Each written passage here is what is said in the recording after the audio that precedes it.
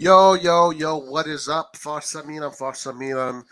We are going to be talking about Saturday Serie A, Napoli, Sassuolo, Lecce, Juventus, Inter, Sampdoria, and then, of course, we're going to finish with AC Milan, Torino. So let's get straight into it. Um, top notch day for Serie A, Italian football today. All three games were absolutely uh, entertaining games. A lot of every game had its own storyline. So let's get into the first one because man, um, I gotta say, I kind of thought Napoli was going to slow down. I thought they were going to tie against Sassuolo since Sassuolo is usually a tough team. I think I'm trying to start. I'm trying to convince myself. I am trying to convince myself that Napoli isn't that good. Like that's what I'm trying to do. But I think it's a lost battle. Look at all that green. Look at all that green. Rangers, Milan, Torino, Ajax, Cremonese, Ajax, Bologna, Napoli, Rangers, Sassuolo. Today, I saw genius. I saw genius on the pitch, and this man right here, he got a 9. Victor Osimhen got a 9.3. This man here is genius. He's a genius footballer. He is the next dude. He is the next guy. His first assist was out of his world. He had Napoli scored what really early in the game, like 3 minutes into the game, 4 minutes into the game, and pretty much you had a great a great pass from Kim to Giovanni Di Lorenzo, who's playing great. Giovanni Di Lorenzo is playing absolutely great, and so is Kim. And then I want to talk about Armand Lorient because he's another player that we spoke about and said he could be an interesting player. I'll tell you what I think about Sassuolo as well. But anyway, so Di Lorenzo was here. He beautiful long ball from Kim, crosses the ball in the middle, and Vicha does a cuts inside diagonally, and gives an assist with his head to Osimhen that is right there. Like that is just insane. The awareness, the precision, and it was an assist. He wasn't trying to score. It was a flick. It was a flick to Osimhen. Yeah, so that was the first goal. Then Osimhen scored again, and this is why. You know what? I don't want to sound like a broken record, but and I don't want to sound bitter or anything. I'm just honest because, guys, I love football. I love this game. I love this game so much, and you know, I want to say this is not a coincidence. But if there are 4 players that I really would like at Milan, and all of those players play for Napoli. I would love to have Vice Varaskelia at Milan. I would love to have Raspadori at Milan. I would love to have Victor Osimhen at Milan, and I would love to have Frank Anguissa at Milan. Literally, all these players, and it's not because we're playing. It's just a coincidence. It's literally just a coincidence that all the players that I think Milan needs are in Napoli. Just a coincidence, whatever. It is just a coincidence, nothing else. Anyway, so Victor Osimhen then scores a second goal, and again it's Vicha with a great play here on this side, on the right side, dribbles a few players, gives him a perfect pass, and then scores. And that was, and then the third goal was Mario Rui from this position here. Um, does launches a long ball like a through ball, but a long ball to Vicha, who does this beautiful cut to break the offside line. One touch, shoots it, goal. Vicha Varaskelia in 30 minutes had 2 assists and 1 goal. In 30 minutes, he had 2 assists and 1 goal. This player comes from another dimension. Victor Osimhen, in my opinion, is one of the best strikers in the world. So today he showed why I think he is one of the best strikers in the world. 3 goals, and he is he is the way he carries himself on the field, the way he works for the team, the way he puts himself at the service for the team, and his hunger and his desire to score and to give that energy to the team is literally second to none. And that's what you get. You get 3 goals. All that hard work pays off. Lobotka was fantastic. Madariui was excellent. Meret was incredible today. Meret, look at his rating, 8.5. He was incredible. As far as Sassuolo goes, Consigli had a decent amount of saves. They weren't bad. I got to say, Davide Frattesi was all right. He played a good game. Pinamonti got himself a bunch of times in front of Meret. He should have, would have scored. Armand Lorient is, he had some good moments. You can see that he has definitely qualities. I think against Napoli, it's just so difficult to perform. So you're probably not going to see like what most of these players are really about, right? Um, I'm sure if you get Armand Laurent in Napoli, he performs really well. If you get Andrea Pinamonti in Napoli, he performs really well. Anyway, the first game today of Serie was absolutely brilliant. I loved it. I thought it was a great game, and I'm very happy that Serie is producing some excellent football. All right, then it was Lecce Juventus. Let's go to Juventus.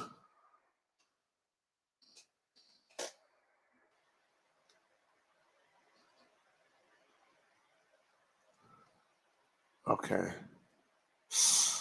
All right. This game right here, I gotta say, Juve just don't look like a very.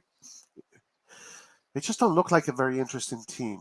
They don't look like a very interesting team. The way they play just seems so weak. Seems so lackluster in personality. But the young kids did really well. And this is one of the things about Juve. They have a really good crop of young players coming in. And Fabio Miretti, Fagioli, who scored this super goal today, incredible goal, out of this world. Uh, Iling Jr., Saule, these kids, Federico Gatti, like it's this young crop. This is the new Juventus that is going to be coming up. I think Juventus is in good hands if they keep this crop of players. I mean, add Chiesa in there, add Vlahovic in there. These are young players too. Chiesa and Vlahovic are still, considered young. But yeah, I think Juventus's young youth is going to do very well for them. By the way, Fagioli scored an incredible goal today, so I think that was his first goal in Serie A, and it was fantastic, fantastic. Nothing else to say about this game, really. It was a good battle, but as far as just like the quality of football, it was poor. It was poor. Like Juventus is just producing poor quality football, and there's no way around it. There's no way it's even impossible to try and make it sound good. Like you just can't. You just can't. Inter, on the other hand, is playing quality football, and they beat Sampdoria 3-0 in a very decisive win. A very decisive win. Inter is playing some good football. Inter is dominant. They're passing the ball. It looks like the team is together. They're fighting for the same cause. Bastoni had a great game. Barella had a super game. Çalhanoğlu was excellent. He played excellent today. As a matter of fact, I think he got player of the match. Lautaro Martinez, Dzeko, then Correa comes in. He scores a wicked goal. Starts from here, runs all the way up to the box, takes a wicked shot in the under the in the corner, top corner. Fiorentina, Inter looking really good, and Andre Onana looks really good. I like Andre Onana. This defense here is a tough defense. When these guys get together, and then you put Brozovic in here, basically Inter, when they're going to be able to put their first team together, which is Dumfries here, who he did get injured, as you can see, and Di Marco here, this defense, and just move Çalhanoğlu where Mkhitaryan is and put Brozovic there.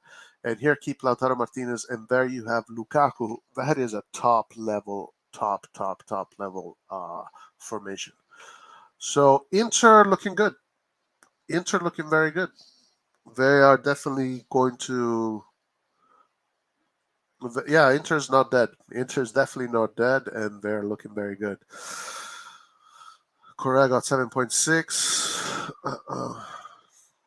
Yeah. Okay. As far as Milan goes, the only difference that I saw today, as far as Milan goes, is that Diaz is playing. Milan, we're going to look into that too. Okay, we're going to look into that because Milan will not be a problem. Okay, we're going to look in that too. We're going to look in this one as well. That's going to be really interesting. Okay, let's see. Maybe. Okay, we're going to look at that as well. But I want to go to the formation first. I want to go to the formation. AC Milan is a team that has scored the most on open play. That's crazy. We have a team that scored the most on open play. That's excellent. Okay, Torino's Milan probable formation. Okay, here we go. So this is the new probable formation, and the only difference between yesterday and today is that Diaz is playing instead of CDK. Okay, now let's look at this formation. Tatarusano, Kalulu, Gabbia, Tomori, Theo. That is an excellent defensive line. You know, that is an excellent defensive line. Don't against Torino, more than enough. You know, we have a lot of great defensive skills there from Tomori, from Kalulu, from Gabbia, and from Theo Hernandez. But also Theo is a striker too, so he does everything. He's a defender, a midfielder, and a striker. In midfield, it is still like how we fought Tonali Pobega. He rotated Benacer in against Monza, so now it makes sense that he's rotating Tonali, and he's playing Tonali. Or sorry, he rotated Tonali against Monza, and now he is playing. Now he's rotating Benacer, which is good because I'll say this again: we have a final coming up next week. Benacer today is the most important player for AC Milan. He is the number one player for AC Milan as far as recovery goes, because he gets a lot of recoveries. As far as the quality of the game, as far as how he interprets the game with his teammates, his passing precision, his his spirit, etc., etc. So Benacer has almost fully bloomed as a football player. He's very close to fully blooming, and he's our number one guy right now. So keeping him on the bench against Torino is fine because we have Tonali and we have Pobega doing those roles, and these are two excellent players, and they can easily do what needs to be done. Of course, you're going to lose a little bit of quality because Benacer has provides more passing quality than all our midfielders really. So you're going to lose a little bit of that. On the offensive line, Messias Diaz-Leao, to me, that honestly, Messias Diaz-Leao Origi, that to me spells goals. Like I'm seeing a lot of goals here. If these guys play at the level and if they can get through Torino, if these guys are confident and all the mechanisms are working and you have synergy and there's the hunger to win the game, Messias Diaz-Leao Origi, protected by Tonali, Pobega, and Kalulu, remember? Because this is what kind of Pioli maybe I think he wants to do. He wants to start to stack up the offense with more offensive players. If this is true, we're going to find out. It might not be true. But if he's going to stack up the offense with offensive players, there's two reasons why. One, because Origi does a lot of work in the middle. And he presses and he works his ass off for the team. He works his ass off for the team. So now you have that balance. You have that balance, right? that offensive balance. Messias is another guy that is humble, works his ass for a team. Diaz is another guy that works his ass for a team. Leao, maybe the guy that without the ball works the least. But he also contributes in a good way. Tonali, Pobega, Kalulu, that gives you a lot of coverage, and then Gabbia, Tomori, and Teo. It's a very balanced team, I think. But if let's say, no, I think it's a balanced team. I think it's a balanced team. I I'm happy he's confident in Diaz. I wouldn't have put in Diaz but I mean, hey, listen, guys, this is the thing, okay? Every time a player gets injured, there's always a reason why, right? And that reason could be he's unlucky on the pitch, or it could be mismanagement. All right. So it is a fact that in Milan, one of the stains of this club has been the mismanagement of players when we're playing many games in the course of a month in relationship to the injuries that we concede. So, would I be playing Diaz after this kind of muscle thing that he had? No, I would not. I would put Krunic there and, yeah, sacrifice maybe less goals, but a little bit more defensive. But I know I have a player that is healthy. I know I have a player that is going to give the work and is going to get things done. With Diaz, I guess I'm shell shocked. I have a PTSD, whatever you call it, because of what happened with Calabria, what happened with Florenzi. He also said that Dest is ready to go. So let's see. I'm seeing how, for example, Inzaghi is treating Lukaku in his comeback to fitness, and he's not putting him right away. Right? He puts him at the last 20 minutes and the last 10 minutes. It's gradual. I'm a little bit worried that Pioli is a little bit like fuck it, put all your cards on the table, go all in. Uh, whatever card you see at the river, win or lose. So yeah, that's why I wouldn't put Diaz. But if they think Diaz is ready and fit to go and there's no problem, then sure, Messias, Diaz, Leao. I think it spells a lot of goals. It spells a lot of goals. As far as Torino, Milinkovic, Savic, Gigi, Shures, Rodriguez, Lazaro, Lukic, Ricci, Voivoda, Miranchuk, Vlasic, Pellegrini. There's some players here, like we know Rodriguez really well. Milinkovic Savic is a very good kid. One thing you don't want to do against Torino is give their goalkeeper man of the match, because this goalkeeper is good, so you got to watch out for him. He saves Torino a lot of points, Vlasic, Pellegrini. I don't know. It's not right now. They're not firing at all cylinders. They did come off a pretty good win against Udinese, so that must mean something.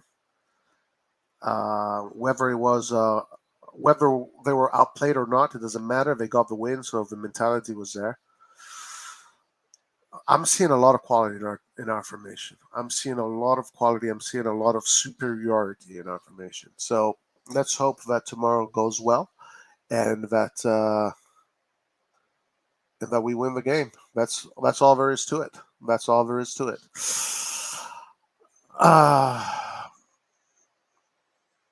What's up, Forza Santos, Forza Milan, interbench Handanovic and stop conceding 2 goals every game. Huh. Interesting. Napoli is currently the most dangerous team in the world. What's up, Andrew? How you doing, man? Juventus still looks bad, yeah, even though they got the 3 points. True. Vicha is undoubtedly the best in Serie A so far. Maybe I would say one of the best in Europe. Concerning the number of injuries and the form of the team being the second best team in the league is a miracle. Are we the second best team in the league? We could be the first. Who knows? We could be the first. On points, we are the second best, but maybe we are the best team. We will find out. One thing that is a little bit of a disadvantage, that is just a fact that you have to bring up, is that all your direct rivals played today, and they all won. So that puts pressure on you. and we have to see how they handle the pressure. Very young, very young, and they know how to do this. They've done it. Even though they're young, they've done it already. They've won the Serie A. They've had to win games that they couldn't lose. Literally, for the last, and this is why another reason why I think Milan is going to do really well in the Champions League. If you look at the last 7 games of Serie A last season, each one of those games was a final. Each one of them. You lost points on one of them, it was done. Season was over. Each one of them was a final. And when you win a final after a final after a final after a final, it says about your mentality, man. Can you imagine winning a final after final after final? Imagine playing the World Cup final, winning it, playing it again, winning it, playing it again, winning it 7 times or 5, 6 times in a row, like we did last year. That mentality is there. That mentality, that spirit, that hunger is there. And that is why we can win the Scudetto again this year, because that mentality. And remember something, yeah, that team spirit, team spirit, and sacrifice for one another, and locker room, and just the belief in the project. Sometimes that is more than anything else, than technical tactical qualities.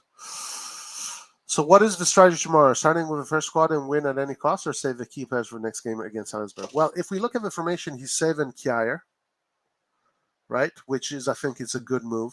So he's putting Gabbia, and that is good because that means he trusts Gabbia, right? He's trusting Gabbia. So, and this is a big game point, and I trust Gabbia. I think Gabbia has proven himself in these games that he's trustworthy. Kalulu, we already know he's solid. He's very trustworthy. And on that right side, um, if they want to play a little bit more defensive on that right side, Kalulu can give that cover really well. As a matter of fact, Pioli said. By the way, Napoli was playing like us today. Napoli was doing all the switches like us. Napoli was doing all the switches like us. They copied the way we build from the back, because they weren't doing this a few games ago. I look at the games really well. I know what's going on. I can see what's happening. Napoli is building from the back like us. That is very interesting with the interchanges and the switches, and the fullback goes in the middle, and etc. etc. Hmm. Well, you know what? That's a compliment. That is a compliment. If they want to be like us, it's a compliment. Would you take a seat? We're going to talk about that. He offered himself to Serie in January. Curious where he will end up. I think. Well, first of all, I don't know how true this is. You know, it's kind of like the Benacer wants to go to England, right? Is it true? I don't know. But would I take him back? Mm, mm, mm, mm, mm, mm. I would say yes. Yes. If we can have a midfield of Kessie, Benacer, Tonali, and Pobega, we have a very, very solid midfield. Very, very solid midfield.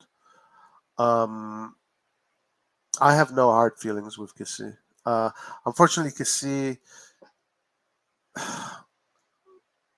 The only problem with Kessie is that he gave his career away to his agent, and his agent is more interested in making money for himself than actually making sure that Kessie goes to the perfect team in order to develop his sporting career. That's the thing. Um, you would think, yeah, but he's bringing him to Barcelona, like one of the greatest teams in the world, blah blah blah. So that's a big step. Technically, for him, no, it's not, because first of all, he doesn't play that kind of football. He doesn't play that kind of football. He doesn't fit that kind of system. Uh, Kessie is would be better either in Serie A, where we do play that kind of football when we want, or he'd be better in Atletico Madrid. Maybe he'd be better in that team. He'd be better in Premier League teams, probably. He'd probably do really well in the Premier League. It's interesting that this says he wants to come back to the Serie A. Maybe he just feels. I mean, in the Serie A, he's perfect for the Serie A because in Italy we like players that the quantity players, we know how to give value to the quantity players. We know to give them a value. We know how to get the most out of them, and that's something that definitely Italy is good at, getting value with the quantity players. He's let's say 60% quantity for. I think he's 65% quantity, 35% quality, and that's a good ratio. That's a really good ratio. And I think in Italy, with the way the Serie A, the teams play in Italy, players like this get a lot of value. Get a lot of value. So yeah, I would take him back, but it would obviously have to be at our terms, not his terms. Gabbia's confidence improves every match he plays, that's for sure. Yeah, and look, and this is great. I love the fact that Pioli has given Gabbia the nod. This says he has trust in Gabbia. So I'm very happy about that. And going back to the final on Wednesday, yeah, we have to rotating Chiara is a good idea since Chiara is one of the more veterans coming off of a big injury, etc., etc. And in a game like that one, I argue that Kalulu, Chiara, Gabbia, and Theo is the best formation is the best defensive line he can put up. His other options would be Dest, Kalulu, Chiara, Theo. Dest. Uh, Now, I want to talk a little bit about Dest since we've spoken pretty poorly about him. Let's be clear about Dest. Dest has some very good technical qualities. The thing is that Dest is nowhere near today being ready at playing, for this Milan. It takes. He's not ready. He's not that kind of player that can just jump in and make the Serie A his bitch. He's not that kind of guy. But Kalulu, Gabi, and Tomori, and Chiara and Theo, I think and I think that's a really good quartet. So uh, against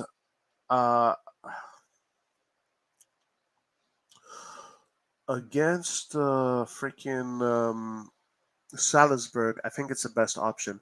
Now I want to make sure because someone was asking whether or not the right back position is cursed.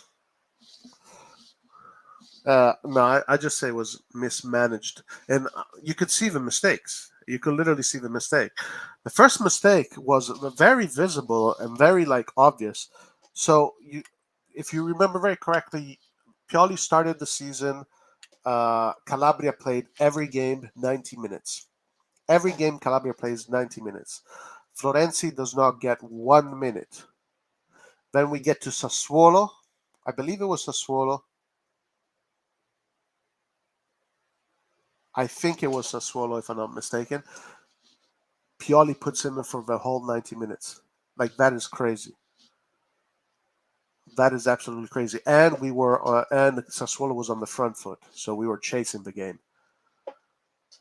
So that was a mistake Pioli made. You can't do that. You're gonna injure the guy at 32. This is obvious. It's not even. It's basic. This is pretty basic stuff. Yeah, you want to slowly integrate players. You can't just put him all in right in like that. So he definitely, because of that decision Pioli made, the chances of Florenzi getting injured became bigger. So you want to play. You want to play against the odds. You want to, play poker against the odds. Yeah, you're gonna lose. Sometimes, a lot of times, you're going to lose. You might win sometimes, but you're going to lose a lot of times, and that's what Pioli did with Florenzi, and that's why we lost it against Calabria again. The guy got injured. He had some muscle problems. Then we have a national break, so plenty of time. But right away, Calabria in the pitch. Right away, he gets injured. So Pioli has to stop doing that. He has to let them integrate into the system slowly and slowly, not just put him right in the deep end like that. They're gonna drown if you put him in the deep end just like that. So these are mistakes that I see Pioli's making.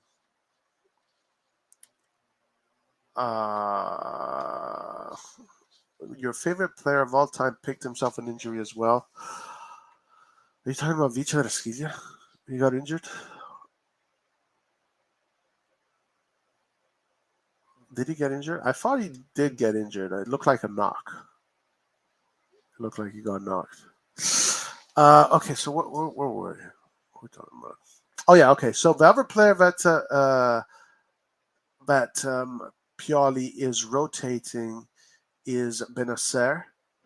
Against Salzburg, I'm expecting to see Tonali and Benacer because that is our best midfield, our best pivot. And then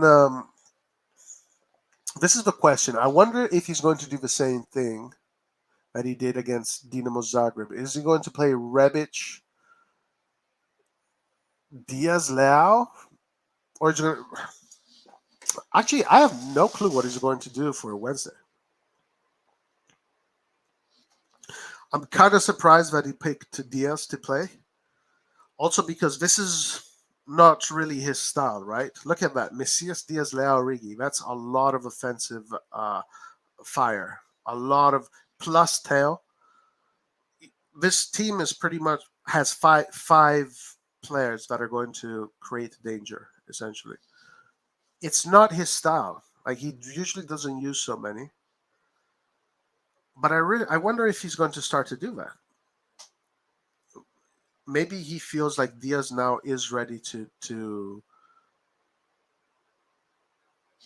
No, I'm speaking about Sassuolo game. The player's name starts with D.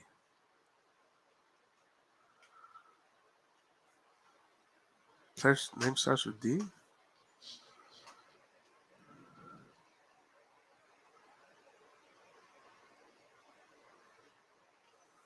I don't know who you're talking about.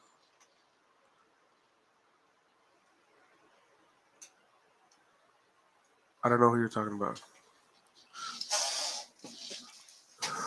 Anyway, okay. So and then the other guy that Pioli is going to be rotating will be Giroud. Good call. Good call.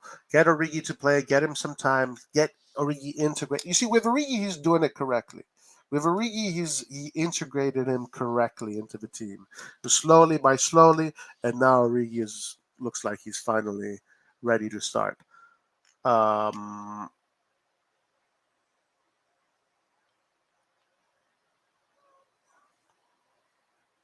who are you talking about? Domenico Berardi? He's not my favorite player, if that's the guy you're talking about. My favorite player of all time is Pirlo. Pirlo's my favorite player of all time.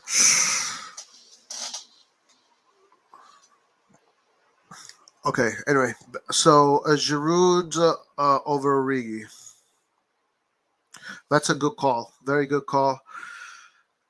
Should Leao play? That's a question. Should Leao play or should he be rest? Because you could put Messias Diaz Rebic there. You could put Balotelli there. You know, the players that you would like to have for the Salzburg game, knock on wood, are Theo, Kalul. Oh yeah, I want to see if Tomori is going to be still eligible to play. Huh. Is Tomori eligible to play the next game? Let's check. Because if Tomori is eligible to play the next game, that kind of changes some stuff.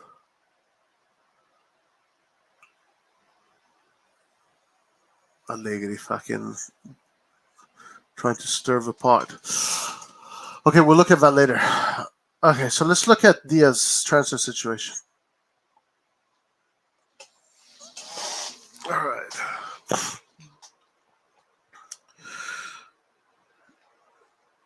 Okay, so the Spaniard is going to be at the end of his 2-year loan at Milan. When June next comes around, he will then be required to head back to Real Madrid as they own him. But it seems that Milan would like to at least explore the idea of keeping him on a permanent deal. Technical director Paolo Maldini and Frederic Massara said to me Real Madrid representative will break the World Cup.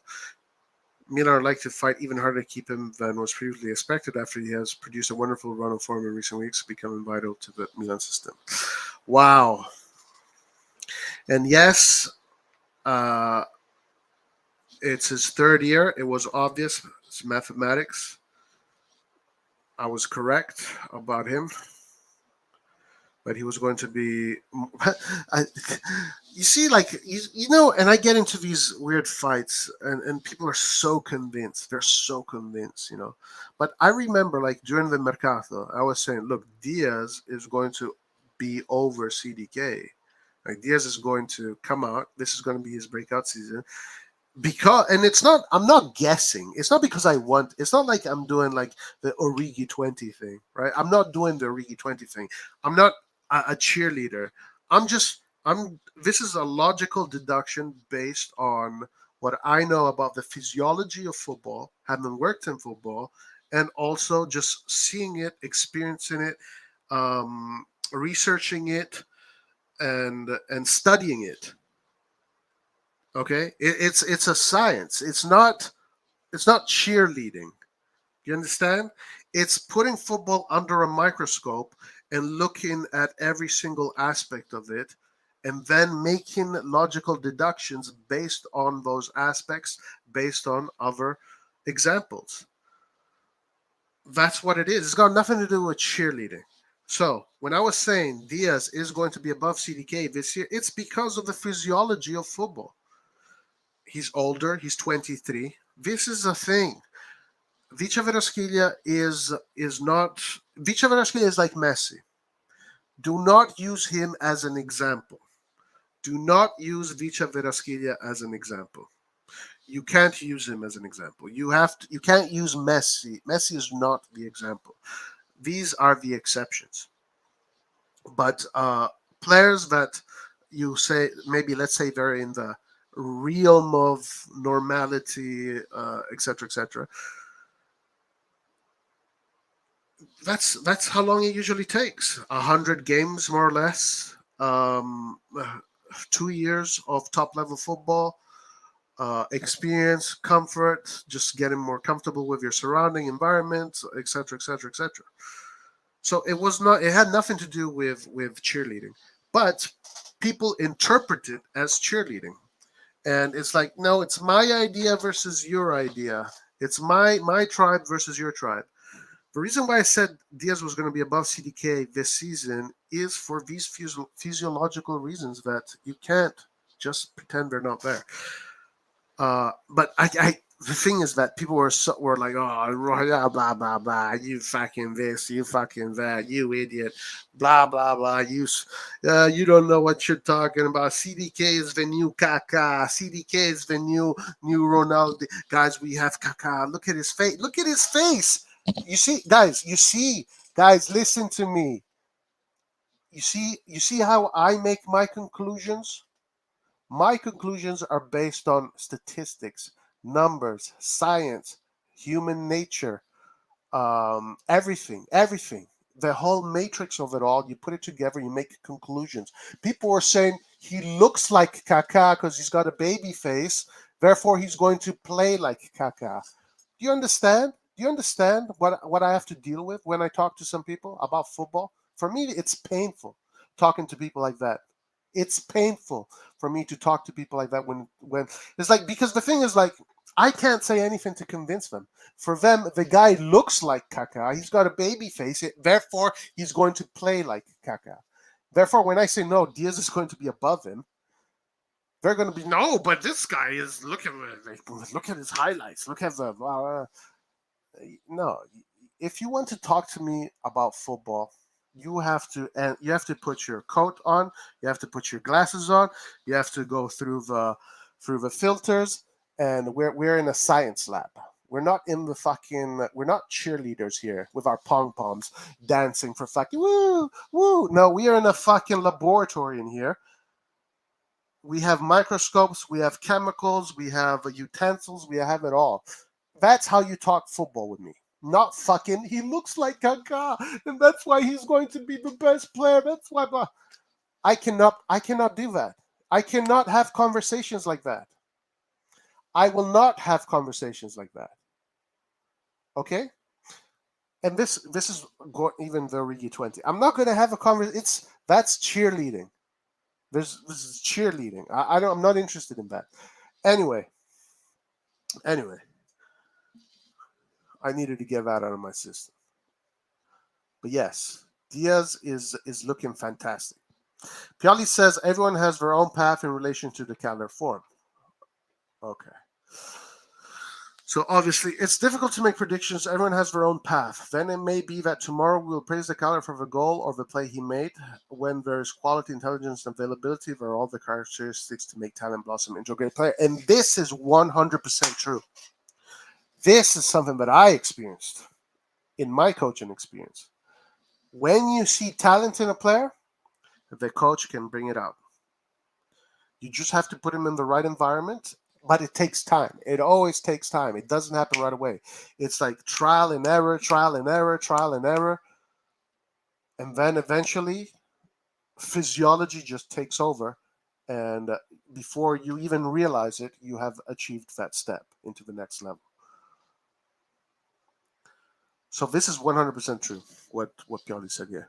The important thing is to continue to work with this desire, with this willingness, with this passion that we'll have there here at Milan. Yeah, there he goes. There you go. That was most likely the logical deduction when it came to CDK. Right? It would have taken time for him to adapt because he's 21, because he's young, because he comes from a different league, and because he's 21, really, because he's 21. That's why. But I'm telling you, once he gets to that level, he's going to be quite a player. The thing is, like you can see what kind of player Diaz was 3 years ago. 3 years ago, I could see what kind of player Diaz was going to become. That's why I've always been on Diaz's side. I've always been on his side. I've always defended the guy because I know what he can become. We're seeing it right now. We're seeing his quality right now. It's still a little bit inconsistent. It still needs to get a little bit, the consistency still needs to get better. But we are seeing his quality, and he has produced some wonderful things for us in these last games. So I can see that quality. I could see that quality 3 years ago. And as far as CDK, I see what kind of player he's going to become. He's going to become similar to, a Zelensky, but not as technical, but with more personality. So a Zelensky that is not as technical, but with more personality. Because I think that CDK, once he starts, right now the hair that is growing on his face is still wool, right? It's still like fur, but once the hair growing out of his face is like is hard and like a wire, it's scruffy. I think he's going to his leadership and his confidence in himself is going to start to shine, and it's going to transmit within the synergy of a team. That's what I'm seeing from him. Now, I don't know if it's 2 years. It could be 2 years. Because 23 is that magic year. 23 is usually the magic year. I think it's going to just get gradually better. But I think once he hits that 23rd year, that's when we're going to see him. We're going to finally, nobody's going to be saying, let's sell CDK on the bench. CDK has no personality. When he's going to be 23, you're going to see the conversation change a lot. So it's going to be a little bit of time. And also, sooner or later, he's going to start, like Pioli said, sooner or later, he's going to start scoring goals and getting assists. And he's going to start to get the feel of that. And once he gets the feeling of that, he's going to start to do it a little bit sooner. He kind of needs to break through that spell right now. He's under a spell. He kind of needs to break through the spell. It's a psychological spell. So as soon as he tastes the net, the old onion bag, I'm sure the change is going to start to happen. Okay, so Pioli renewing his contract. There was an article that said that Pioli and Giroud, Milan is looking to re-sign Pioli and Giroud. So I guess this is the one that pertains to Giroud. As in marriages, there's only the renewal of promises, but I don't know if it will be in a month or two. It won't be a problem. We know each other better and better, and we have many challenges to face together. The coach does not seem to be in a major rush to pen new terms, but only because the situation is calm rather than him looking to keep his options open. Okay. Whatever. Not important. Not important. Let's see what this is all about.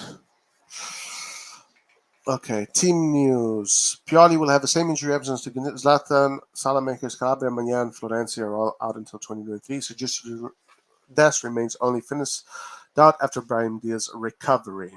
Okay. Yeah, Pobega is playing against his old team. Tommaso Pobega will replace Ismael Benacer, and it will be an opportunity for Algeria to rest after a hard-fought game for Robert Pitch. Jose is set to keep his spot despite Diaz's recent form, most likely due to the latter's minor injury discomfort. So maybe he is going to play CDK. So here, this article, which was, you know what, let's go Gazzetta. Gazzetta.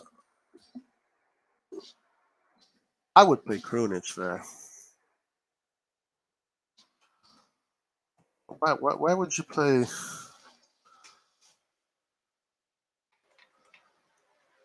Çalhanoğlu exception? Look at this, Gazzetta dello Sport. Çalhanoğlu exceptional.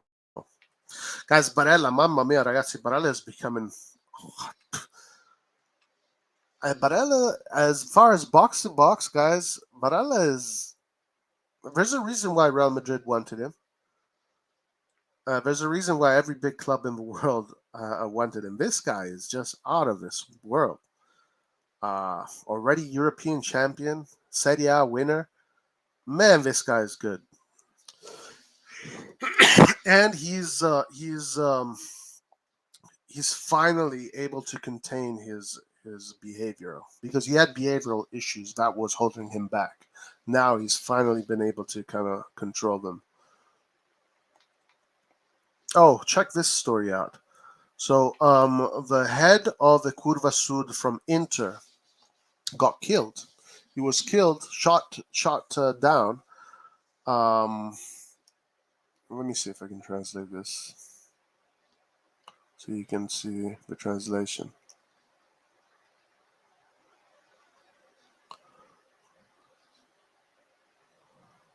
Hold on.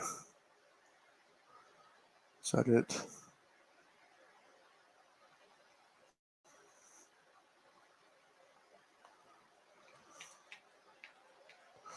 Let me where is it? Translate.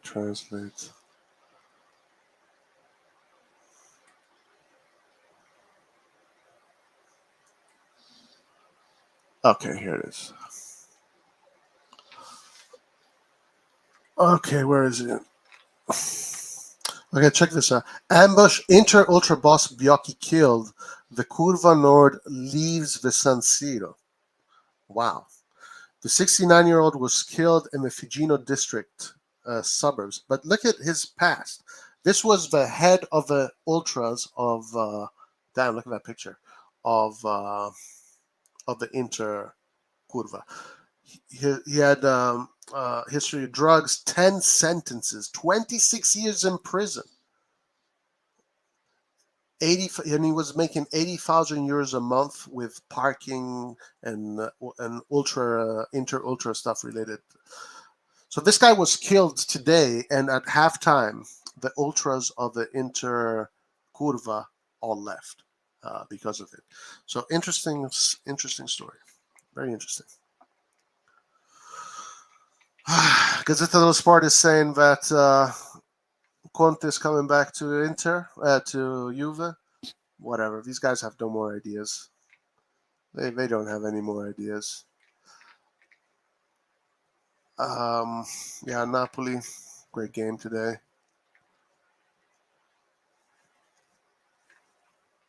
Let me see if I have formations.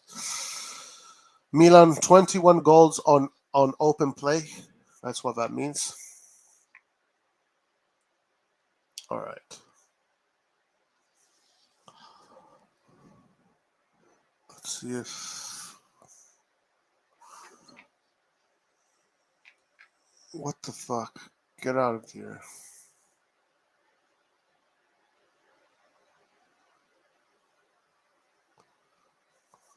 Stupid design.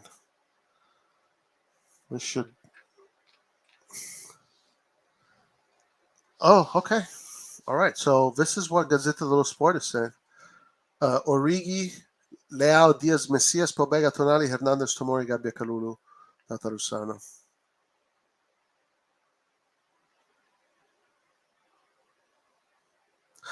Look at that. Florenzi, 4 months. Calabria, 50 days. Magnan still to be decided. He could come earlier. Salamakers, 50 days. Ibrahimovic, 3 months. That's insane. The injuries that we get are just like ruthless. Look at this guy. 15 days, 20 days. We get 50 days. 4 months. 50. Like, fuck. Bruh, what the fuck? Fix this shit, man. Fix this shit. Bloody hell. Just fucking fix it. What the fuck, guys? This is insane. They all have to go under the knife. All have to operation after operation. He had to have an operation. All of these guys had to have an operation. Like, what the fuck? What's going on? All right. Okay, so I wanted to see Sofa score. See what the deal is with Tomori.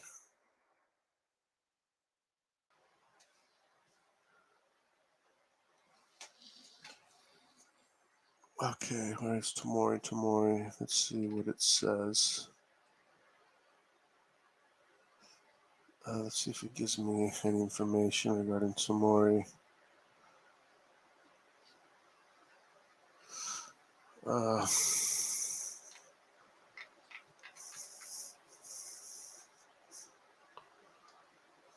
Okay, maybe it'll tell me something here.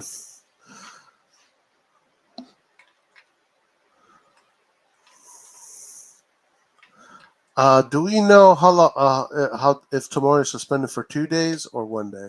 Like, that's what I'm trying to find out. In the Champions League, was he suspended for 2 days or 1 day?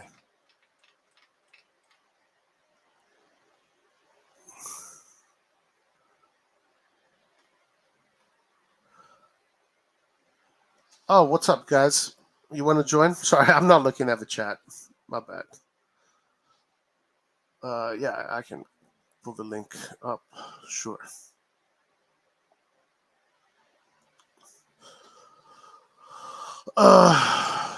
Any idea how sent off work? Yeah, this is what I'm trying to figure out. Is he out for 2?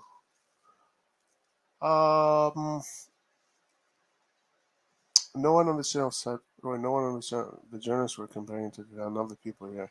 Well, Omari, no, some people were here. When I say that, don't, I'm not,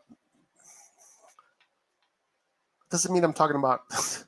Yeah, maybe I'm talking about specific people. I'm not. I don't remember who. Like if you ask me who, I honestly can't remember because I don't care. I just I don't care who it is. It's the conversation that just triggers me. It's the conversation, not the person. The conversation, because obviously everybody can say do whatever they want. What up, Nathan? How you doing, my man? What's going on? How's it going? How's it going? Uh, I think it's 2 games because it was a straight red. are those the rules? Yeah, yeah. When you get a straight red, you gotta miss 2 games. I think so. Yeah, I just want to confirm. I want to see if it'll tell me somewhere, but I think so. What do you think of tomorrow's game or today? Did you see today's games? Yeah, I listen slash watch the games. Napoli just, I mean, man, there's not much else you can say. They're playing the best football in Europe easily. Yeah, yeah, they're crazy good. Did you Yeah, see Vicha today, man? In 30 minutes, 2 assists and 1 goal. yeah, like that's crazy. No, Osimhen, man, he's been injured for so long, and he came back, and it was Osimhen like is. he didn't miss a beat. Oh yeah, yeah. He's fantastic. He's fantastic.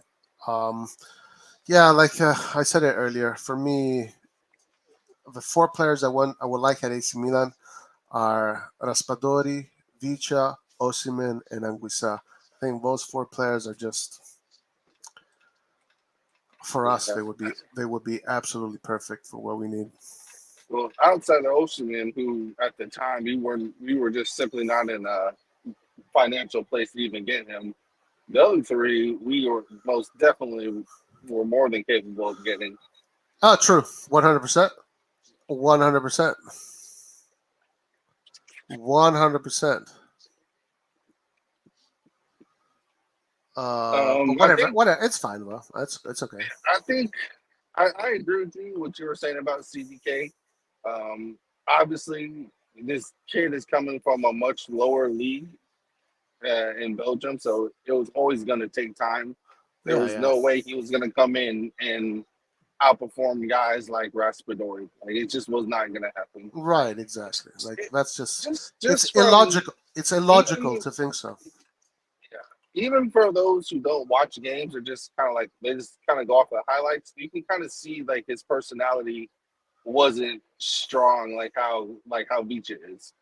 Right, Like exactly. that guy came in with zero fear Yeah, and yeah, so it's yeah, whole different it story. was going to be very difficult. Yeah, and the style of play that we play is very difficult on anybody who tries to play Cam. Which Yeah, I mean, Diaz has just been immense. He can actually play that role because he has the agility to deal with it. yeah, So yeah. yeah, And he's chasing everybody. He's like a little pit bull, and he's working his ass off. And then now he's finally getting to the point where he can finish what he's trying to do. He can get the assist yeah. or score the goal. That's essentially what was missing last year. I mean, not only, but mostly that was what was missing. And you see, Um, this is yeah, what CDK needs to do. He needs to do what Diaz does, and he needs to not only when he gets the ball and he needs to drop deeper, but when he gets it, the first thing he should not do is just look to pass it right away. Because then it becomes too difficult for him to get up the field fast enough to be helpful in the play. He needs to drive the ball forward, then make a pass. Unless someone is just one on one with the goalkeeper, then obviously make the pass. But I think he looks to pass the ball too quickly instead of just driving the ball forward to see if he can break down the defense. yeah. He has to fix parts of his game for sure, for sure. Andon, what is up, my man? How you doing? Yeah, good, good. Just finishing the day. How are you doing? Very good, very good. How's everything? Are I you was a little bit sick these 2 days, but I'm getting better. Okay, okay. What did you have? COVID? Nah, not COVID, just a sore throat. Yeah. What did you think of today's games or tomorrow's game? What is your opinion? Well, I watched all of three of them, not fully, but as expected, I expected Napoli to go in strong because currently they're the most dangerous team in the world. Especially after seeing scoring them after 3 minutes, I already knew it's just a matter of how many goals they're gonna score. They're just in such a good form. I don't think anything can stop them right now. But still, they have a couple of difficult games till the end of the season, till the end of this year. So if they manage to win them and do good after the World Cup, I don't think nobody can stop them. For the Juventus games, they are playing bad, really bad. But again, a wonderful goal from Fagioli, very similar to what Diaz scored against them when we won 4-2 2 seasons ago. And again, Inter is coming into form. It's expected after that victory for Barcelona. So it's gonna be interesting till the end of the season. which is good because Which is good. it keeps us on our toes as well. Of course, for tomorrow, expecting a very difficult game for Milan because again we're playing away against Torino. Torino is a very difficult team to play, especially for Milan in these past couple of years. And having in mind that we have a very important game on Wednesday, I think maybe when this is the game that we can allow us ourselves to drop some points.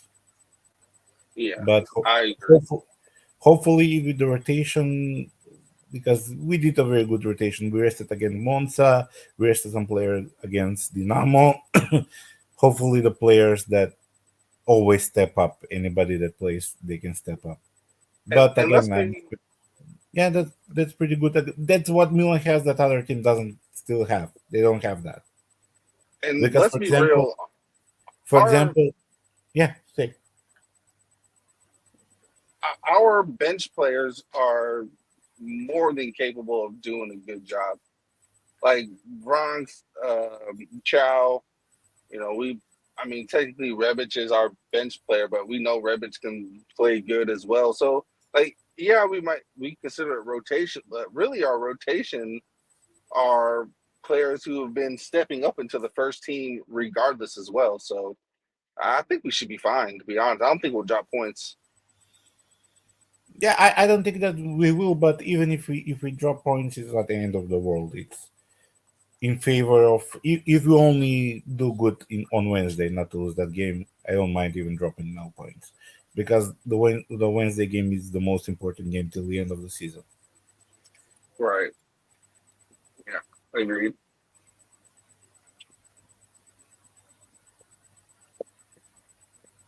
What do y'all think the lineup is going to be Yeah, for tomorrow? uh, I looked at it earlier.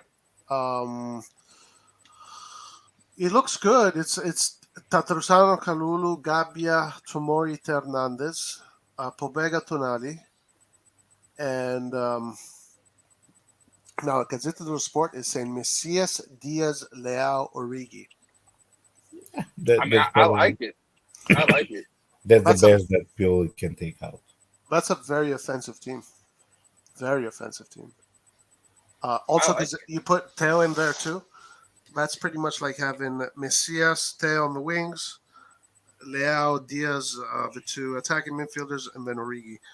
So it's five strikers pretty much, five people that can create dangerous situations. Yeah, and it's about time that Origi continuously play to get some game time and it got to continue the form that he is in. Because I still think maybe yeah he won't score 20, but he will be a very useful weapon Yeah, in the Milan attack. yeah, and I think honestly, from seeing Origi play, I think you can do that with Origi Yeah, because Origi fights. He fights. He puts his body into it, and you see Origi. Actually, let's just check something. I'm curious to see something. well, and what is oh, very go ahead. important, he's not afraid to shoot the ball. what we were missing from our strikers outside the box. Yeah. Yeah. And Origi, he kind of gives me uh while Real Madrid was, or while Ronaldo was at Real Madrid, Benzema was sacrificing himself, for the whole team. It wasn't just for Right. Benzema. And Yeah. Origi gives me that vibe. Like, he's going to be able to bring Leao, bring in Diaz, and bring in Macias or whoever plays in those positions Yeah. into the game more. I think so. Yeah. That's the kind of player he looks like he is. That's the kind of player. So I see why Pioli can. I think that's why Pioli's like, okay, let's go with all these offensive players, because Origi is going to do all the movement. Hmm. And then Kalulu, Tonali, Pobega, like having those three pretty much cover is pretty Yeah, good. and another thing, why this lineup makes me happy because Gabi and Pobega need these games.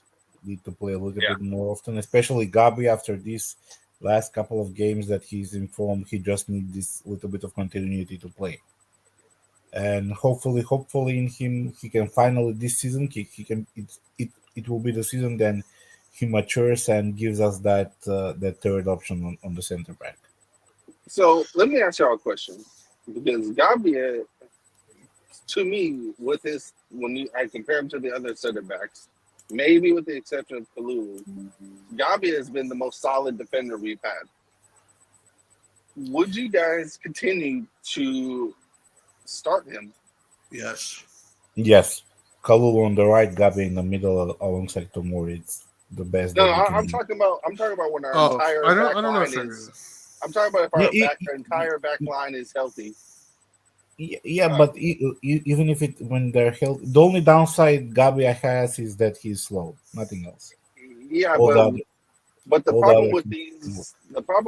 with Palulu and Tamori is that their athleticism also is their downfall because they have an over reliance on that instead of an over reliance on their actual Yeah, skill as a defender. they're too aggressive. No, but because when they play, when one of them, for example, is Gabia in the pairing or Kjaer, they stay a little bit back. They play it a little bit safer. But when both Kalulu and Tomori are playing, they are going forward too much. They're too aggressive and they're leaving that space behind. So that's why I was saying that probably we should go with Kalulu on the right, even when everybody's healthy. Kalulu to continue to play on the right because he's playing very good, and to have Tomori and Gabia make that center back pairing. I think that's the Mm, best that we can do.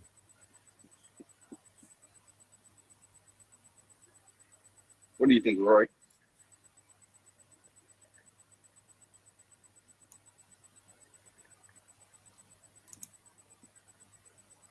Roy, you still there? Sorry, Oh, sorry, I had an issue there. No, I think the best formation that we can have right now is Kalulu on the right, Kjaer and Tomori, the two center backs, and then Hernandez. I think Gabia is good as a replacement for Kjaer. Very good. But that is my preferred form. Like if I could against Salzburg, that's what I would do. I would do Kalulu, Kjaer, Tomori, Theo Hernandez, and have Gabi on the bench, which is a great replacement. I I'm not sure, but I think Tomori is still banned for that game because No, he no, plays. I know. Now that game is going to most likely be Kalulu, Kjaer, Gabia, and Theo, which is good.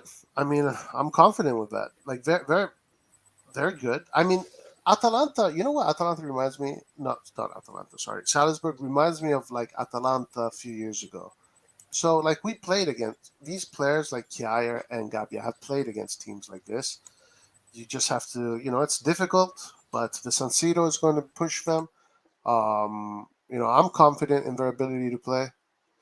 But to the conversation, what is my favorite defense at Milan right now without Calabria? It is Kalulu, Kjaer, Tomori, and Theo. Yeah, man. Don't get me wrong. I love Kjaer. I think he's such a good influence overall on the team, off and on the pitch. But I think for the sake, and because he had some problems with injuries, Maybe he will get injured more because he's getting into his late. I mean, not late, but he's into well into his 30s. So maybe we would benefit if we play Gabi a little bit more often. Yeah, I don't That's disagree the with that. only reason. Hey guys, I gotta go, but I'll actually come back. So if you want to just stay here, chit chat for like 20 minutes, I'll be back around 20 minutes, 25 minutes. I have to do something. But Okay. Yeah, and that the line works. and the line is open, so whoever wants to join the live is welcome to. So I'll see you guys in 25, 20 minutes. Okay. Yeah.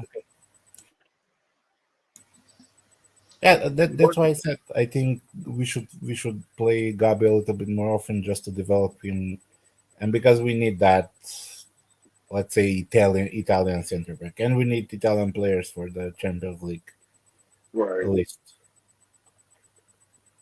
Yeah, I'm really happy with his development because I always believed in him, but because he wasn't getting to play, it was like, okay, this guy should go on loan just so he can get the minutes that he needs to develop. But if he can continue like this, then I don't see why he can't be our the defender to go to when somebody gets injured instead of being the fourth defender to go to when somebody gets injured. Yeah, and I think this will even help Kalulu because I still believe that he will be a better right back than a center back because he's such a different beast. He can run, he can defend, and he has very good crosses. I love Calabria, I love him, but I think Kalulu with his development can be a whole lot of better player. So it gives us that flexibility on the back. Mhm. Yeah, we'll see what he does. Um, what do you think is going to happen in tomorrow's game? Like, especially if it's the lineup that Roy said, I'm pretty confident we should dominate. But what do you think the expected lineup will be? Well, that's basically the lineup that I expect to be the way that Roy said. But again, the only thing is Torino are a tough team to No play City. away.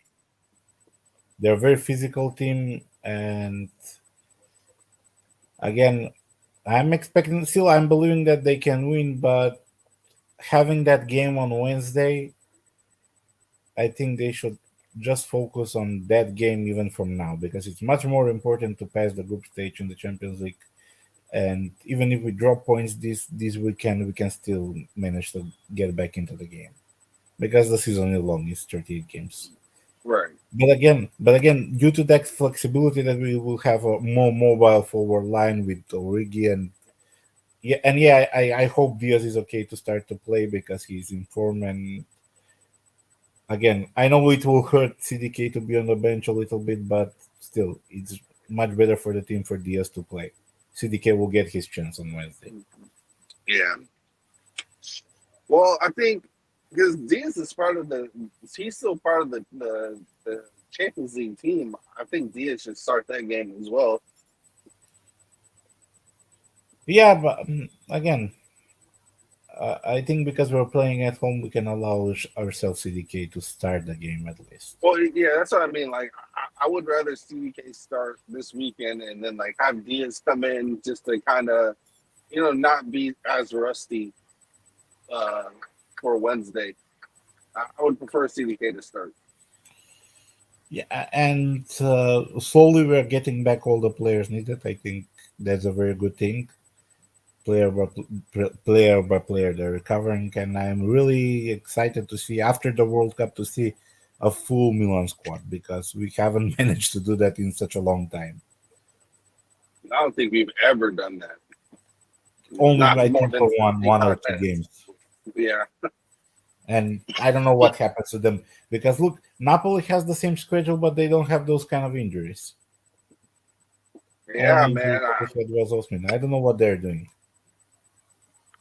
It's their physical preparators, their doctors, it's literally their whole medical staff is just better, plain and simple. Like they they're Sometimes I more feel, they're sometimes more I feel they modern than just we woke are. up and they get injured, not doing anything. Yeah, I'm not I really can't pinpoint what the deal is outside of the outside of the fact that their medical staff is just outdated in how they do their stuff. But this is happening for years. I'm just baffled how nobody reacts to that. Nobody's making any kind of changes in the medical or the conditioning preparation. I don't know what we are missing, what they know, what we didn't know, so they're not changing anything because that needs to improve. Yeah, I'm not sure either. Like it's really interesting when you think about it because it's not like it's been 1 or 2 years. Like this has been happening for years and years and For years. years, it's And it's like, constant. man, go get new medical staff. Because luckily, this past 3 seasons, we somehow managed to overcome those injuries. But this won't happen every time. Right. There will Yeah, be like elimination games in Europe, and when this kind of injury, when we will have five injured players, we saw what happened with Chelsea when we had that. yeah, I agree.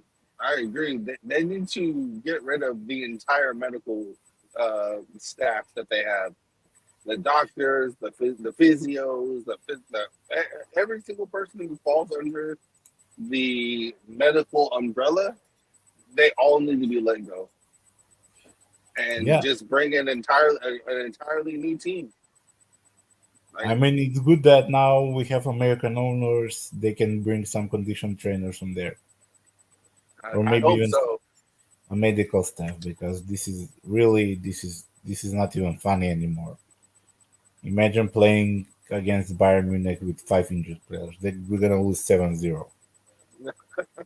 No matter how many players, how many deep bench we have, when those kind of injuries happen, because now we have depth of the team, but still we have so many injuries, Right.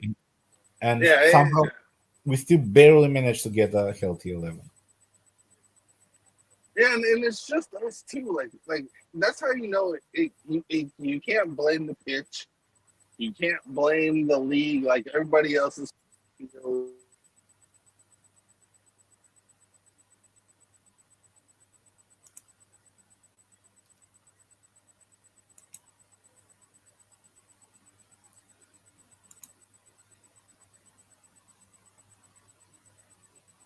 Yeah, because Napoli has the same schedule. They play the same games. They play basically even better football, but they're still not getting injured. So they need to improve that. And I think your mic is probably muted or you have some connection problems.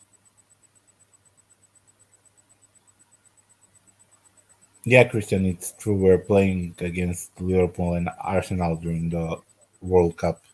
I think we're gonna have a 10-day retreat in Dubai, which is a good thing. They need to stay into shape, the players that won't be on the World Cup.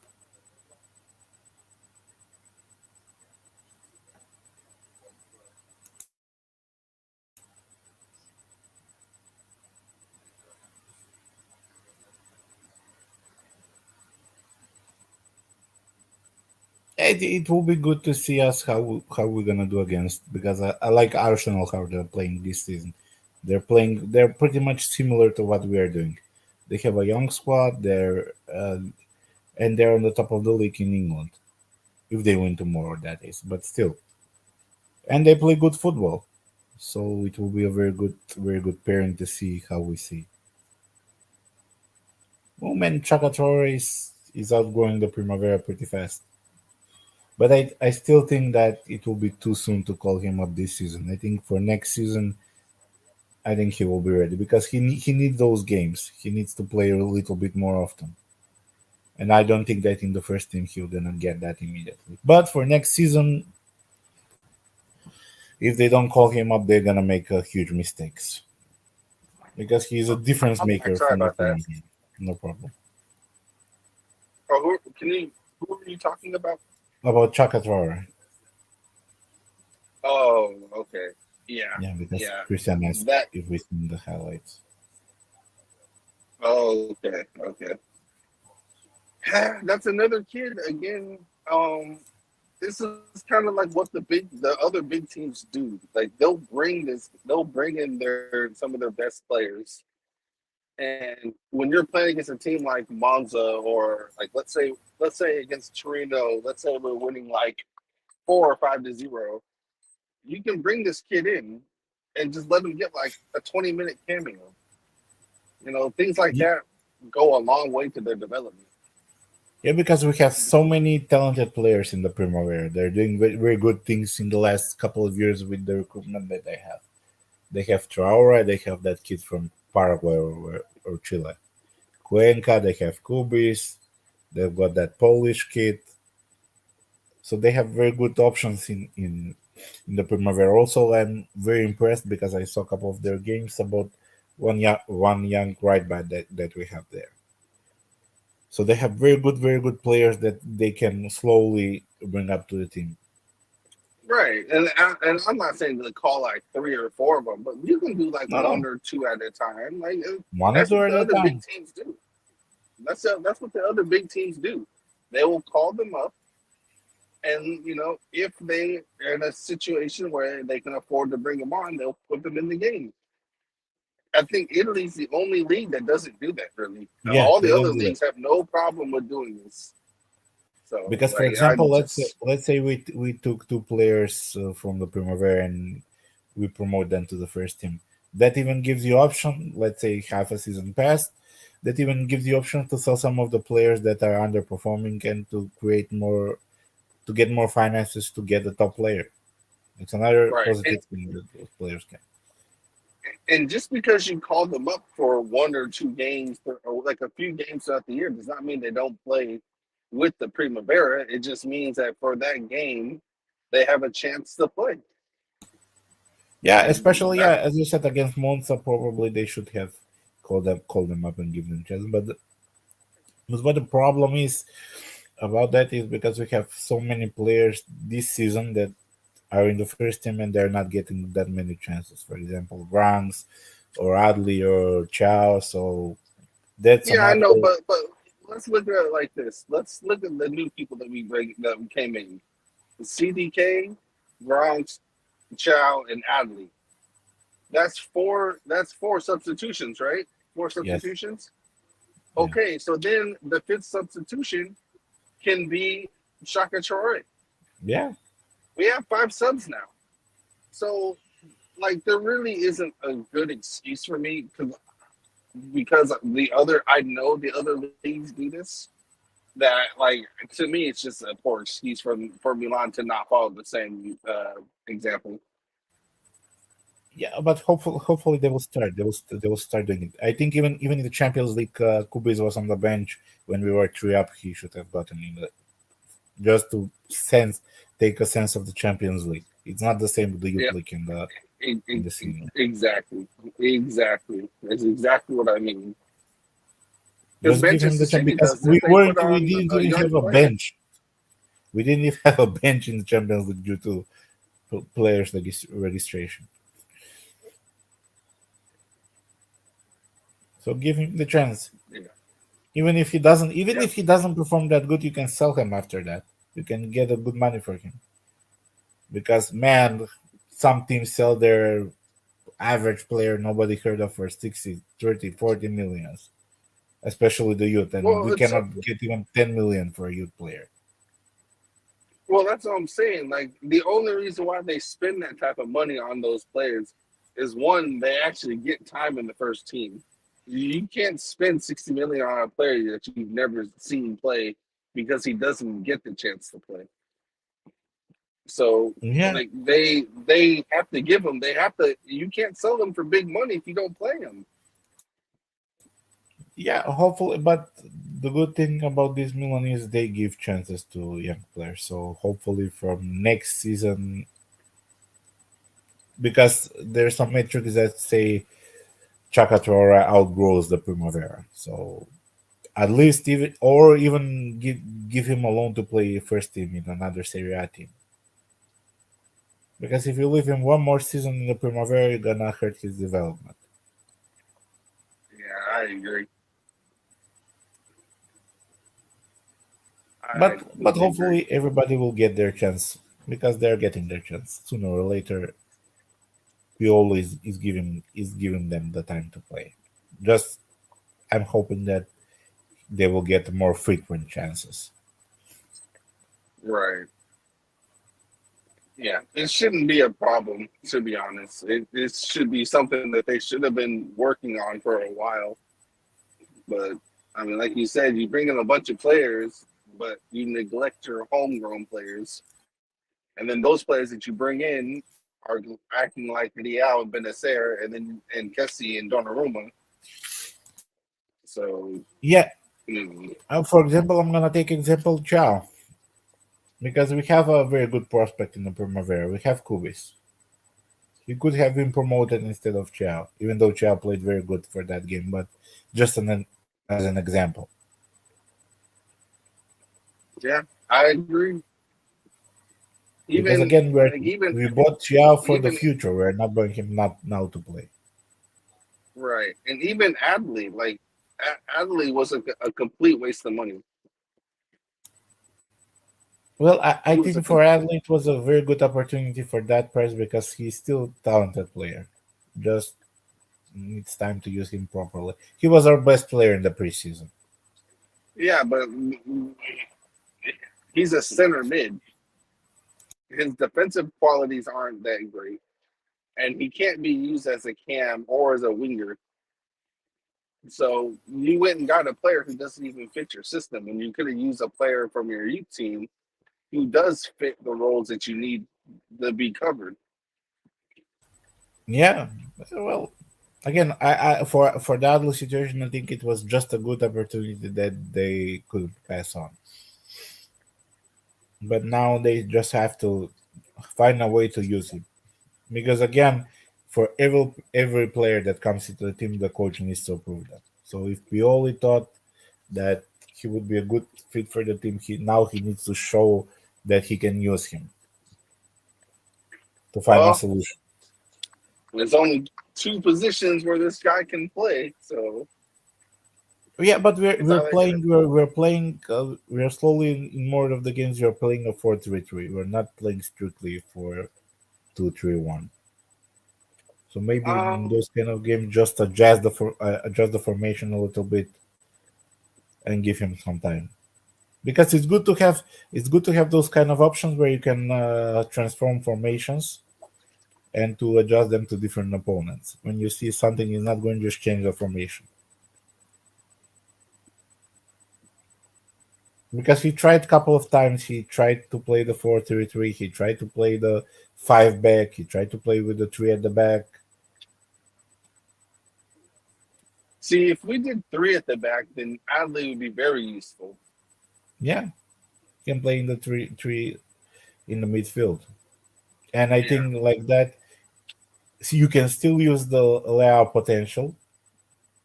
Just give him a free role. Don't tell him play on the wing or play as a second striker. Just give him a free role and he can be like pair him. Pirlo, like a deep line playmaker.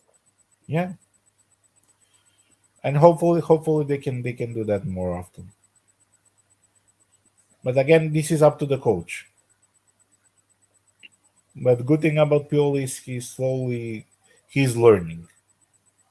He's developing as well as the players. Yeah, that's true. Like that's why I can't really. Yeah, he pisses me off sometimes, but as long as the coach is attempting to be a little bit more flexible, I'm okay with them learning. But like last year, he was the not last yeah the last 2 years he's been really stubborn with his formation. Yeah. But what I liked for the last 7 games last season, he did some formation changes where he played depend on the opponent. For example, for the Verona game, he put Tonali to play a little bit forward. For the Atalanta game, he used Casey as an attacking midfielder.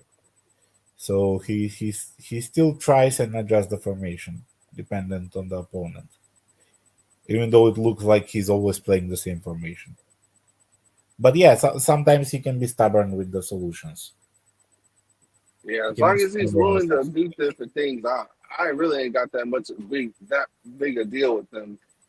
But Yeah, the one thing he definitely needs to work on also is what in-game management. Whenever we're up against difficult teams, I think that can be done a little bit better too. But this is Pioli's first time, in this situation that he's in as being a champion of the league and things like that. So of course it's going to take time. And it's very helpful for him that he has Ibra to help him. Yeah, Because he yeah, can focus. He can focus on the tactics while Libra takes care of the players. yeah. I agree with that. I think without Ibra, this would not have been possible. No, no, no. Ibra was the one that changed everything the moment he came, and that's why I hope they can sign him even to any position.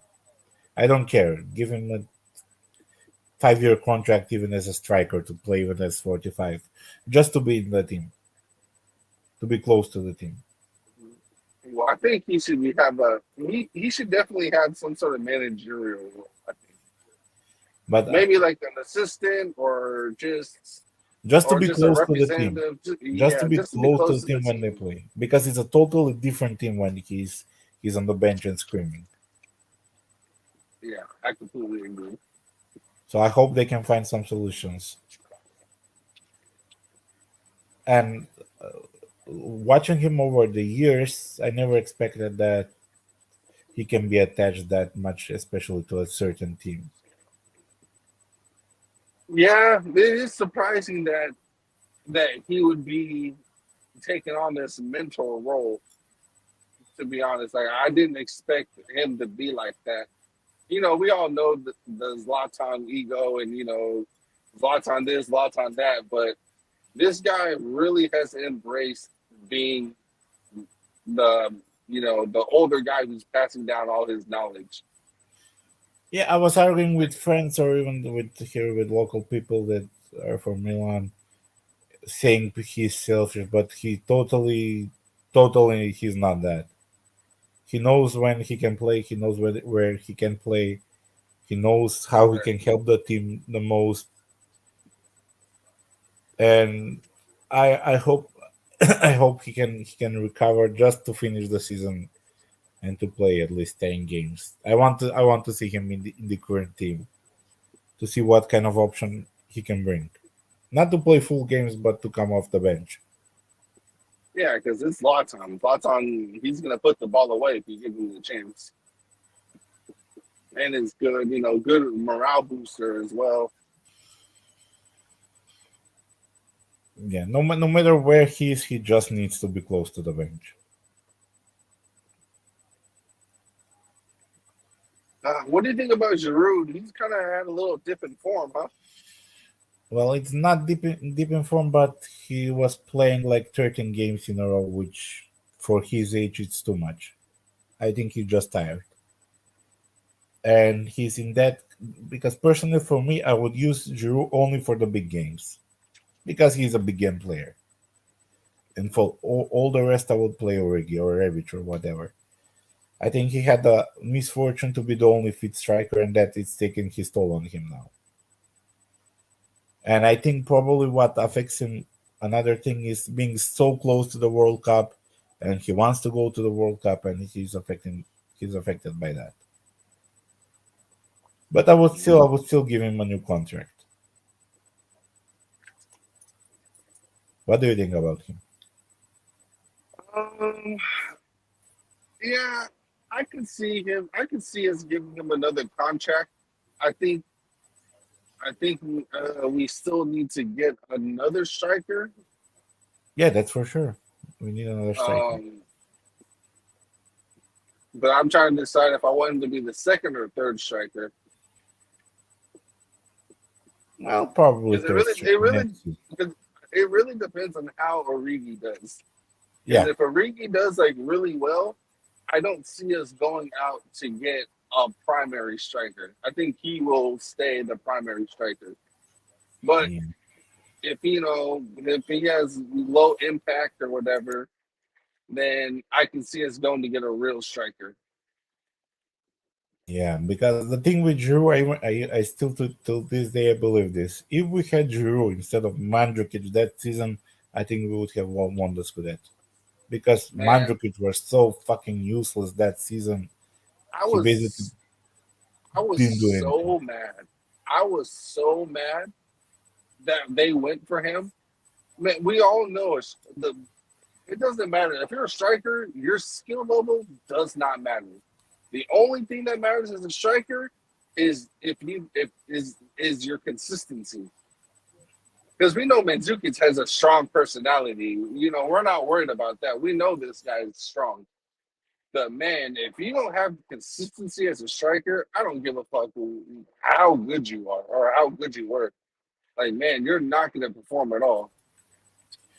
I Yeah, was no, so mad, so mad. but when he came, I thought his personality suited Milan because he's always that kind of player that sacrifices himself, that fights till the end. But I don't know what happened. He was totally useless. No, He didn't it's do nothing. that's what I'm saying. His personality is you're right. It's exactly what Milan needed. Is the type of player that would fit well, but it doesn't matter. As a striker, you have to be playing all the time. Otherwise, your goal scoring touch is simply not going to be there. Like your first touch, your skill level, step overs, this and that, yada yada yada. That shit does not matter. As a striker, it's consistency and confidence. Mandzukic has the confidence, but not the consistency. So I Yeah, knew he was not going to be successful because he had not played. yeah. That's why I say if we had Giroud that season instead of him, it would have been different. And we could have even had gone for Tammy Abraham because he wasn't getting them at game time. I think we were asking for him, but I don't know why they didn't get him.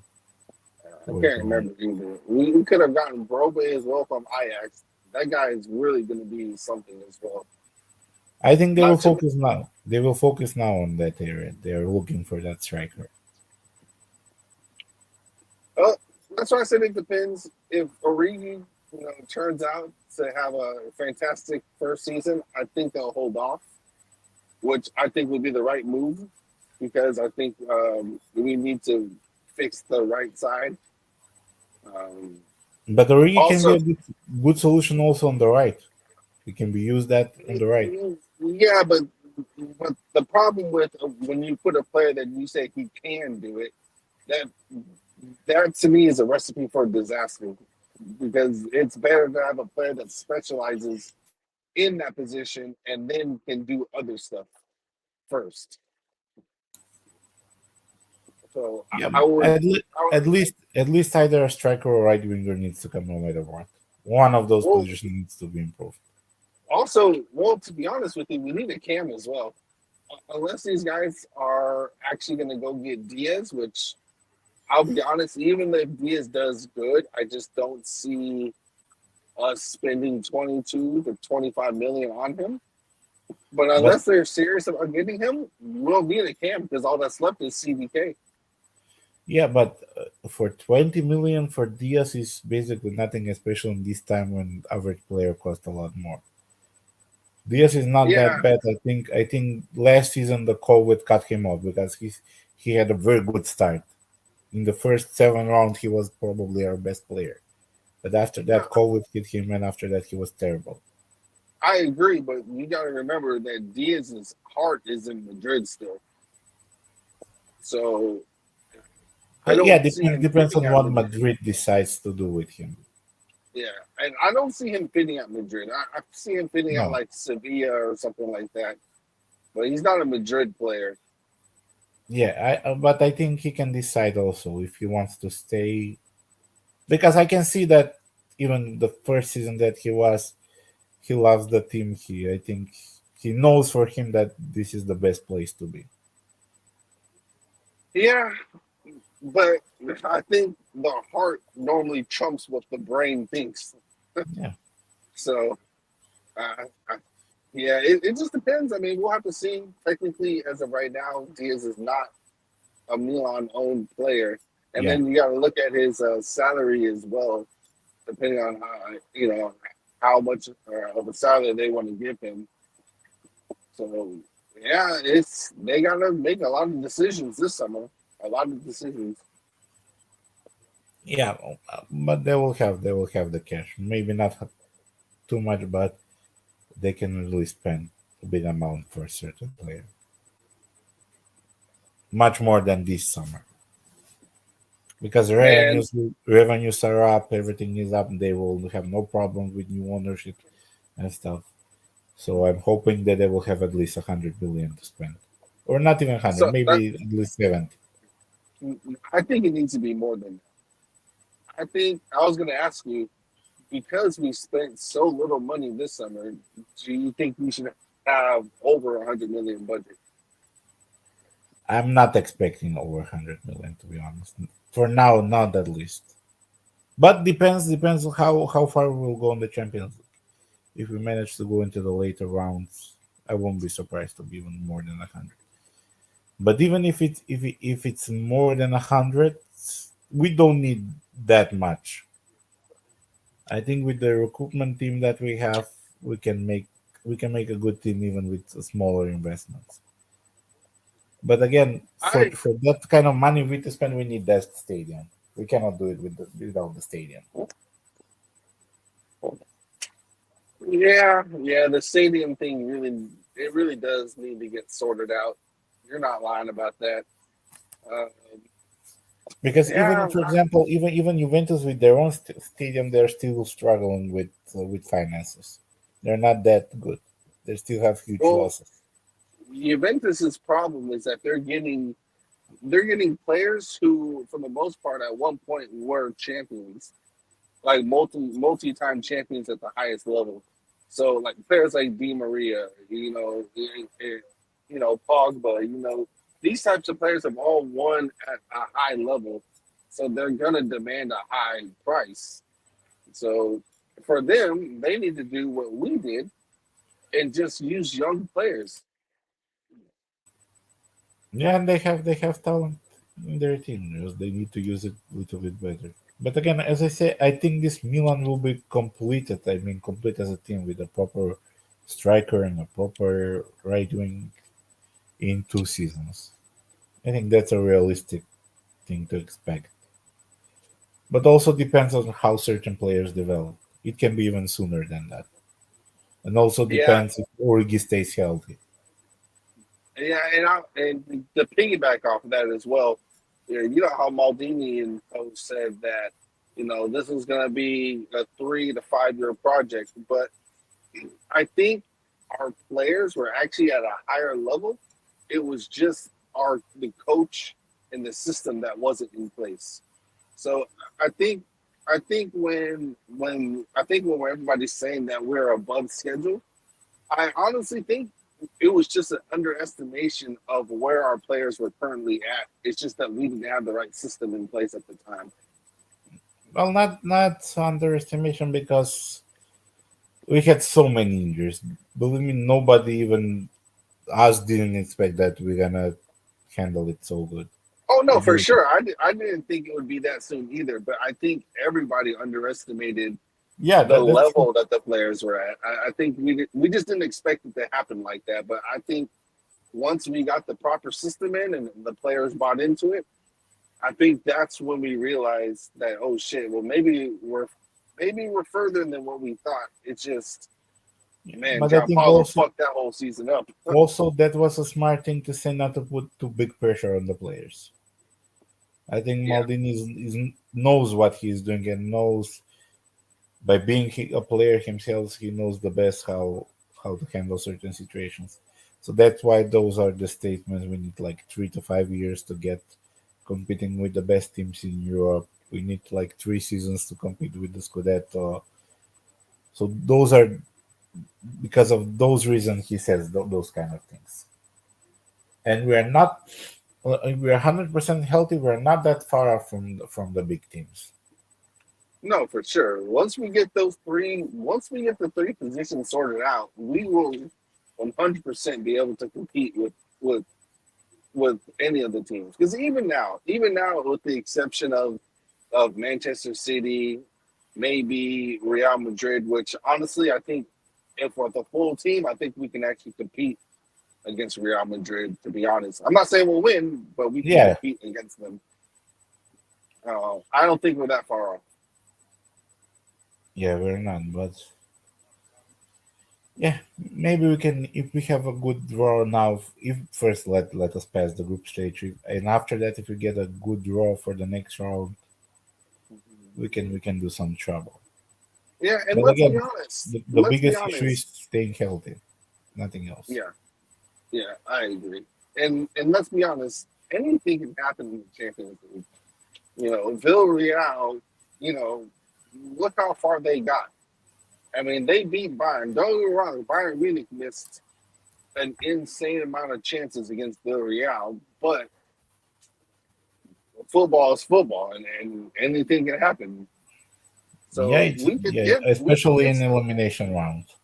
exactly. We can get some interesting draws. Like we can get Club Brugge, which I think everybody wants them at this moment. I feel like we would get past them. But let's say the next round you get Liverpool. And if Liverpool's in the same form they are right now, we can beat that Liverpool. If Yeah, Leeds can beat them, we can fucking beat them. Like Liverpool lost 2 to personally, 1 today. personally, I would only want to avoid for now. I would want to avoid City, PSG, and Real Madrid. Those three teams, I want to avoid. Yeah. Yeah. With all the rest, we can play somehow. I'm not saying that we're gonna win, for example, against Bayern, but we can play the game. We can hold. We can hold our own. Again, And sometimes Champions League is based on luck. It's and you not know just what? Even with PSG, I know everyone says PSG, but PSG is only 3 players. Obviously, there are 3 fantastic players, yeah. but Well, that's the their problem. midfield, yeah, that's the problem. But their midfield is not at a world class level, and their defense is definitely not world class level. So Yeah, there are ways like PSG today won. They won 4-3. yeah, but that's the problem. The three that they have up front because those are different dimensional Yeah, players. yeah, exactly. But it will be. I'm not saying that we couldn't play against them, but for now, I'm saying that we. I wish we can avoid them. Even Real Madrid is a different beast in the Champions League. Even when you think you have beaten them, they will find a way to come back. Yeah, Real Madrid have the know-how factor for them. Like that's just and those young players that they have now have won the league and the Champions League. Those young players got the exact same experience as our young players, except they won the league and Champions League. So now they are like way ahead of what they probably should be. Yeah, but what I love about Real Madrid is they thought on time and they're making those changes periodically. I mean, for example, they change the mid. They have a midfield ready, even if Cruz and Modric retire. They have a midfield ready to play those Yep, big games. But that's smart yep. recruiting. Well, that's why that's another reason why me and Roy keep saying that this past summer was the time to actually splash the cash because yeah, the player price is still expensive, of course, but man, it's going to be worse after the World Cup. It's going to be worse. But Yeah, if but we I win have the this. league, what's up? If we win the league and make it through the group stage, then would you still say that we needed to have spent the money the past summer?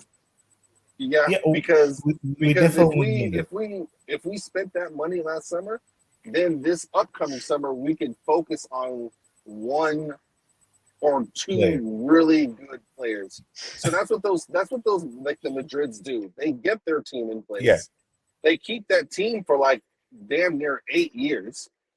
But periodically they'll buy one good player. and they'll integrate them. Another really good player, and then integrate them. So they don't have to worry about buying, revamping their entire team like a City or a And PSG or some shit like also that. Liverpool have done the same in the past years. They have, even though they're struggling now, they have done the same thing. Have a Right, team just every summer buy that one big player. right. But I That's think, that's. Oh, but sorry. I Go th- ahead. Go ahead. yeah, but I think that if we win the league and we make it through the group stage, then I don't think like we should have spent the money last summer. Because if it works, then what makes you say that you need to Because put more funds in? Because you could do it this summer. It's not like we need to revamp the team. yes, but this is the problem though. The problem is that the World Cup is in November and December. So player prices are going to inflate, not just for the January market, but also for the summer market. Yeah. Whereas before, you would have a little bit more time while the World Cup is going on. But because the World Cup is still playing, because the World Cup is in the middle, these players are not only going to play if they play good, of course, this is all hypothetical. If they play good in the World Cup and they continue to play good after that, the player price is going to inflate tenfold easy. Yeah, but this season the problem was we were changing ownership at the worst time possible for us. Yeah, but they still could have, I don't know if the correct terminology is loan, but they could have still um, given the money, and then the money could have just been given back to them. You know what I'm saying? Like it would be the same thing if Cardinale spent the money. It's just somebody else spent it, and Yeah, then we but gave yeah, the money but I, back. I think also they were watching the books. They were trying to balance the books. So Yeah, for but I mean, this, our books are balanced though. Like yeah, if, I if mean, we were if we were like 200, 300 million in debt or whatever, like how we were before, then I'd be like, yeah, these guys are forever. But I mean, bro, we're living in like Candyland compared to these other teams. So yeah. No, I'm saying I can understand why they didn't splash this season those money that we expected. Personally, I expected a lot more, but I can understand why they didn't. I'm also not surprised either. Like it's Yeah, not surprising that they didn't. why because do you it's think that they football. didn't? Because Oh, the ownership changes. Elliot, yeah, why would Elliot spend more money when they're selling the club? There's no. I'm speaking of their point of view, which is yeah. very correct. Everybody with a business, when they sell the business at a certain time, why would they spend more money for that business? In the end, this is a business. Football is a business. No matter what anybody says, and no matter that we don't like as a fans, we don't like that. But it's still a business.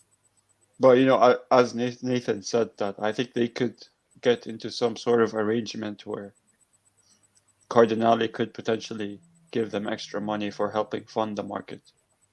Yeah, but it wasn't even 100% arranged. They were That was long negotiations. So Maldini and Massara.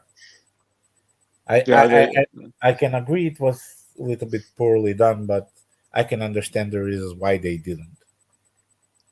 But you could also argue that if Elliot spends the money, it makes sense too, because it's not only about them leaving the business. I think they're still in the club. They have 3 board of directors in the club and because still act. because they gave a vendor loan to Yeah, exactly, because they gave the that's loan. right. So if they helped fund the market, I think the probability that they can get paid back that loan is higher than if they didn't fund the market.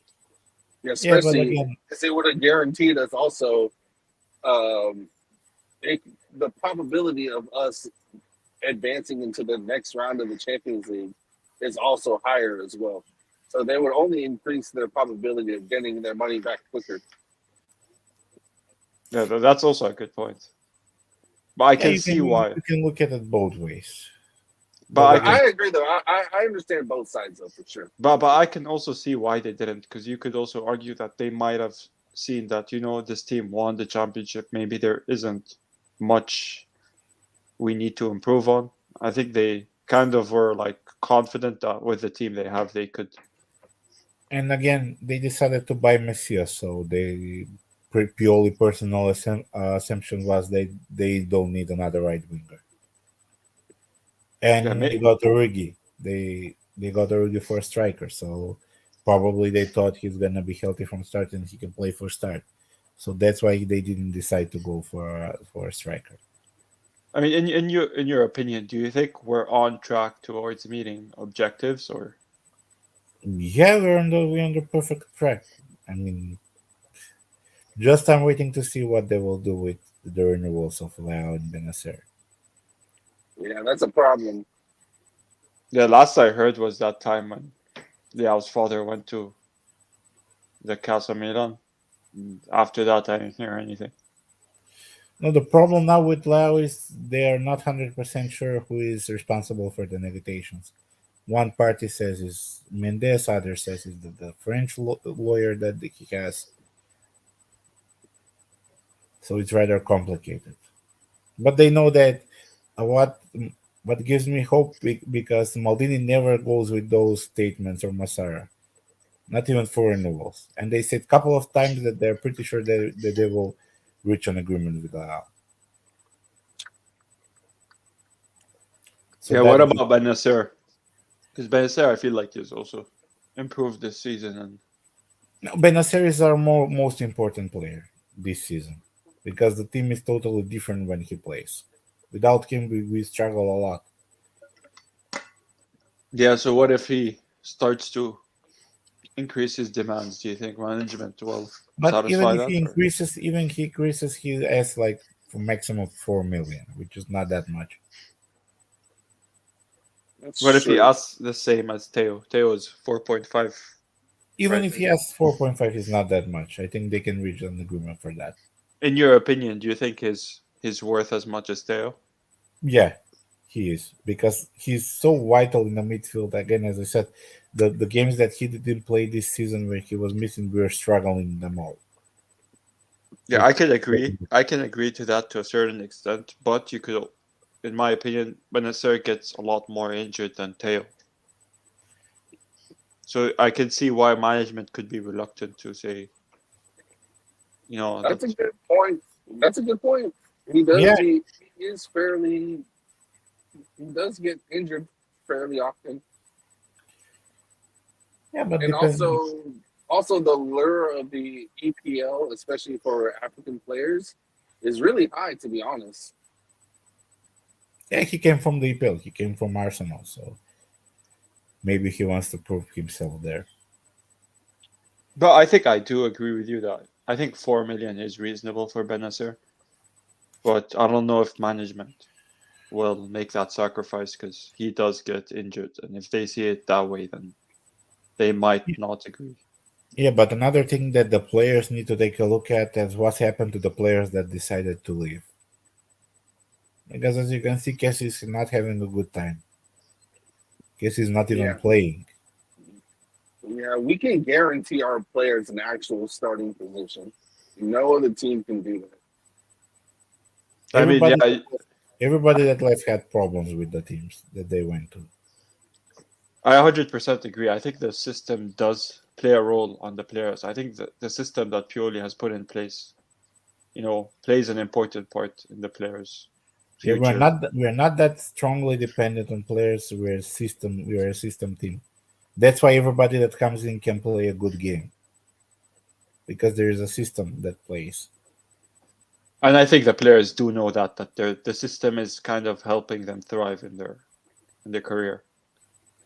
And that's why even if Liao doesn't renew, even if he does, even if we sell him next season, just not to lose him for free. Even if we sell him next season, I think we can find a player that can have not the same input but a similar input due to the system that, Mudrik, I think, will be better than Liao, 100%. and he would cost around 50, 60 million, which will be affordable. For example, let's say we sell Liao for 100, because I don't think we can get more in 1 year contract expiring.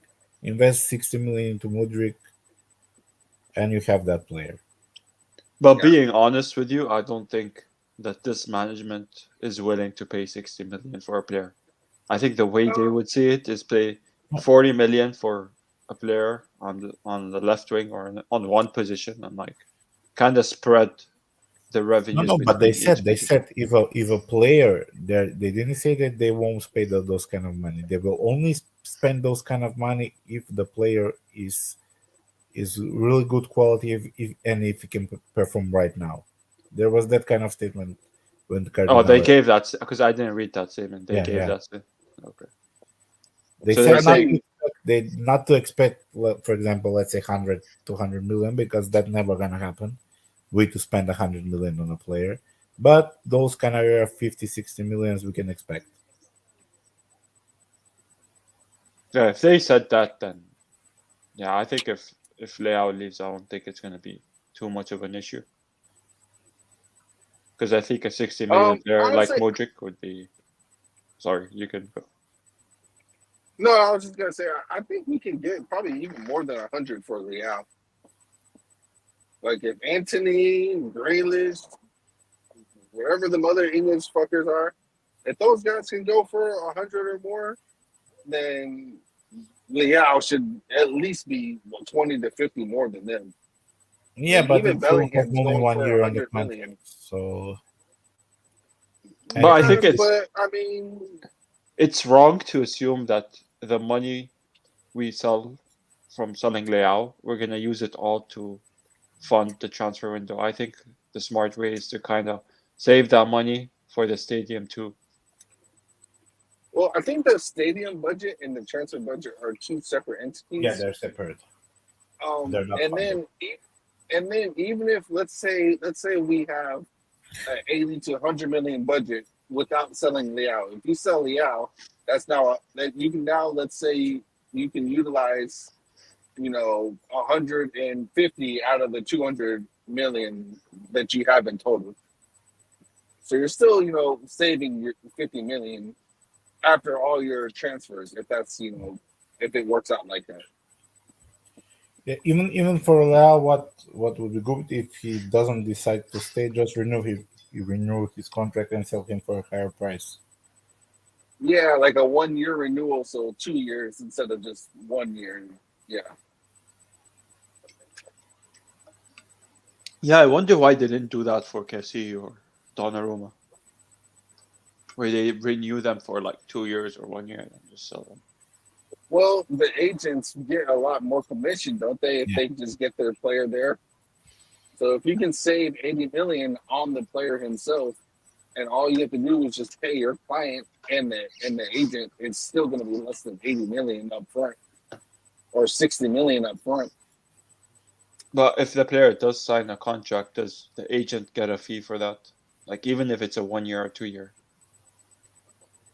That I'm not entirely sure. Yeah, they have fees for every contract they sign. Just not as much as, for example, if he managed to go on a free. Yeah, like going on a free brings more money for the agent. I think Cassie's agent got like around 10 million from Barcelona or something like that. So, and Kessie is not enjoying it there. No, he's on the bench. He hasn't played at all. You know what's interesting? I saw him play against Inter for like the last 10 minutes as a right back. I think Xavi put him as a right back for the last 10 minutes because I think they were trying to get a goal and they put Kessie as a right back. Found that pretty interesting. I think he played one right back game for Milan, but that was a couple He of played seasons. center back for us once, I think. Yeah, listen, if we managed to keep Cassie, that would have been very good because he's a versatile player. He can cover so many positions, and he was good. But that proves that some players can play in a certain system. And yeah, Barcelona's system was not going to suit Kessie. It was never going to suit Kessie. Like you gotta have real above average foot skill to play on Barcelona. You just can't be a destroyer and then nothing else. Like it doesn't work like that. As we said, they have to understand that most of them were average players before they played good for Milan. So they need to understand when they leave, they won't have the same conditions to play. Yeah. Because, for example, everybody that came, the first season they're playing bad, and nobody's saying word to them. They're waiting for them to get better. But in other teams, that's not the case. If you don't Well, perform immediately, the difference is that those other teams are all either, they were all champions recently. So you don't have and that's one of the things that CDK is suffering at Milan is that, like those other teams now that have won, you don't have the you don't have the luxury of being able to wait and then have time. You have to be able to perform right away. And back then, Milan was not even in the top four. And then we won this year, but the previous year we got second. But you can there's that not so we have to win. I think your connection is cutting in and not. yeah. But even this season, they're not putting that much pressure on CDK. I think it should be that way. Where am I?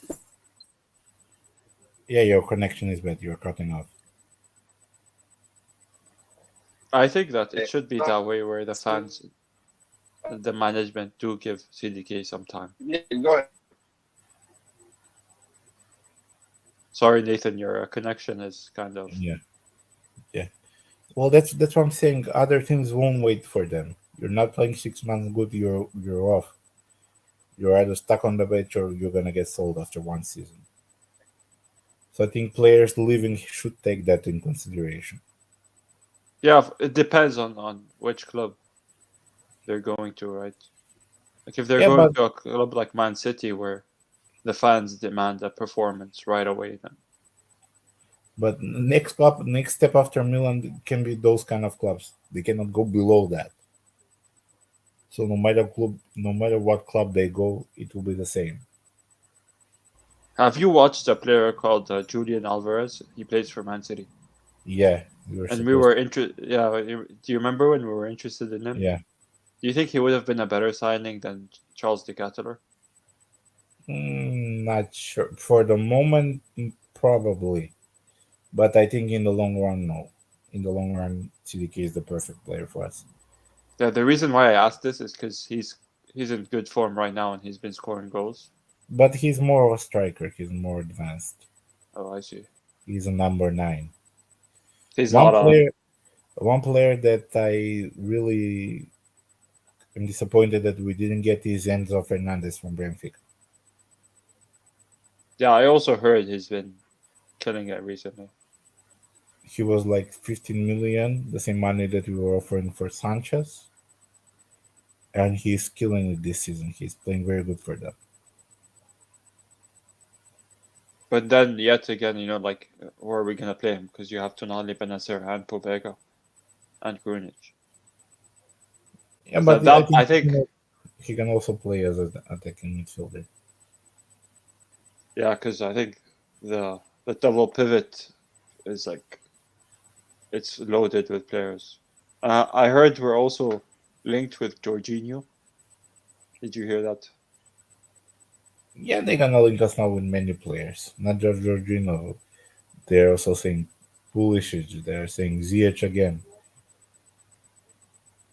I don't think we should get a double pivot player unless. The Ziyech ones are really strong. The Ziyech connections. They're saying that they already found the deal. Oh, they already found a deal for Ziyech? Yeah. Logo said that. Another logo said that. And Logo was the one who said that we had a 50 million budget for the summer. Yes. I don't know if it's the same number. I think it's a different number. But that's what. Again, I don't take these reports with a grain of salt. Seems to be a mistake. I agree.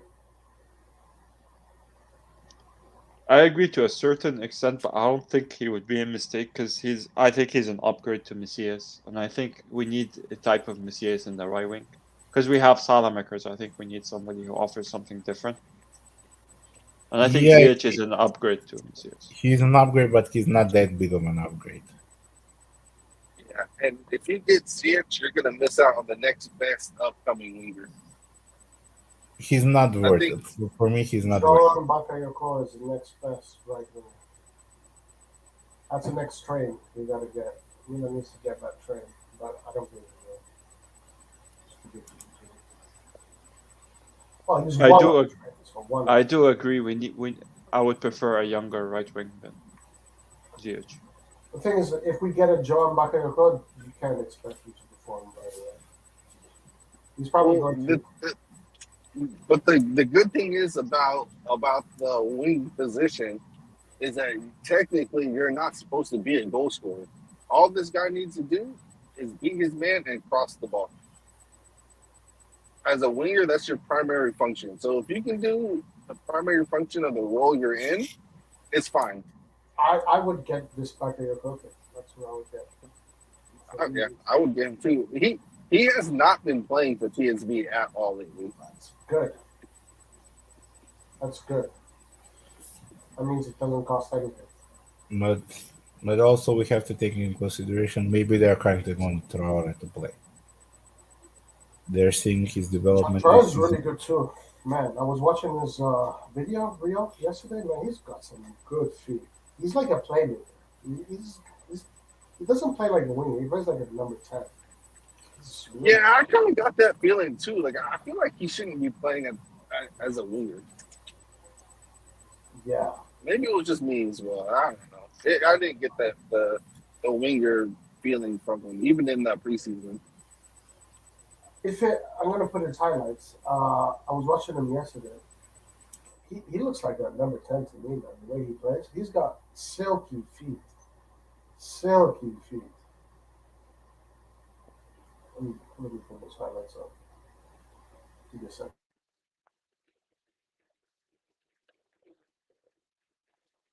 What do you guys think of Martial from United? Because he used to play as a right wing. I would skip Martial. I would skip any player that has behavioral problems. Yeah, I agree with that. Behavioral problems does not fit with a Milan identity.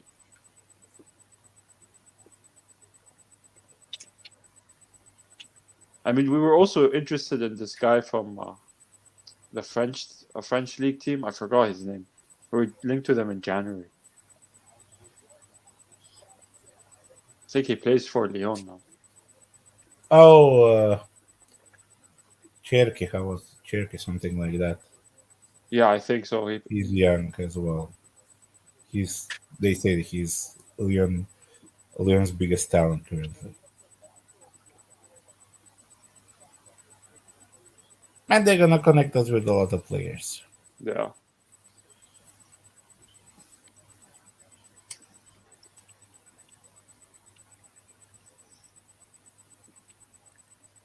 Not they have one, I think.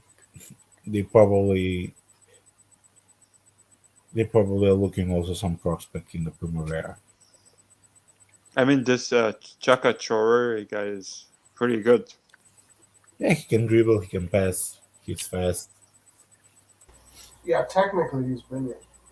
17 years old, but technically he's got silky feet. Quality.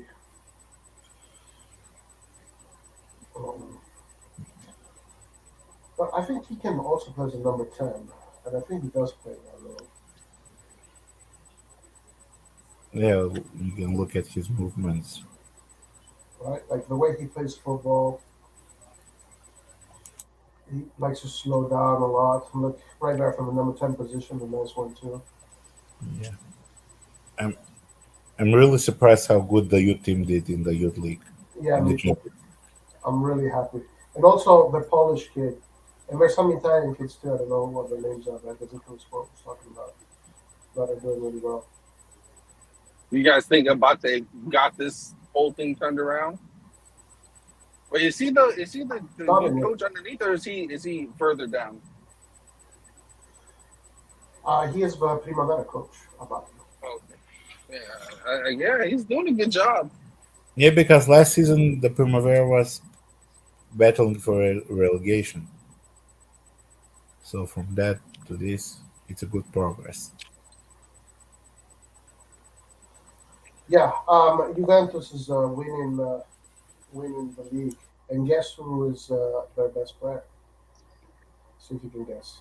Let's see. Guess. Trivia. Just give me an educated guess. Someone. Wait, Who is repeat what you said. who is Juventus's best? They're winning the league. They're first. Mancini, right? Is it Mancini? It is Mancini, the guy that we were supposed to get. Yeah. It looks like he's doing really well. Looks like he might be.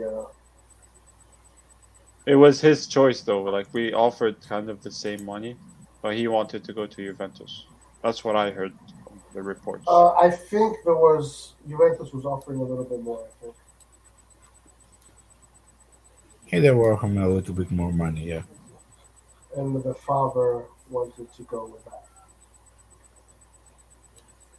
And I think they also like Juventus with the youngsters. They also like give the families jobs and stuff like this.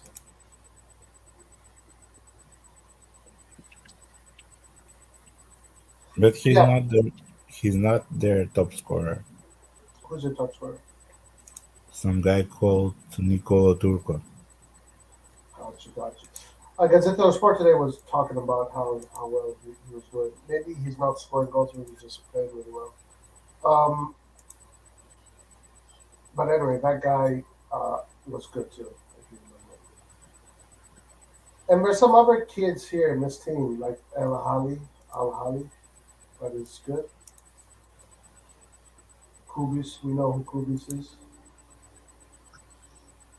Um, and the Italian guys, I don't know who the Italian guys are. We have a very good right back. Yeah, it's Kubis. No, not Kubis. Let me see what was his name. Just a second. Simic. No, Bakoune. He's 16. Oh, that's young. Katkis is making headlines. Remember Katkis? Oh yeah, yeah, He's but on AZ, right? Yeah. yeah, he wanted to play more, but he would never have played in Milan. So it was the best solution Yeah, for that's what everyone. we've been playing Balotelli. He was better than Balotelli. Oh yeah, for sure. But Katkis wanted to play every game. We wanted to play more often Yeah. because now with Theo healthy, Yeah, if but Theo stays there's no healthy, way. Balotelli maybe will play like 3-4 games more. I think Uh, Yeah, but this we kid, all yeah. felt I mean, that way when what? when we first signed him and we first discovered that this guy is a real talent. We all knew that he's not going to take Theo Hernandez's position. Yeah. Of course. And that's the thing about Philip Dunn is that, like, who's going to take that position away from him? I literally don't think anybody in the world. I mean, who would you? Which player would you put on the bench? Sorry, which player would you play instead of the Theo and put Theo on the bench? If you think of any players in the world, maybe you can I think would of like, I would like Doji. over Theo. No, over Taylor, no, but as a Yeah, backup for but sure. that's what I'm saying. Like over, No, there's no better left back than Tatum. yeah. So that's the reason why he left, and I can understand his decision. He's a young player, needs playing time, and he knows even if he stays, because Theo is 25 and he signed a new contract. He's not getting a first team in the next 5 seasons at least. So Right. They wanted to sell Balotelli. He was almost going to uh, Turkey, I think, at the end of the season, but then it didn't happen. Um, You know, do you guys think Balotelli would be considered a better player if we didn't have Teo? Balotelli. Yeah, because obviously we're all so used to Teo. He's a But do solid you think player. Like he doesn't if make many mistakes. he, Like he plays the simple game, right? Like if you want someone that is going to keep possession and just play possession football, he's going to do it. Defensively, I don't think I've ever seen him at his best defensively. I don't think we've ever seen it because he just doesn't play enough. Yeah, in the end, he's a backup. For a backup, he plays okay. You cannot expect too much from a backup player. Yeah, I think if he played like 10, 12 games in a row, then you can really tell what kind of player he is. For what he's done so far as a backup, I think it's good enough for most teams, but for some teams it's not.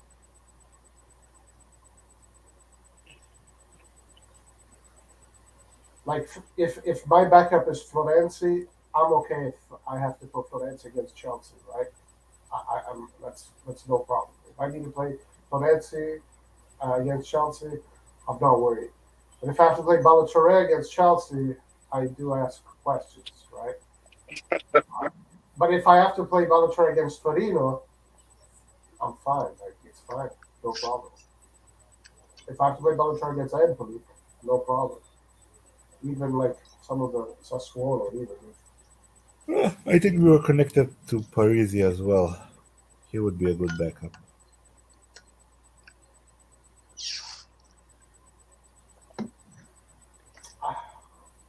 You think Parisi would do that? Yeah, did I anyone think so. see how? Did anyone see Juventus's goal tape? The young kid Fagioli. Yeah. How did he do actually? Well, look, Juventus has 3 Italians, and they have an English kid, Iling Jr. They have an Argentinian kid called Sale. These are all youngsters that are really good. All 5 of these kids are really good. Rovella, they gave him to Monza, so these are Monza now. And they have Fagioli, Rovella, Miletti, Iling, and Sale. All 5 of these guys are really good. So that's probably going to be. I actually have him on. I actually have him on my FIFA team. Who? Fagioli. Oh, really? Yeah.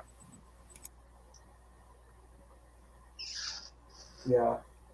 These are all kids that have been in their national teams since they were like young. You know. So it's all FA scouting.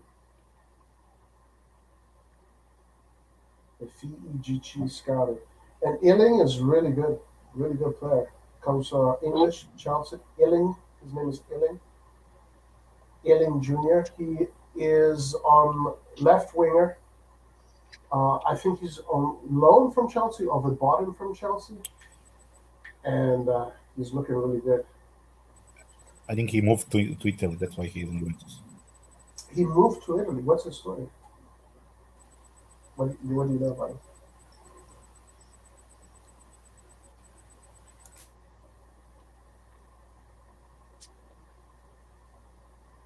He moved to Italy? What do you mean I know?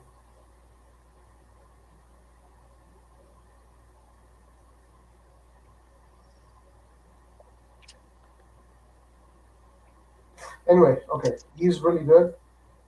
Fagioli really good. Rovella is really good. Rovella is really good. Really good, that kid. Then Miretti is really good too. This kids, they got Chiesa, they got Vlahovic. These are young kids.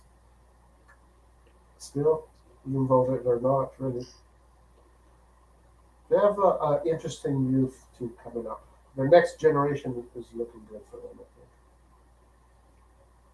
They just need to get out of this generation as soon as possible. They need a better coach. Yeah. Not just a coach, they don't have leaders in the team. Everybody left. Yeah, right. Buffon, Chiellini. Maybe Bonucci does not inspire anybody. So Oh, Bonucci. Does that remind you of the Banter era Milan, where we had Gattuso and Zaghi? all these players, and then they left.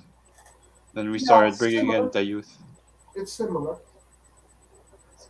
I think they have a better chance to get out of their slump faster than we did Yeah, because they're not changing ownership. It's the same guys. We don't have to do. There's nothing. and But they yeah, have their own stadium, so yeah, they have their own stadium and they make a lot of money. they have the finances to get out of this bad period. And they're fucking criminals too. So they're getting sued left and right for all If the they get a couple of good fullbacks and one good creative center midfielder, they'll be okay. yeah, and the KC says he wants to go back to Italy. Really? Well, that's the article. The article today said KC, an article that came out today. I don't know how much stock I want to put into it, but he said that he wants to come back to Italy. He's offering himself to Serie A teams, including Milan, to come back to Milan because he's not happy at what. Well, today he didn't play at all. I was checking. I was following the Barcelona game. No, They won at the last minute. Lewandowski scored at the last minute, but he did not play at all. Well, he doesn't fit Xavi's system. He's not a Barcelona player, period. Roy, apparently Barca wants to get rid of 7 players in January. Barca's trying to offload now. This is a great opportunity to get some players because you can definitely get some players from Barcelona that would bring in some good quality.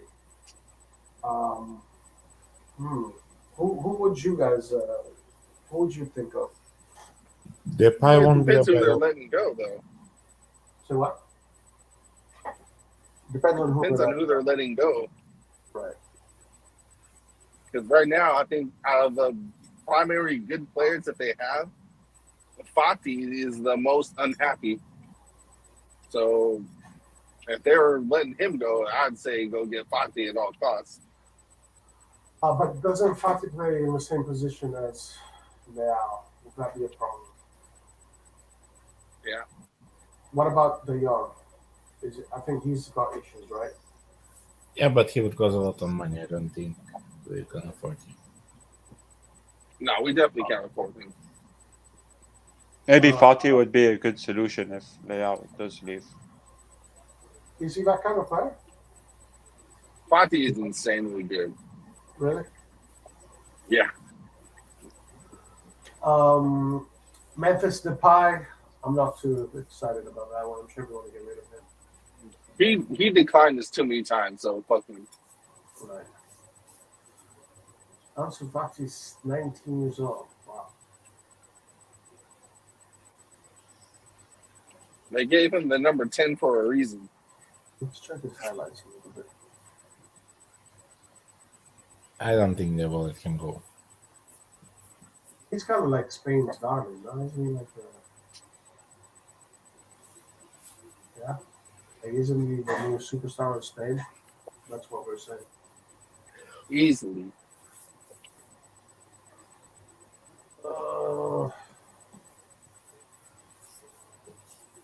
They have too many big contracts and they need to get rid of. So that's why they will have all players. Yeah, that team just makes no sense. No sense.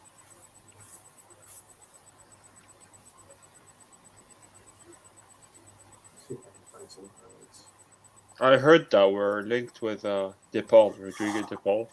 Oh yeah, I saw that. Oh, yeah, I saw that. That's a hard no. A hard no.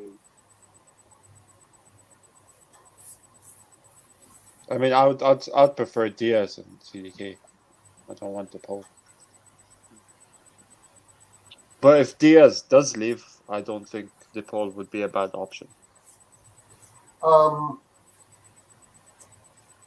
If Diaz for DePaul, but DePaul is more defensive. Yeah, I'd prefer Diaz over DePaul, but I'm saying if Diaz leaves, you goes would back go. to Madrid, yeah, I wouldn't mind DePaul. Yeah, but Diaz, let's see what happens with him. Endrick has been on the news now. Like Gazeta was talking about it.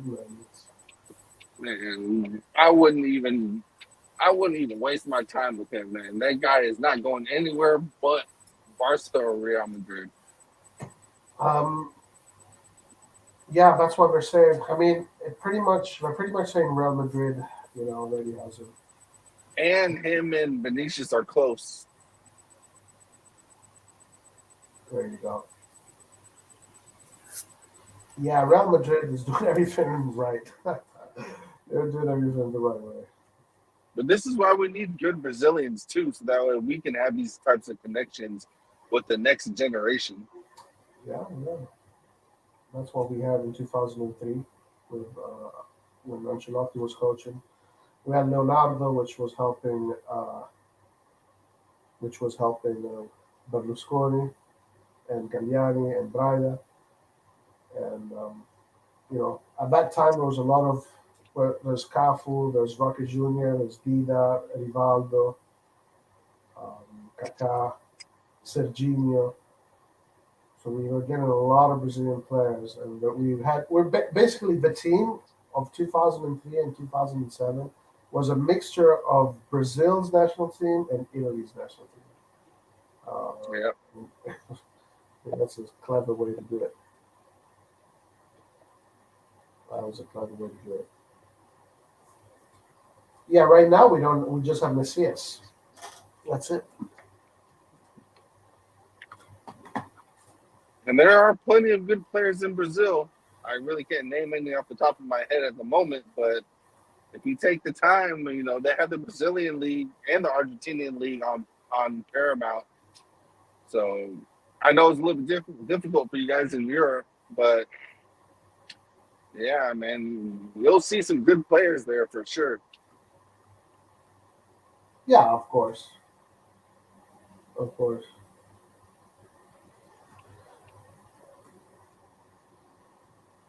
Okay, so let's see what this Ansu Fati kid is all about. Ansu Fati.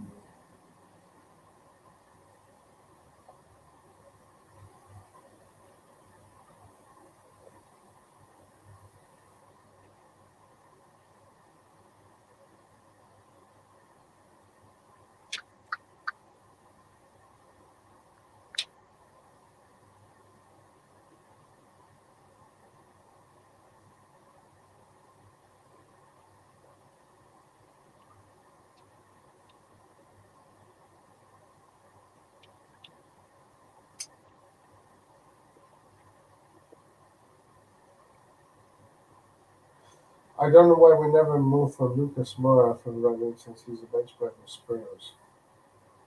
Lucas Moura, ain't he old now?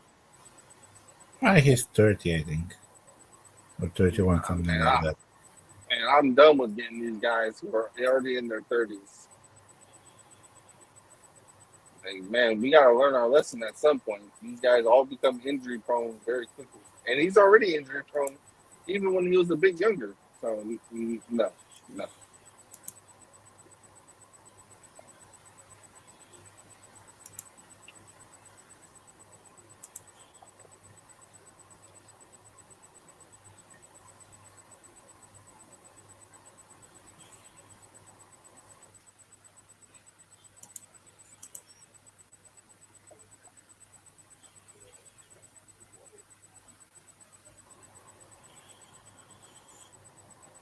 You guys think Barcelona is going to win the UEFA League? That's the Europa League. I don't know. There's a lot of good teams in there now. It will be difficult for them. Who do they have? You have Roma, you have Lazio, you have Manchester United, you have Juventus.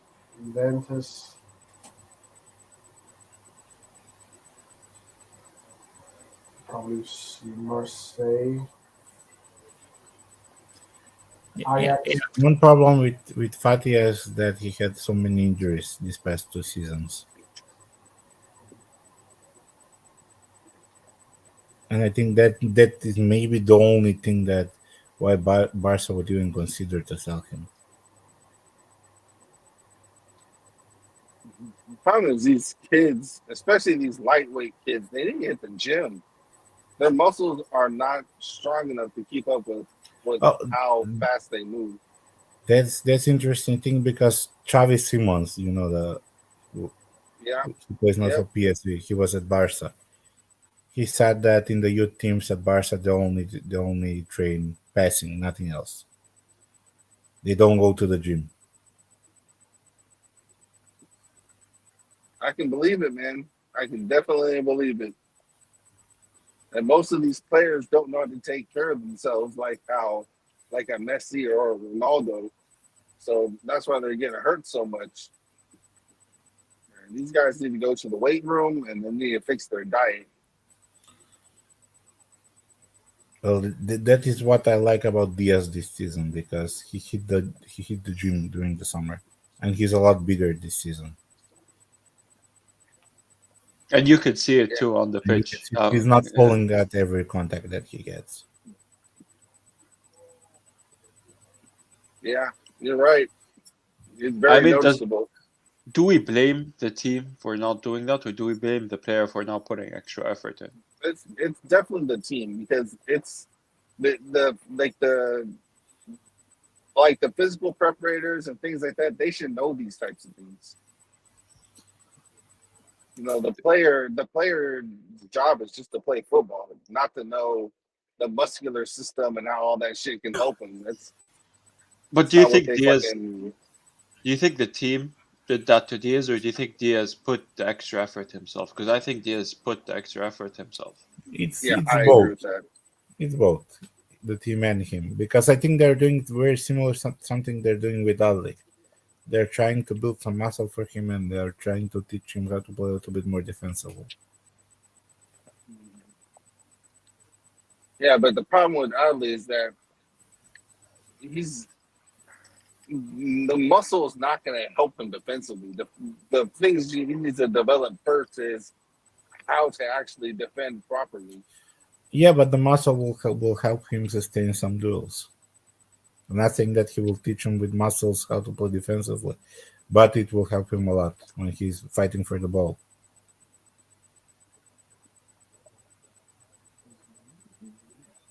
What do you think of CDK? Do you think CDK should put on some muscle? He needs to play as a 9 because that's where he played at Bruges. I We think we've seen noticed him play. CDK. No. I'm not saying he can't play other positions, but what got him noticed by other teams was not when he's playing as a cam, it's when he was playing as a 9. Yeah, So he's play him not a where he, conventional cam. But and that's like if we've he seen him play as a striker for 30 minutes or so. no, not even 30 minutes. Like even the last game he came on, the last game he played as a striker for 12 minutes. I think Like, he come on, played against Sassuolo as a striker. He's got subbed Yeah, on he as a played striker. football, but the thing is, even those games he played small minutes and didn't get didn't get any balls. yeah. I see, but I get that. But like I've seen him drop back a lot, even as a striker. Like he drops back a lot. Sometimes you need the striker to kind of be more upfront, kind of like Giroud. Yeah, but the problem is when you have that striker, we play a man down against teams who actually know how to play, or against teams who park the bus. So CDK, when Zlatan played as a false 9 for a little bit as well with us, he would drop back into the midfield and help bring the ball up, and he would create from the midfield, despite the fact he was playing as a 9. And that's what CDK excels at, especially when he was at Bruges. So allowing him to do that is going to help the midfield in terms of numbers, and it's going to create space in behind him for our wingers or for even Diaz to get in behind and take advantage of that space. I think he can drop back and do those passes. But my question is, could he be in that position and set himself up to finish the shot in and score the goal?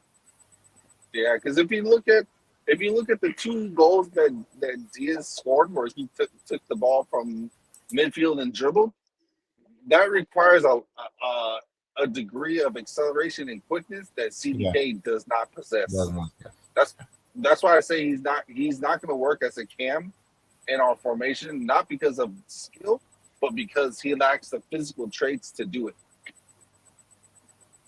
and not like muscle traits. I mean, like the acceleration and the agility traits to play And it you can't in our really system. train a player to be faster, right? You have No. to. Right. Right. You can increase his acceleration and agility like by a few margins, but not to the point where you're gonna be truly Nothing effective but as somebody drastic. like Diaz. The only problem has is mental, nothing else. But I do think he still can play as a cam. I think his passing makes up for that.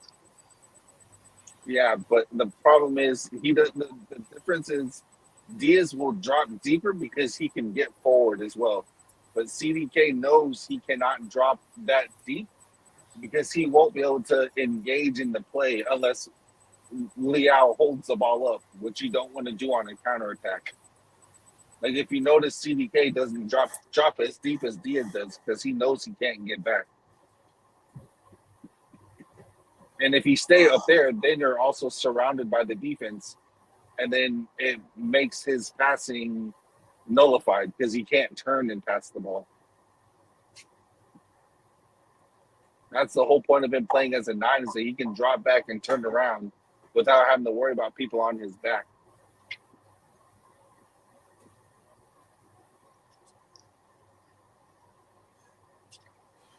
Yeah, I mean, could you train him? Could you train him to be more clinical in the final third? If that makes sense. I mean, he scored 15 goals. I mean, the guy, and he got like a bunch of assists. It's just it wasn't from the cam position. I have no doubt this guy can score. You don't score 15 goals or whatever by accident. But he needs to be in the role in which he actually performed those actions. Did you watch him at Bruges? I watched a few of his games at Bruges and rewatched a few of the Champions League games as well. Not the highlights, like I actually sat and watched the games. Yeah, Because sorry, but I remember that he played a good game against Lazio. When Bruges played against Lazio, he played a good game, right? Did you watch that game? No, I don't think I did. Yeah, I think I watched it. I watched a I highlight. saw the highlights of it. So the His question is highlights. where was he deployed against Lazio? Because those are the sort of teams that we're gonna come up against. So. Just someone Google it real quick.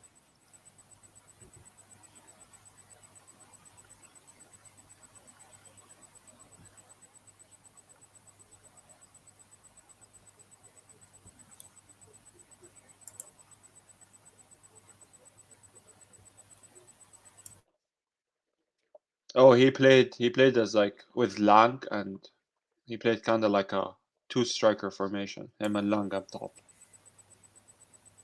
See, that's what I'm saying. Like, and I'm sure he'd probably be the one to drop back because he was the one with the best passing range out of all of them. Yeah. That's what I'm saying. Like, he's not a cam. He is a striker. He's a false 9 striker. Yeah, not a pure but a false 9. Do you think maybe if we play him and Leao up top, that would be a solution? Yeah, because if he drops back, Leao can run in behind him. Yeah, and he's good at passing, so he could lay off a nice ball. He was so unlucky this season because he created so many chances. If he had a little bit better finishing, he would have already like 5 assists. Because with those passes, he put a lot of players in clear scoring opportunities.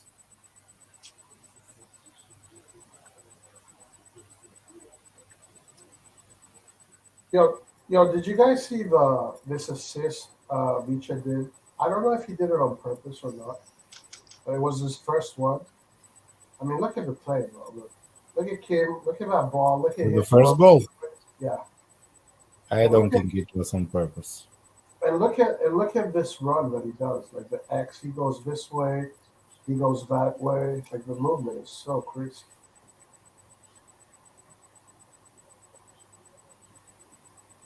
And now they switch right there. I mean, that looks like he passed him the ball. Like, does that look like he knew he was there? Nah, I don't think so. Because the way his head moves looks like he knows he's there. Like he knows. I feel like Di Lorenzo, the number 20, I think it's Di Lorenzo, number 22, is more of a lucky cross than Yeah, is he just kind of shoots it, hoping that somebody will get. But the ahead cross, of him. he puts it in the right place.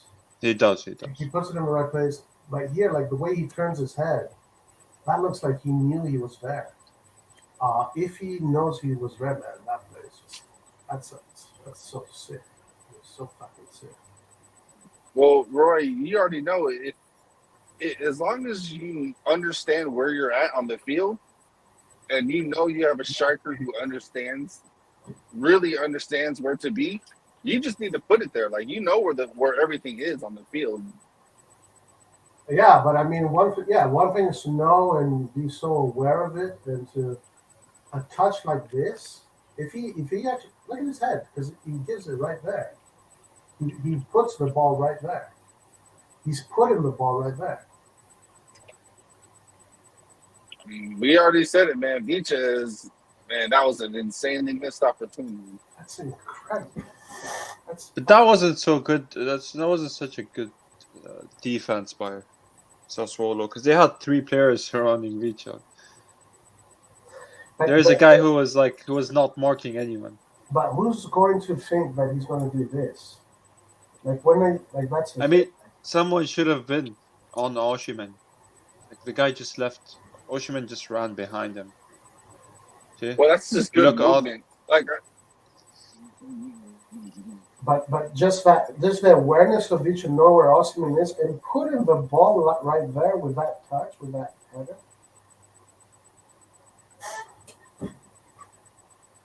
It's just insane.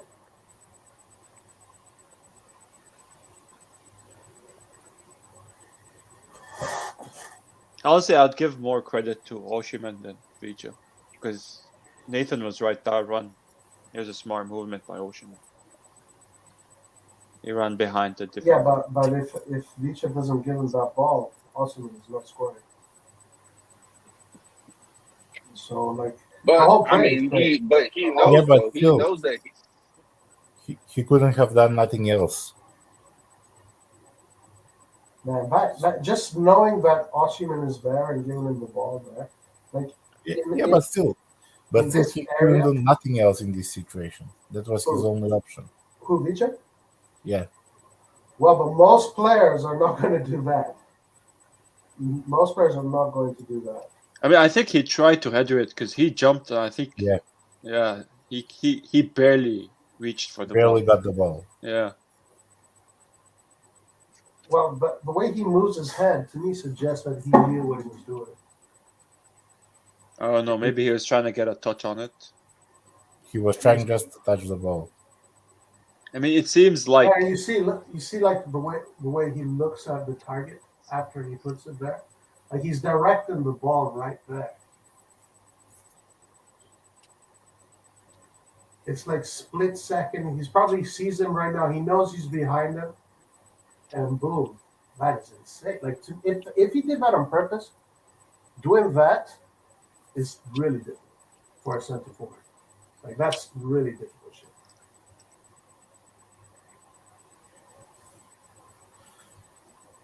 Like out of 100 plays, only one will be like that. Only one will get this play right.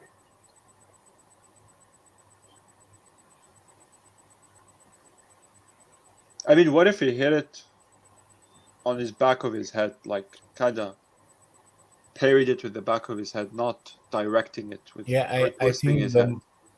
This looks like more he tried to shoot the ball toward the net rather than just to pass it. Because I'm not convinced about that. I'm not convinced. Because Osminik barely even got the ball, as you can see. Well, yeah, put the ball into the space. But in his head, the way he moves his head, to me, that suggests he wants to put the ball right there. I don't know, maybe because he jumped high and the defender kind of shoved him or Yeah, pushed no, him no, a bit. no, That kind of, no. He made a decision. You see how he twists his head really there, so he's directing the ball here. I'm convinced. I'm convinced. But if he did that, that's just insane. Out of this world. This guy's insane. This guy's really insane. Based on current form, who do you think the league MVP is currently right now?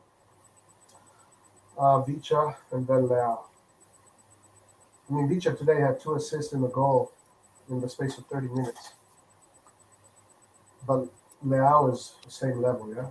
He's scoring, and it's them too. It's the battle between Vicha and Leao.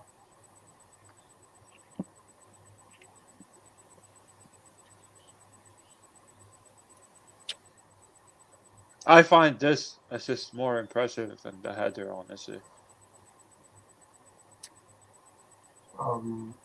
Okay. Why? Because the way he passed that pinpoint towards Oshiman's feet and Oh, the this is a dribble, great play. Yeah, this is a great play. the way he stopped and Well, the thing continued his about run. headers and when you're doing a one-touch play and it's a crossing ball, you're jumping in the air and you have defenders on you in front of the goal where everything happens so fast. The pressure is on you. It's so much pressure in that moment because you literally have 0 point nothing to think about what you're going to do. So that's why I find it impressive because in that area where the pressure is so much, when a ball is coming from the top and you're jumping to give it one touch, that touch you put it into space of the striker that is overlapping you. Yeah, the thing is, I thought he did it accidentally. Like maybe I don't know if it was an accident or it was on purpose. But the reason why I say this assist is better because I know for a fact it was on purpose. Yeah, for me, the way he moved his head looked like he did it on purpose. But it's such a crazy play that I wonder if he did because it's so out of this world.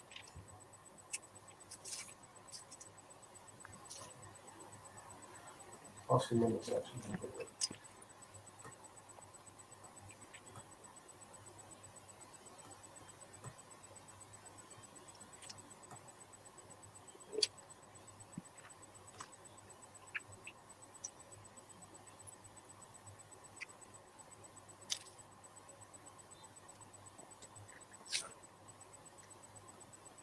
And here, a really clever run. How he beats the offside trap. It's coming out.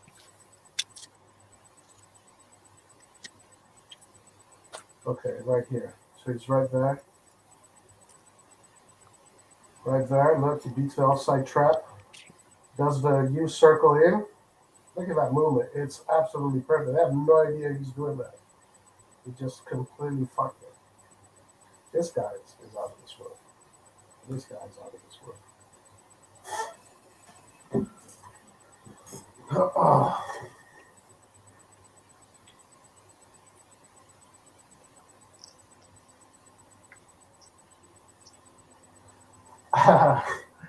Look, this thing about Aussie men being older than he is, it's more like a joke. It's Clint made that joke. I want to believe that he's 23, yeah.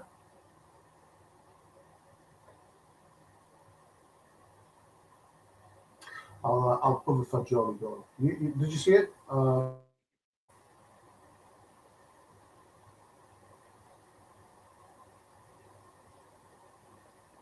you there? Wait, who are you talking to, Roy?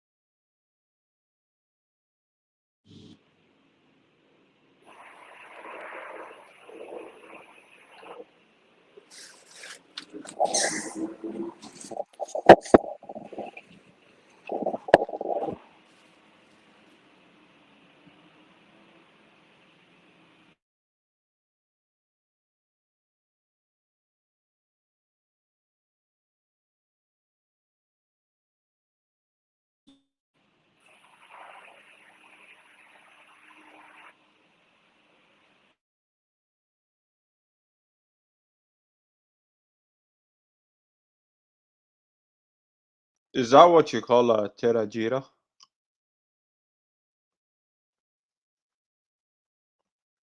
I don't know how you say it in Italian. That finesse kind of curl to it.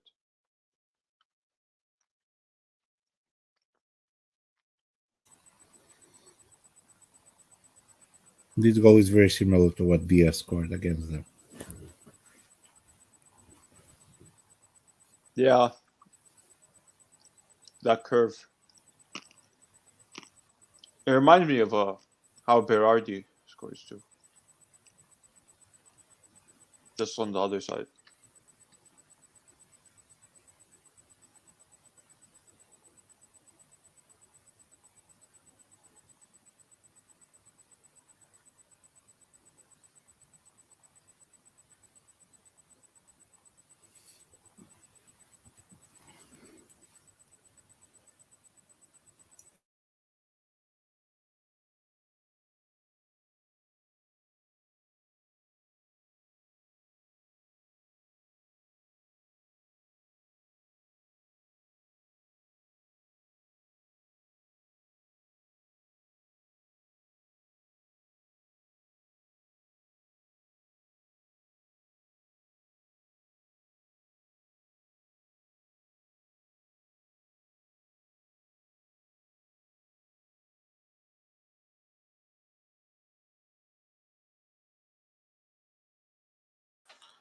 Yo, can can you guys hear me?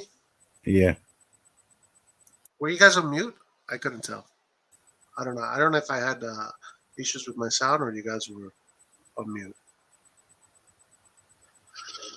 Anyway, I was watching the Lecce goal. So this kid here, uh,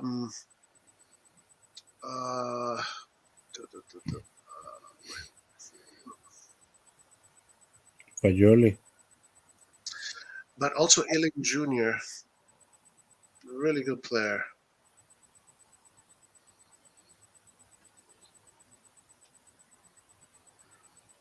This kid right here. Good player, good feet. He's one of the youngsters.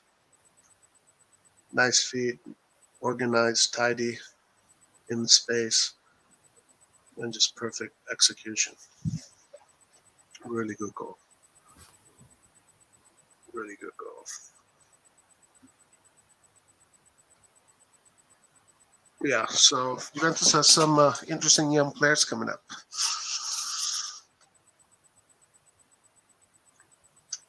Why isn't Chiesa playing? I thought. Is he still injured? Chiesa should be coming back for Verona. That's what they said. Next week. Yeah. And is he gonna start or is that Uh, what they're saying? I heard Chiesa and Pogba should be coming back for the Verona game.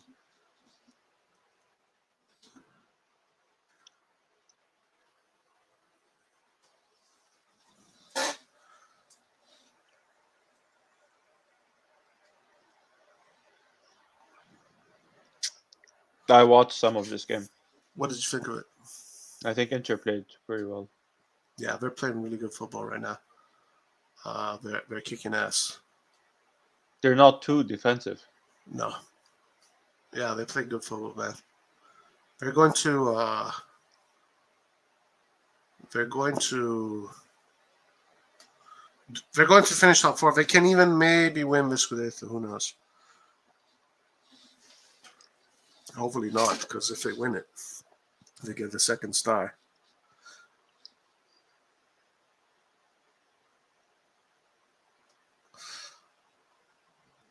The other two goals were really nice.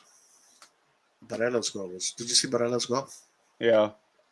Yeah, him and Correa, those two goals were really good. Is it this one? It was a Bastoni, I think. Was it a Bastoni pass? Oh, really? Yeah.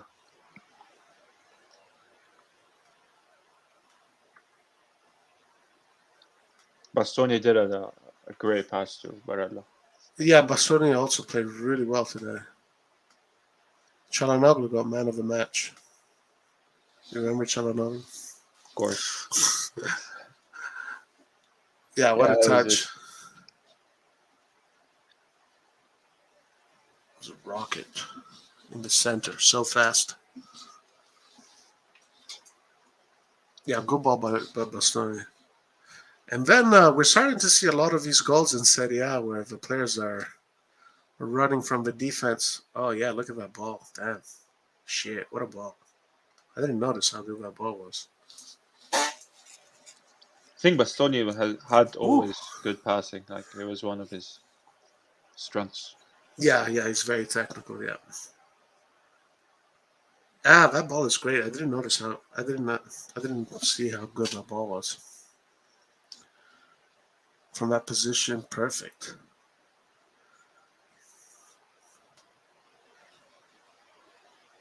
All right, just perfect. Perfect execution. Even Correa's goal was Oh, really Correa's good. goal was fantastic. It reminded me of Origi's goal. Oh yeah, because he shot really hard. Yeah. When I saw it, I thought about like Teo Hernandez, Diaz, Leao, starting from here, and a great. I love this movement they did here. This was really clever. This movement they did. That was really clever. And he had Lukaku there too if he wanted right there. Boom. But he took the shot. Great shot.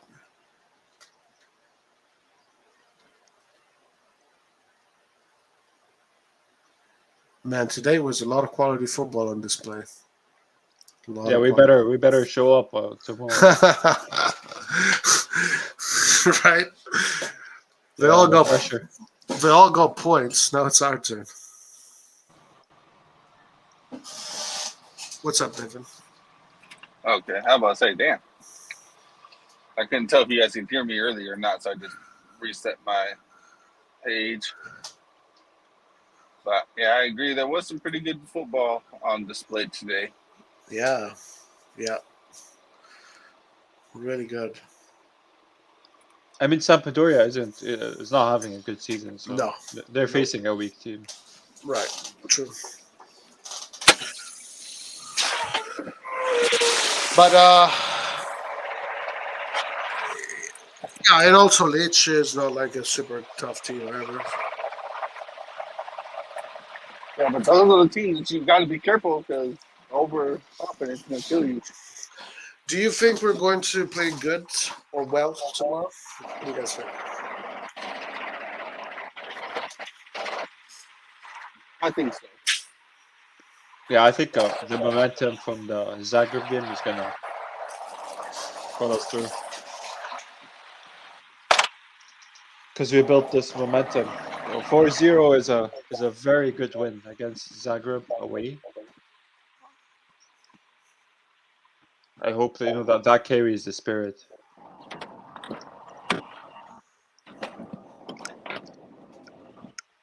Yeah.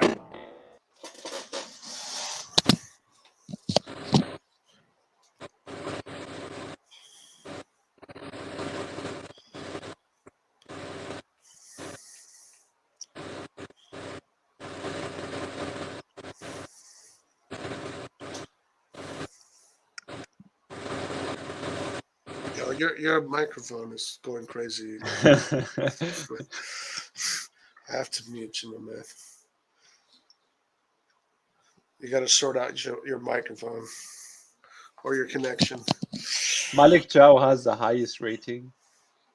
If you scroll, no, In Serie, yeah, right. Yeah. 'Cause he had that one game where yeah, he came in and he did I well. don't think that's a fair assessment, honestly. No.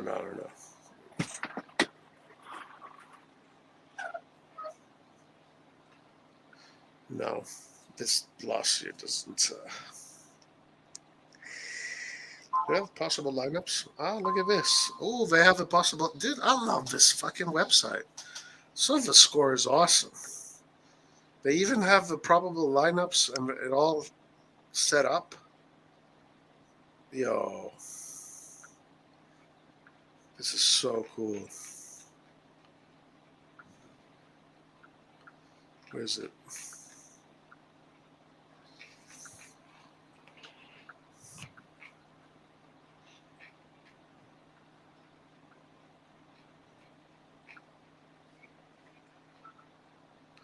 What the fuck?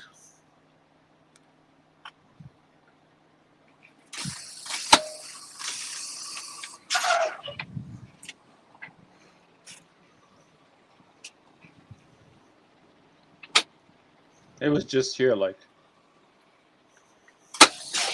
Oh, it's here. Oh, whatever. Okay. So yeah, that's our formation tomorrow. I mean, that looks like a good formation to me. Honestly, that looks like a really strong formation. If we're going into battle with this formation, I feel very confident. You know, I mean, this is a good team, but yeah, no problem. Like this is a really good formation. Um, I'm very happy with Tommaso Pobega. I think he's doing really well. I agree. I'm happy with Kalulu, of course. I'm happy with Gabbia. Junior Messias. I'm cool with him. And I hope Origi. I'm starting to see what Origi brings, and I hope he brings it. Yeah. I hope he brings it. Origi 20. No, I don't. I don't see that. That's Origi 20. That's no. I gotta see that to believe that. I gotta see that to believe that. No Origi 20 for me. Maybe I would put Charles de Catalan because I would play Diaz as a starter in the Champions League. Oh yeah, so you put CDK instead of Diaz? Yeah, play Diaz in the Champions League. Yeah, I agree with that. Because I think Salzburg is going to be a more open team. I think Diaz can exploit the spaces because he has the energy to burst in. I was surprised that the formations are saying Diaz because he was injured and he's coming back from an injury. I'm surprised Pioli is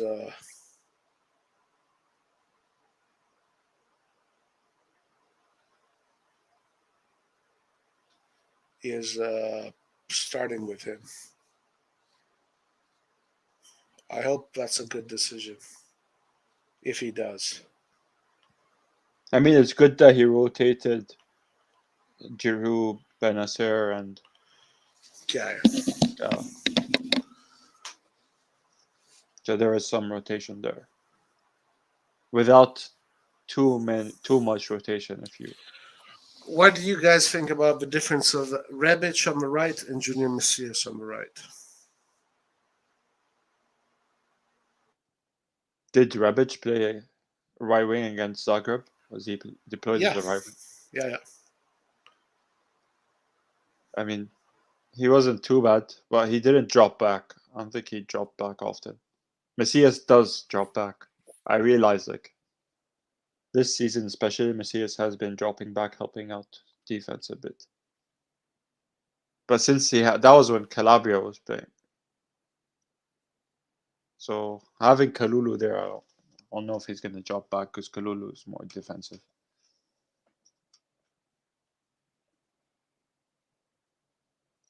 There was also a game I remember where Messias played as a right wing for like 5 minutes and he got subbed out.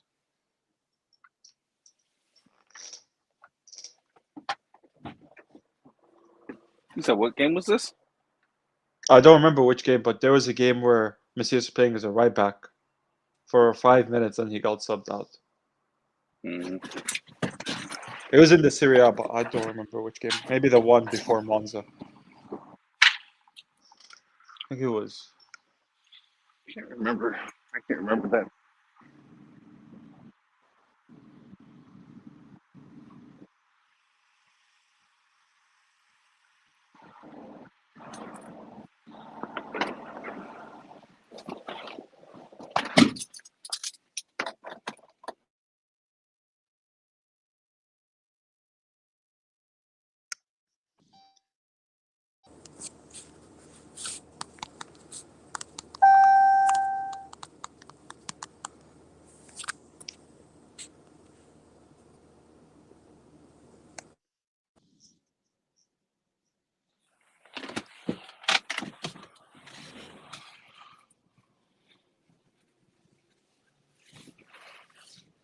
What do you guys think the scoreline might be for tomorrow?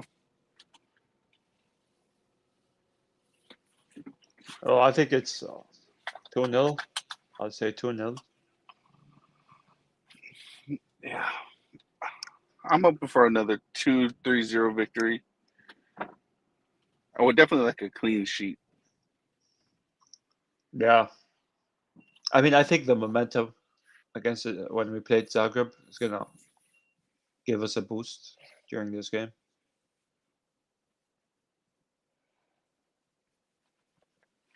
Yeah, I think if we can get an early goal, I think we'll be set up really nicely. Well, with that formation, like Messias, Diaz, Leao, Origi, Hernandez, and then with the coverage of Pobega, Tonali, Kalulu, Tomori, Gabbia, I feel like we should win this game 4-1, something like that. But because we're playing away, this season our away games have not been superb.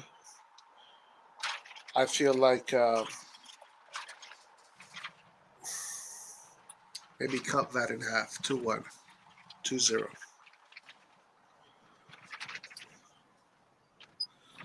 I Does don't know. Torino do they have any threats? I don't Anything? like Torino. Yeah, like what threats do they have? That's I like, think that a threat is Pellegrini, because I think he's gonna play with fire inside, because we kind of booted him out from the team. So I think he's got a point to prove against us. Let's check. Well, they have that Vlasic kid. Remember, we were linked to this Vlasic. Yeah. I don't know much about him, but he used to be someone that everybody was always talking highly about. I mean, I think he had a couple of goals and assists, maybe 2 or 3 goals. Yeah. Well, I think I don't know if it's. I don't want to get caught in this game of being too overconfident, because sometimes you get surprised, and when you're overconfident, maybe you miss something, you know. But right now, I feel very overconfident. It's like this should be an easy win in theory. well, the good thing is our competitors all won, so I feel like the players should feel like they have to respond. Yeah. I mean, just the difference in quality between these two teams is like pretty big, I feel. Yeah. So it's about that mentality. Are they going to go in with the hunger?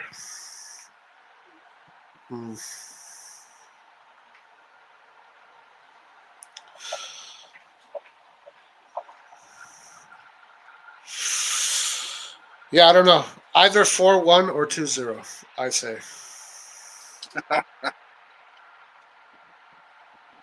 What Are about you you? willing to put some money down, Rory? If I were to make a bet, I would say 4-1 for Milan or 2-0.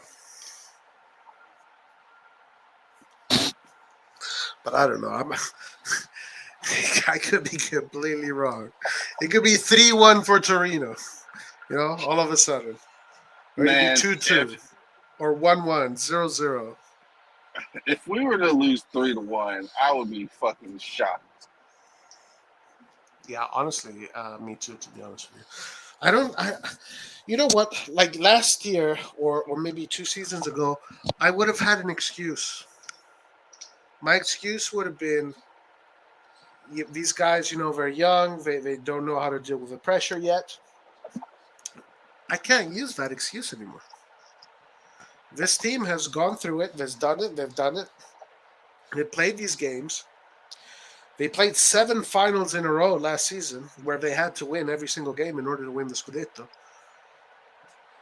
This team is still young, but not an experience anymore. So, like, honestly, I don't see any excuses why we should not win this game.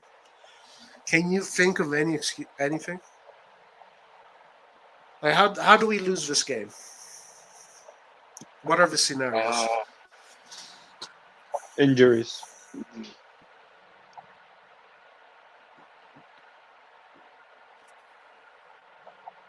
If Leao gets injured. So Yeah, but the rest of our team should be good enough. You should stay in their fucking lane, fucking idiot. Yeah, I don't know. I think the only thing I can think of is like misfiring. Like if we just can't finish our chances, which we've definitely seen that before. Yeah, not being clinical. And actually, I think that is the biggest threat that we have tomorrow. Is this guy here, then Milinkovic Savic? But I'm just making this assessment based on one game. The game I saw against Juventus, where he saved like some goal after goal after goal. He saved a lot of shots. But against Juventus, they did not look strong to me. They looked. Watch out for Pellegrini. I'm telling you, that guy has a point to prove. Yeah, Pellegrini obviously can catch you because he's got the physicality and he knows these defenders. So definitely you got to watch out for him. But when I saw them playing against Juve, I did not see a strong team. I did not see a strong team. So I just feel like there's no excuses, really. There's no excuses tomorrow. And we need to start having that kind of mindset, So hopefully they can bring it. Yeah, I mean, I agree with that. We've seen that before where other teams pick up points and we dropped off. But then when other teams drop points, we recouped the points we lost. So this is like a test to see whether we could. Yeah. Do you think that kind of pressure is going to play a part into their performance? I don't think it should, because like you said, we've experienced the 7 finals, like you said, where we have to win. And I think, that experience will help us during this game. Especially the fact that we have a huge Champions League game coming up. Oh, yeah. We got to be mentally ready for that. That's exciting. That's really exciting. That is a great opportunity for Milan to make a big statement. And I know Nathan and Andon were talking about which team they prefer to go up against if we qualify. And personally, for me, I want to see us come against a big team. Just so I want this team to feel how it is when you play a top team like Manchester City or Real Madrid.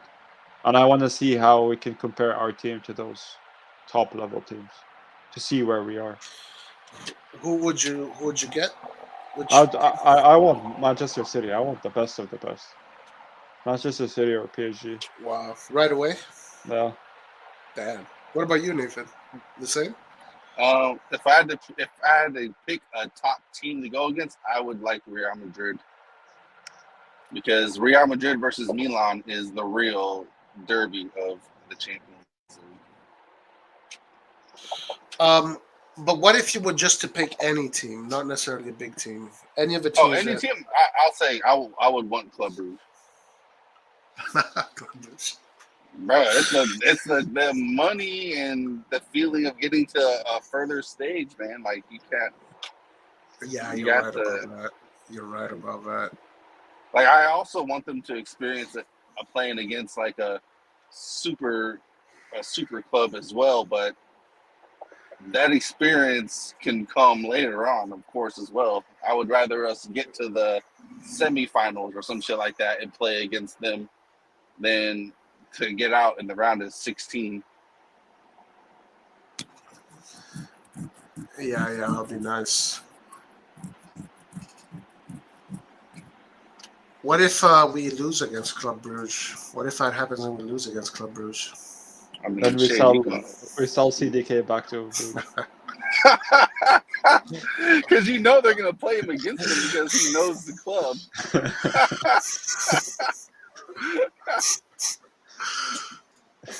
That's funny. They sold us a lemon. These guys. Yeah. They sold us a lemon.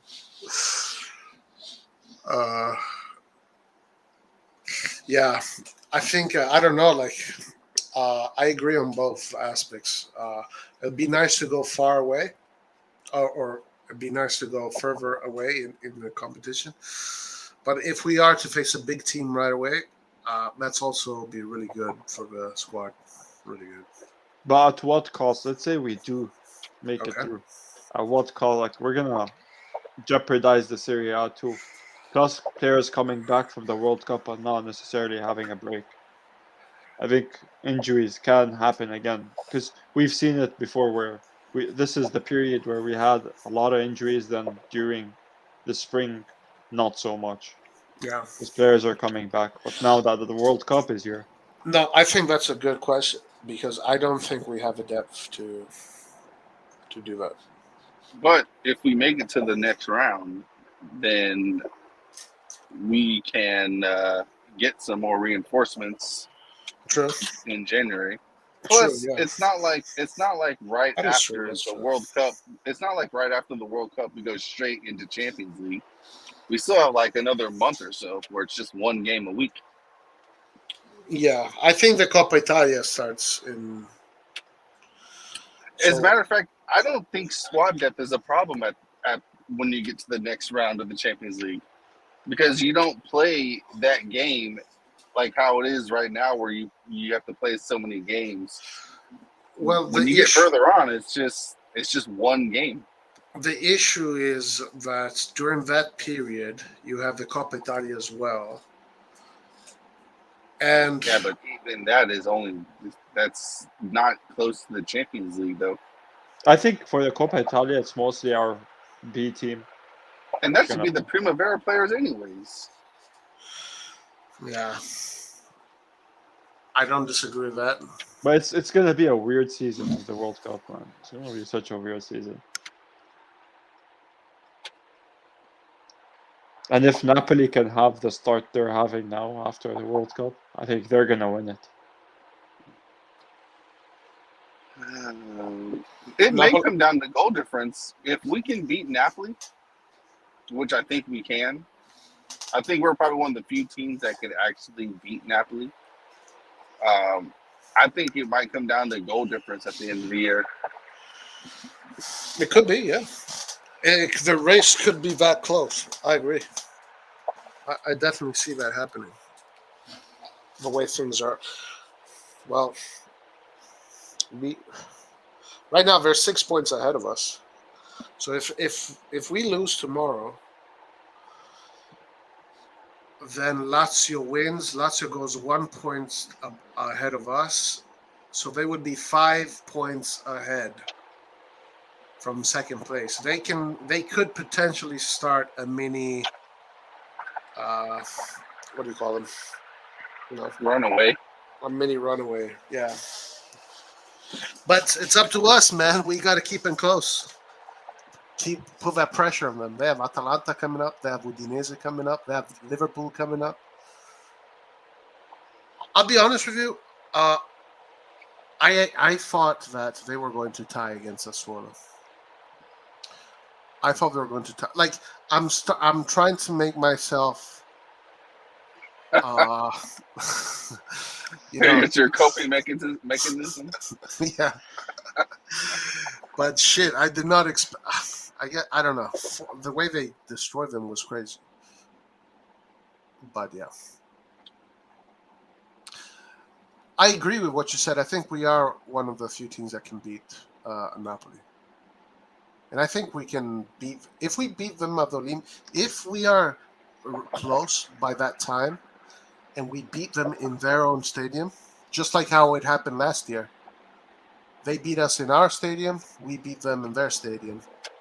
Uh, that could be a big step towards this week. Let's hope.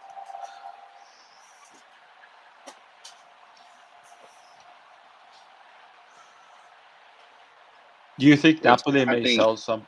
I mean, they really almost in the last shot of the game when they beat us. It's not like they came and killed us.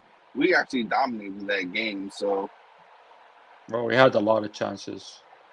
yeah, Yes, and one of the awesomest things about it that I think, but unfortunately, I guess we're starting to see it in the Champions League, is that last year, both games, home game and away game, Napoli was holding the ball, Napoli was playing the game. And we were doing our game, but we suffered much more.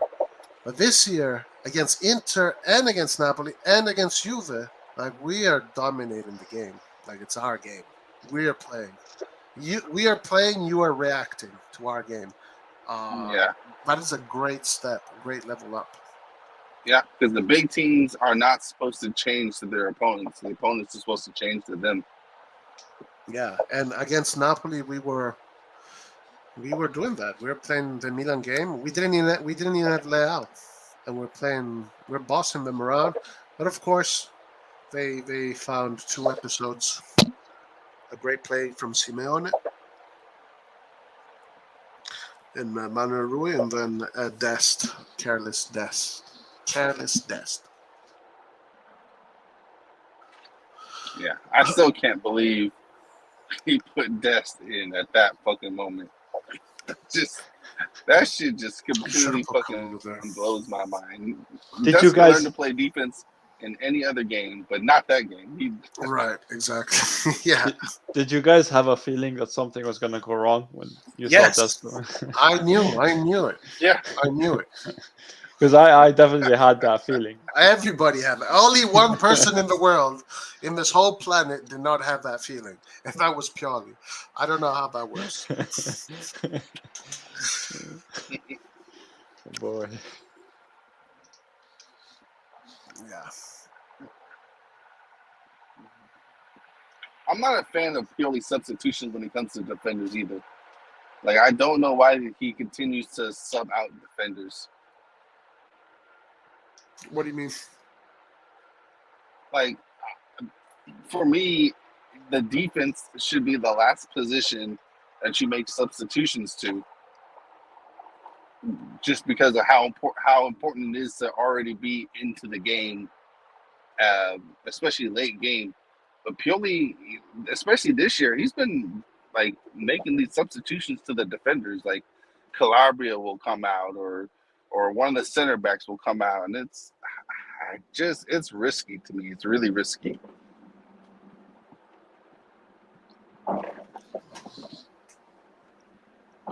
Yeah, I think I'd rather play a man down than for him to sub out defenders. But I think for that specific Napoli game, I think it was because Calabria is injured. I don't know if we had the player to. Yeah, but he could have just moved Kalulu there and put Gabi in, but we all know Dest is not a good defender. Like that's not why we bought him. And I mean, Gabi has been stepping up. Yeah. I'm very happy with Gabia's performance recently. He's been looking so solid at the back.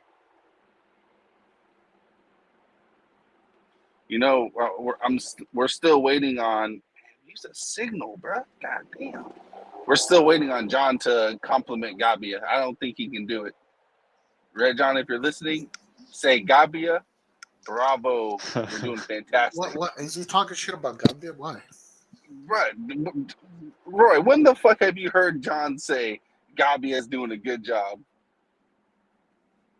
This guy always talks down on you. You remember when we were talking about Gabi needs more time, and we were saying that he was part of the winning streak and all Yeah. this stuff, and everyone kept saying that, oh, he's garbage, he's this, that, yada yada yada. But when he does good, Was Red they John don't part give of him that credit. club? Red John was Yes, part of he that did. crew? Yes, he was definitely part of that crew. Wow. Unbelievable. I asked mean, him. He's I looking asked- more reliable this season than he Yeah. was last.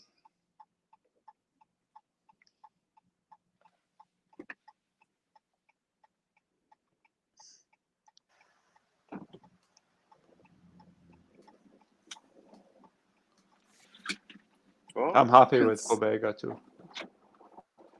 Unbelievable. Unbelievable. Gapia. I kind of felt like you should have played him in the first Chelsea game instead of. Should have played Gabia, Tomori, and Kalulu and Balotelli. I thought Yeah. Balotelli was a little bit of a. It's like a little bit of a crazy choice. Anyway, I'm glad he now has faith in Gabia. So yeah. You see, imagine if we got Botman, Gabi would not be having this moment, and he got his first Champions League goal with us too, or his first goal in general. Yeah. Like man, come on, we gotta start trusting the players within our system. Otherwise, there's no point in even having a youth team, anyways, if you're not gonna show trust in them. Yeah. No, he's technical. He's very technical. He's good. Honestly, like I think Andon earlier were saying that he's slow. I don't think that matters though. Like, I don't understand. Like, why would that matter so much unless he has to go on a 1v1 sprint from the midfield? Let's look at like this. Let's he- look at all of the center backs around the world right now. Okay. Nobody except for Milan has two fast center backs. Are you sure? Yeah. None of these guys have. Milan has probably the most athletic back line possible. You think so? Yeah. Okay. I'm not very Teo, familiar with all the defenses. Kalulu, Tomori, and Calabria is not like slow by any means. No. Oh no, I think it's a top level defense for sure. So, like, look at Liverpool's defense. Look at Manchester City's defense. Like, these guys, their wing backs might be fast, but their center backs are nowhere near as fast as guys like Kalulu and Tomori. Okay. So I've these guys noticed. all have center backs who are like, even Real Madrid. Their center backs are hella slow, but they have very good positioning.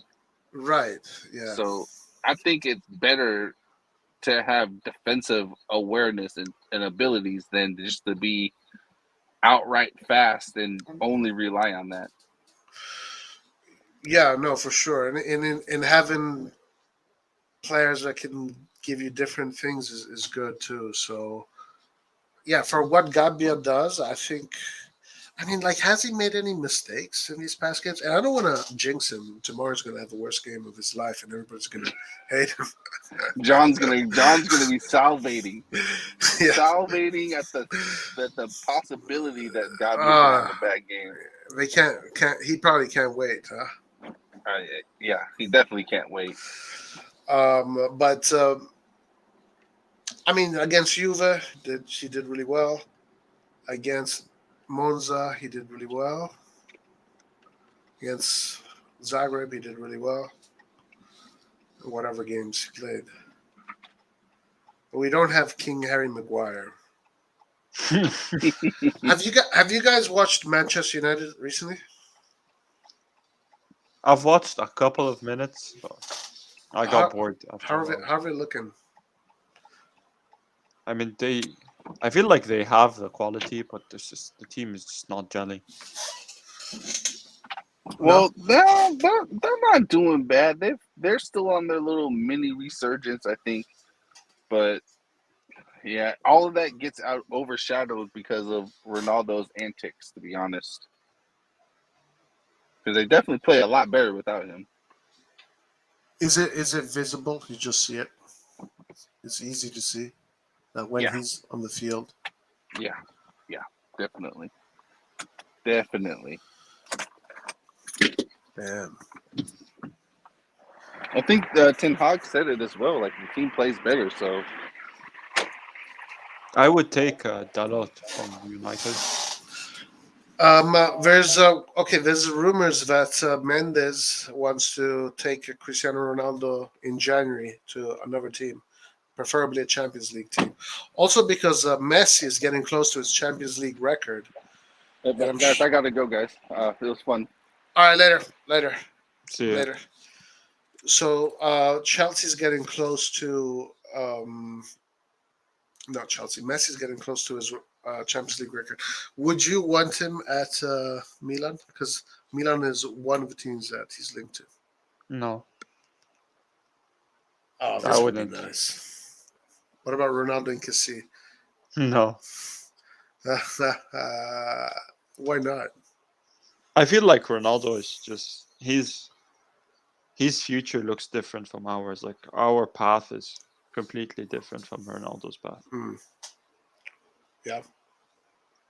Just doesn't suit our needs right now or suits our project.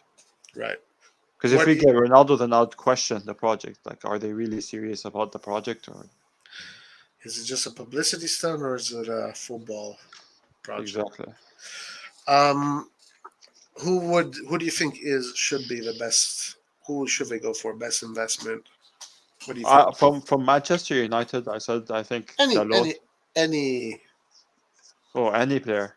Yeah. I think I would go for a striker. A big name, like a big striker, a good striker. Like who? I would take. I like Scamacca. I would take Scamacca. I would take. I mean, if it was any striker, you're talking about any striker. Yeah, any striker. I'd take Osimhen. Yeah. I wouldn't mind taking Lautaro Martinez. Yeah, he's good too. Yeah. Tammy Abraham, even though he's not having a good season, I'd like him. Yeah. He's there's some limits to his game right now, but he's good too. Yeah. But these are all like expensive options. These are a lot of players in Italy, though. Yeah. Yeah.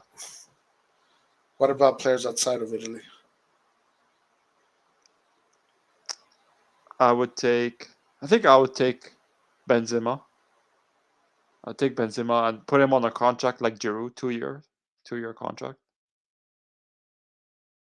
I think Benzema would help the team because his experience, and he's not the Ronaldo type where he's gonna take all the attention. Instead, he's gonna motivate the teammates and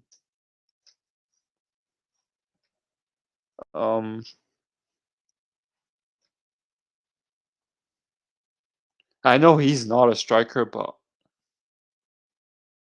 I think I'll take also. I like Joao Felix. Put him maybe on the cam position. Maybe CDK as a striker and put Joao Felix as the cam, or Joao Felix as a striker and CDK as the cam.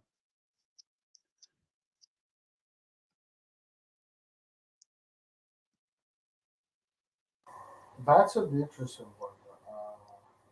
Joao Felix. I think that one is a very interesting one because I don't know how long Joao Felix is staying there, and if is he a Mendes? I wonder if he's a Mendes.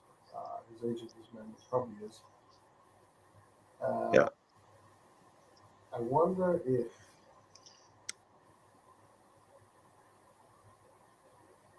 I mean, there's a Porto striker. He's from Iran. I think his name is Taremi, or he plays for Porto. Yeah, he's been having a good season. I like him. Yeah, I don't. I've seen his highlights. I haven't seen him recently. He was linked to Juventus. He was linked to Inter. He was linked to us at a certain point. He might be a good option. Nice. Um, so strikers, huh? Yeah. I know. I've heard also that management wants to renew Giroud for like another year. Yeah, I saw that. Once we reach your road, crazy. I don't think And it's that, like, because I think maybe if Ibra does decide to retire, then Giroud takes Ibra's place, then we'll have another striker. Because right now we kind of have three strikers. We have Origi, Giroud, and Zlatan. So if Zlatan decides to go, then kind of the pecking order goes down. So we have. I guess, yeah. Yeah, you can look at it that way for sure. You could definitely look at it that way. He is the next veteran. I'd also look at Dalot, because Dalot can play as a left back and right back, and he's played for us before, and his contract expires next year. Yeah, So he would be a good. That's what we need. In order for this thing to work with this and a backup, we need a left back, a guy that plays on the left and on the right equally, so he gets a good amount of time to play. So basically, as if Kalulu could play both sides just as well. That's what we can do. And a player that can do that, we had Florenzi, but we fucked that one up, or Johnny did. And yeah.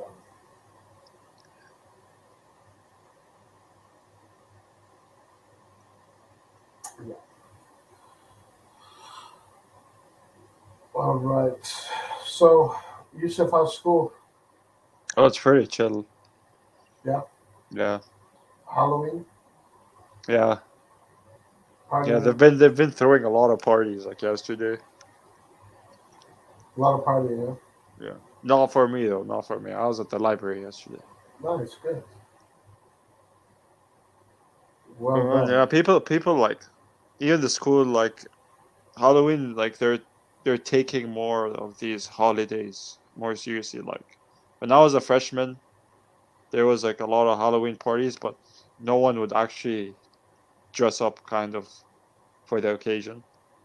But I'm seeing like nowadays people are taking it more seriously and stuff. I don't know if that's with your case or not, but for me, that's how I feel. Uh, well, Like when I s- people go to classes, like they dress up for Halloween. But when I oh, was, yeah, like when I was a yeah. freshman, no one really did that. Mm. I mean, you would have like maybe one or two people do that, right? Even back then, I remember a few years ago, there's always a few, at least in my situations, there's always like a few people that would be come to school dressed up. But Who would you dress up? oh, I've never participated. Berlusconi? Oh, that's hilarious. Yeah, the Oh, Boonga Boonga Halloween parties. that would be too funny, dude. That would be so good. That is too good.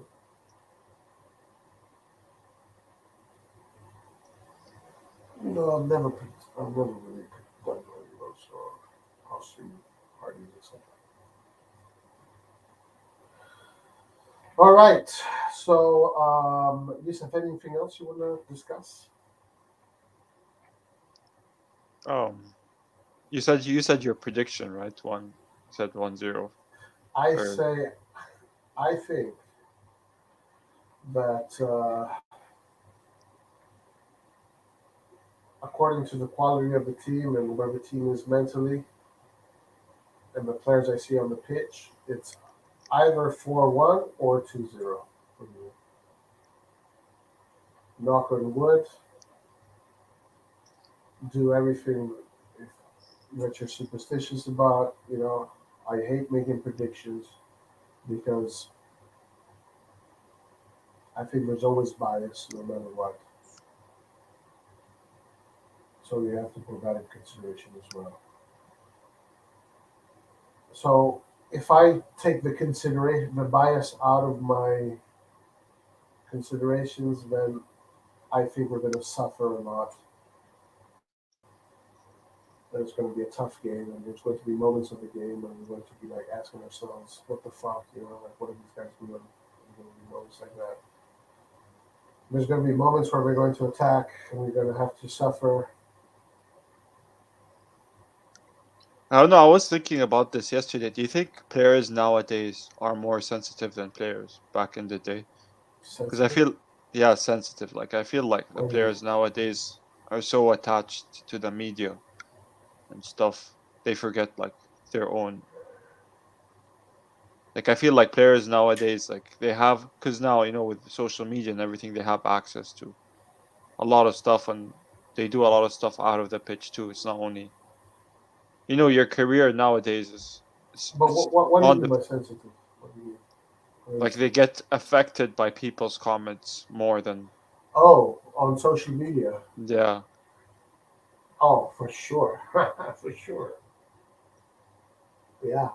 Now they get Like to read all. Floki. You know who Floki is?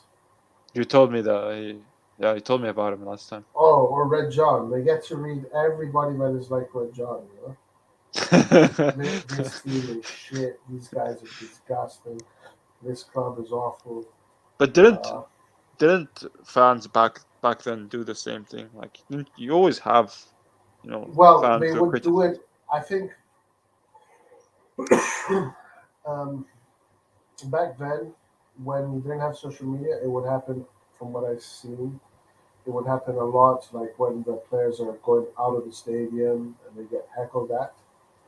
So in those kind of moments, so by the people, and that still happens, by the way.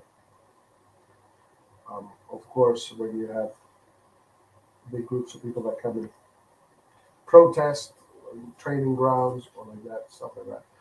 But when it comes to individual players,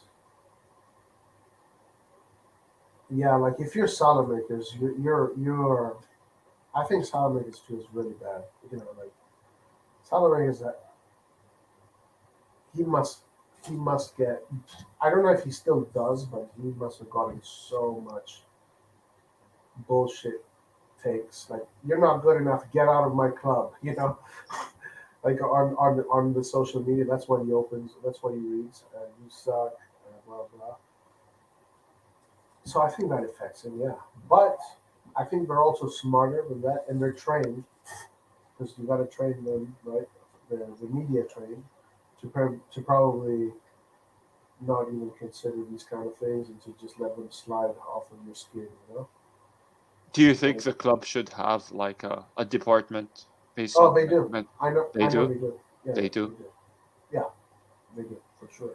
The whole media training department, and I'm sure that they speak about the social media impact. I'm sure about it. I don't have evidence of it, but I'm sure. I know they do have because, like, coaches need to be trained how to speak to the media. The players need to be trained to how to speak to the media. Therefore, they're also trained to how to react to the media because they get a lot of criticism or not so much criticism. So I'm sure there's training for that too. I mean, you would have to do it. Any sane club would do that. I mean, look at CDK right now. CDK, I'm pretty sure he's really well protected in the club right now because all the media that is going towards him is negative. All the comments that he's getting on social media are negative. I So mean, not this, necessarily though, because I've been seeing like, yeah, there's negativity, but like I've also been seeing positivity too. Where, okay, like a player like Diaz, he didn't receive that kind of positivity, but because CDK, no, we got him for 35 million, and people, are hyping him up. They kind of sending him positive messages too. But for Diaz, I don't think it's fair that Diaz didn't get that same positive messages as CDK has been getting. yeah, so yeah, Diaz has got through a lot of hate for sure. Um, yeah, But does it affect him? I think so. Yeah, it does. In the end, it does.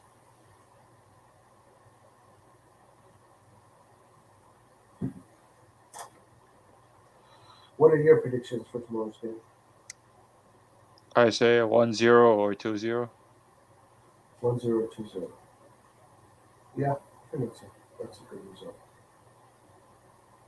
We need to keep up the consistency so against Salzburg we can, because winning helps winning, and we need to have the right step forward, against Salzburg. The right approach. If you are, yeah, that game is the most important game. If you are Torino, how would you face this Milan? That's a good question. If you were Torino, how would you face Milan? How would you do to stop Milan? I think I would have the same approach as Atalanta did against us, where they kind of just parked the bus and went for the counterattacks.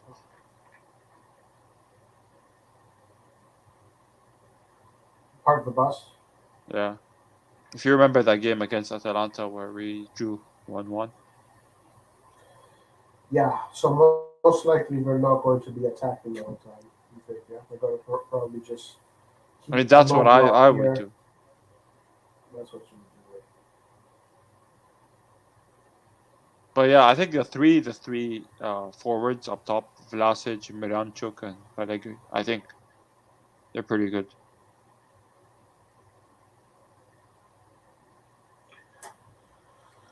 Yeah, yeah, they are. They are. Yeah, like if I had the squad and I had to face Milan, hmm,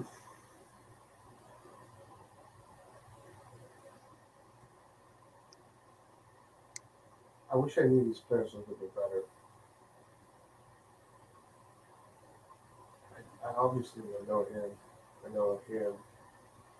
I know Samaridici more or less. I know him. I've seen him play. If I was a Torino coach, I would study how Atalanta played against us. Could you look at the Atalanta game? I don't know if you could look at the lineups. Let me see.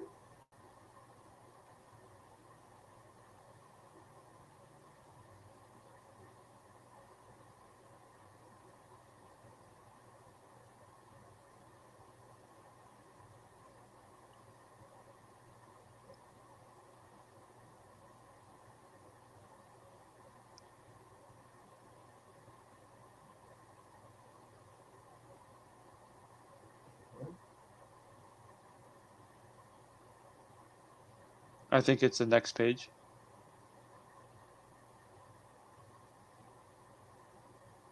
Yeah.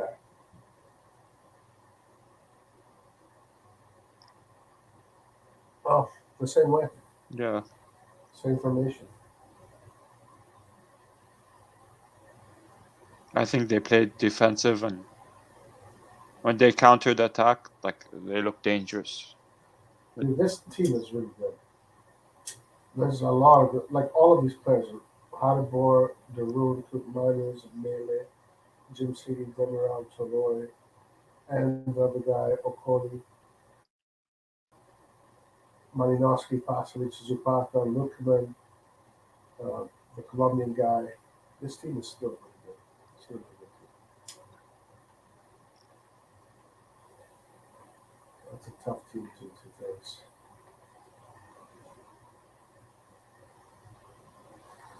They Yeah, kind of have the same type of forwards. The three forwards of Torino is like the same type. yeah.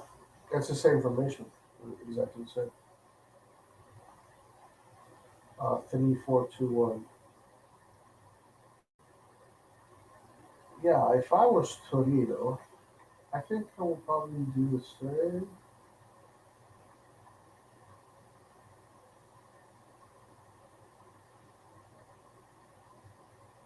This was last season. No, this is this. Oh yeah, this was last season. Rather, Bodega. Belotti. This was a better team.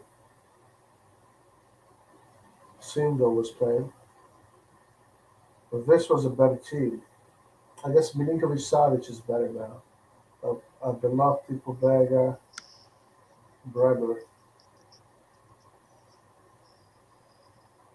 I would agree for the defense, but I think Torino's offense is better this season. Really? Yeah. I'm not too familiar with those players.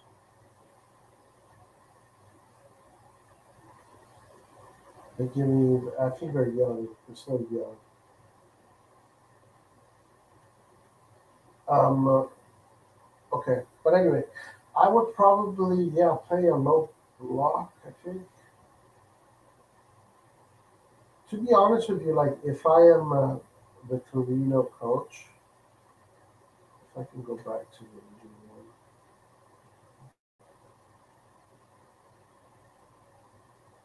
I kind of just give up. Like I was like, yeah, I'm not winning this game. If I was a Torino coach, unless you decide to play the most anti-football thing in the world. But I don't think that you can outplay this Milan. How do you outplay? Well, the only way to outplay this Milan is to exploit the spaces here, which is what they did in Europe. Exploited these spaces right here because Leao and Rebic weren't following the players. But Messias does follow the player, and then and Kalulu covers.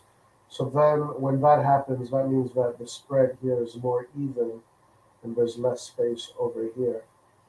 And then Leao can still stay a little bit up. They already pushes up, and then the third defender comes up. So it's a pretty balanced formation defensively. When you have Rafael Leao and Rebic there, then I'm like, okay, I'll exploit these spaces here. Here, if I look at weaknesses, the issue is like maybe the weakness is the quality of the game here.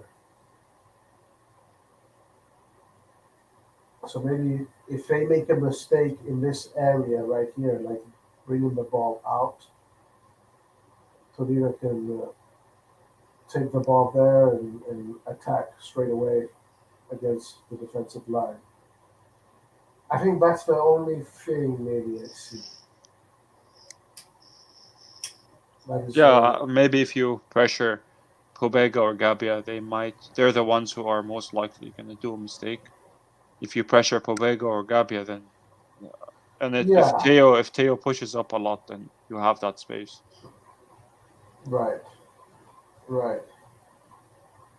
Um, so maybe if I was Torino, I would do that. But the issue is still I would have to defend like with a five. This is going to be five. This is going to be five. This is going to be a 5-4. This is going to be a 5-4-1. Essentially, that's what it's going to be like. He's going to have five defenders here. Miranchuk and Blazic are going to go to the wings. There's going to be four midfielders, and then the one striker. So he's going to put the whole team behind the ball, and then he's going to try and catch us on the counter attack. And But if this is they do that, and we have Origi up top. Do you think Origi would? Because I think if they do that, we're going to put a lot of crosses in, and I don't think Origi kind of likes open space. true. Yeah, maybe a game like this would be more suited for Giroud than Luigi. The good thing, though, is that if I am Milan instead, where I would get them is when they build from the back or just when they build. Because these players here, it's not like incredible quality, you know?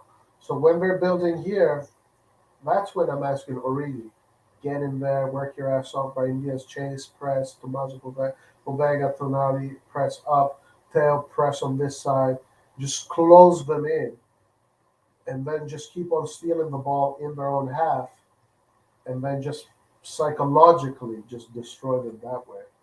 Like turnovers, right? Um, Turnovers with yeah, exactly, with just continuous turnovers, and then sooner or later they're going to get caught, and you're going to have a chance. You've got to be clinical. Um, I think that's what they can do. They're probably going to play long ball, but long ball, I think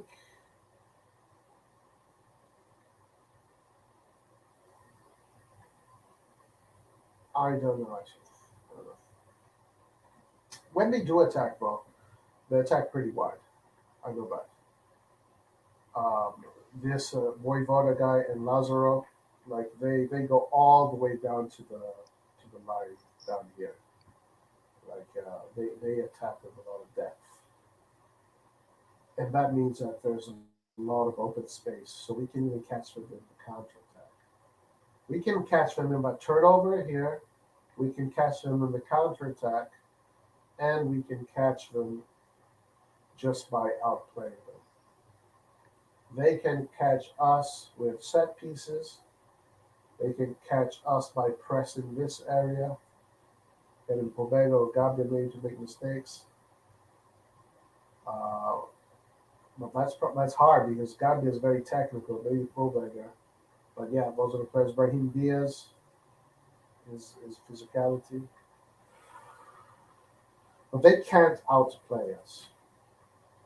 They have the stadium with them, so they're going to have that extra energy. And this season, out of the San Siro, we have not been doing great. So we've got to consider that.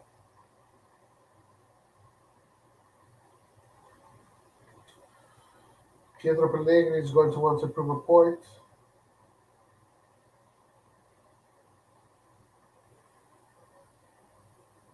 Rebic on the right wing. It's simple as that. But I don't think Rebic covers the same ground as Macias. No, he doesn't. And I don't know, I've said this in other lives, but if you remember, like in the beginning of the season, and I'm using negative scenarios to kind of give an idea of where Macias is. If you remember in the beginning of the season, we got scored on a few goals where Macias was defending the player in the box, right? So Macias really goes and defends all the way down into the box if he has to. You never see Rebic do that. Not a chance in hell. Rebic will never go all the way into the box. So that's the thing. Like you just, and neither is Rafael. Rafael is never going to go all the way down into the box and defend there. It's not how they play. It's not what they're asked to do. It's not really their game.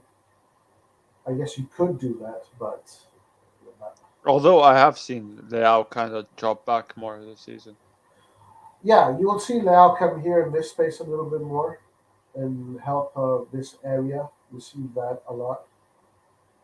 You never see him in the box. Rarely you'll see him in the box. I noticed that when we are pressing, Leao, what he does, he keeps an eye on the fullback over here. So Leao usually does not go and do the second press. What he does, he makes sure that this player here, let's say Tommaso Pobega is on a player, and there's a player right here with the mouse is, and he has the ball. Tommaso Pobega is pressing the mouse. Rafael is not double pressing. What he's doing, he's closing the channels for the player here, so this guy doesn't have an out. He can't pass it to him. And so that's what I was looking at that game against Zagreb, and that's how he kind of. That's very smart, actually. It's very clever. So that's what he's asked to do. Really, he's asked to press the options in the back, the reset buttons. When you're playing in the midfield, you need to reset the play. You reset it to your defenders. You know that's what Leao is doing. He's covering those reset channels. It's quite smart, quite clever stuff.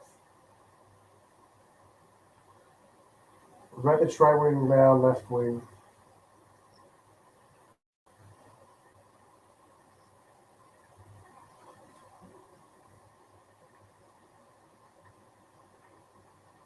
I wonder if he's going to do that against Salisbury. Do you think he's going to do that against Salisbury? I think Salzburg plays a different style of football.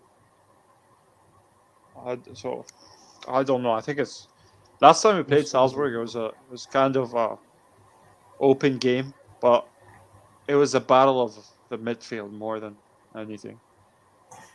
Yeah. But I don't think Salzburg parked the bus. No. Salzburg is not a team that knows how to even do that. I did notice that they do try to play counterattack football. I saw it against Chelsea. I saw the game against Chelsea. And they do know how to do the counterattack football, but they're not a defensive team. They play to attack. You need players who are good at anti-press systems. Because Salzburg, last time they pressed us hard. The only player who was able to kind of prosper was Salamakers. Oddly enough, right? Yeah. Yeah. Salamakers would be perfect for that game because Salamakers would give you the ability of that high press and just that constant energy and constant just asphyxiation.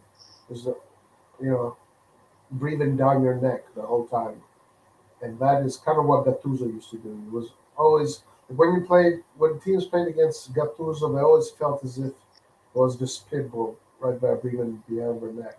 And these kind of players are very important. They create a very good environment for the team to play, and Salamakers does that, and that's what he brings. But nobody misses him. Do you miss him? Of course. Yeah, that's right. That's right. You like Salamakers. You like Salamakers, right? Yeah. I don't think we should sell him. I said before, I think we should find an upgrade to Messias on the right wing. But I think we need a striker more than a right wing. Messias. I just think we need a Messias type of player, but better quality, in my opinion. Not to say he's a bad player, I just think that we need a better quality. Are you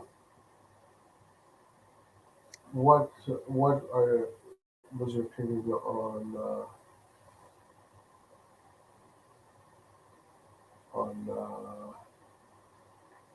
Ziyech? I think Ziyech is or he was a good player. I don't know how he is now, but he has disciplinary issues, from what I've heard. You're not convinced, right? Okay, you're going to be. I mean, I like him. I think he's a better upgrade to Messias. He's a better player than Messias, but he has disciplinary issues. That has effects on the team. So I don't know if I would ideally want a younger player than Ziyech. So you would say no straight up no to him, right? Yeah. I mean, I would want somebody else, honestly, because he's going to be taking a lot of wages. So I'd probably take a younger profile. I'd honestly take Zaniolo over Ziyech. Really? Zaniolo Yeah. is strange. His numbers are kind of strange to me right now. Like this fact that he's not scoring goals, no assists. He's got more yellow cards and red cards than goals and assists. Like these are becoming a bit strange to me. But I like Zaniolo. I think I like his play style. He's aggressive. I think that's what we need. Yeah, I agree with that. Yes. Even Pioli said that they want to play an aggressive style of football. Yeah. No, if you want to play aggressive like that, absolutely. Okay, so this was the first game we played against them. We had Calabria, Kalulu, Tomori, Fernandez, Benacer, Tonali, Salamakers, Decat, now issued ruled. Our best player was Salamakers, Kalulu. Okay. Their best player was Fernando. at 6.7. Best player of the game was Alexis Salmaker. And yeah, they played quiet offense. You see the stats. We had more of the ball. Wow, look at that. Man, we had a lot more of the ball. I was kind of don't remember that. That's quite encouraging, actually. I like that stat. But most of it was just passing in the back because they would press our midfield. Yeah, but I'm happy with 65% of the ball. That's good. I thought it was more even. For some reason, I even thought they probably had more. I don't know. Maybe I'm remembering this game wrong. Anyway, yeah, a lot of it is just keeping the ball in the back. Total shots, they had 16, 4 shots on target, we had 3.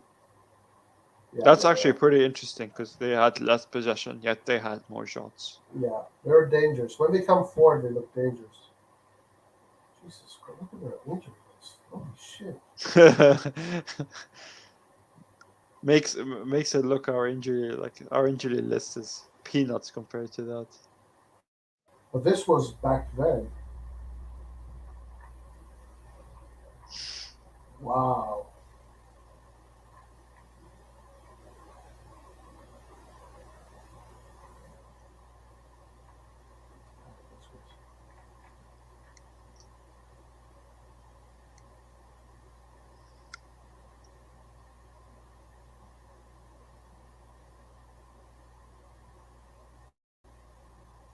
Yeah, but Zagreb lost their game after they lost to us.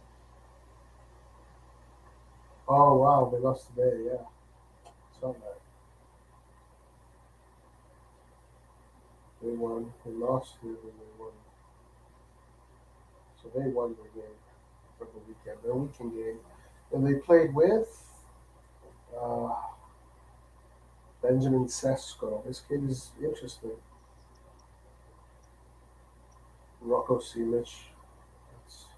I think they're playing today, because they have the Champions League on Wednesday, so this is probably last week. No, this is they played today, yeah. 29-10. Wow, this team looks so different.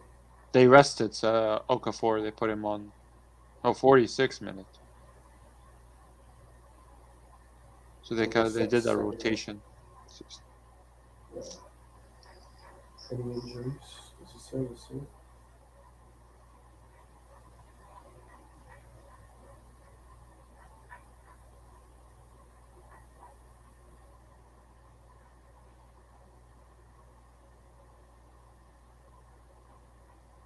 See what they look like. So they had 60, I don't know what percent ball, 18 shots, 4 on target, 8 off target, 6 block shots, 7 quick kicks. So they're quite dominant today against the last team.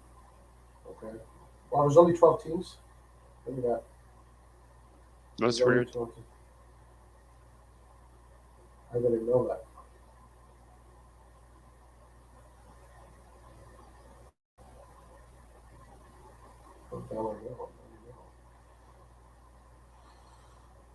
This guy's got the craziest name. Can you say his name?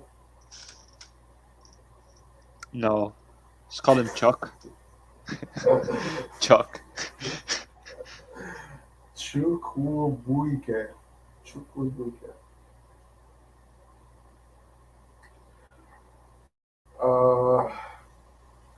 I heard we're interested in Kyer Garden, Salzburg. Who? He's in the sub list if you scroll down. Oh, Kyer. Yeah, I was just talking about it. Kyer.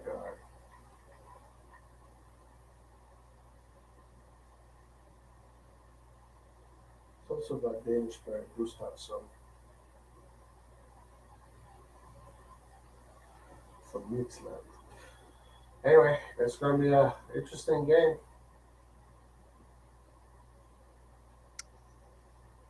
But we have the San Siro, so we have our fans, so I think shouldn't be too hard. Wow, look at this. This is crazy. If they're coming to San Siro, they're gonna. I feel like they're gonna piss in their pants. Man, I think at 22, I think I almost feel like there's no way they have that much personality.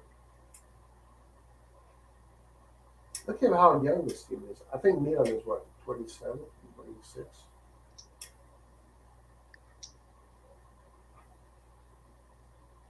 $25.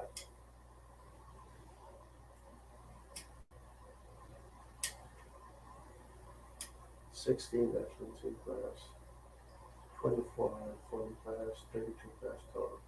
Did you read a report saying that Bresciani is playing good in Serie B? He's performing well. I read I think it was like a report that said Bresciani is playing good.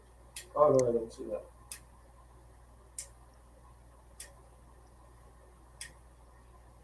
I think we sold him though, right? Or maybe there's a buyback. Maybe. But in the friendlies, I didn't watch the friendlies, but people were saying that Bresciani wasn't so good. Yeah, that one friendly we played in Austria, I think, or Hungary. Yeah. He was kind of fish out of the water. Like I said, yeah, man. Crazy. 20 teams. How many teams does EPL have? Is it the same? Is it 20? Yeah.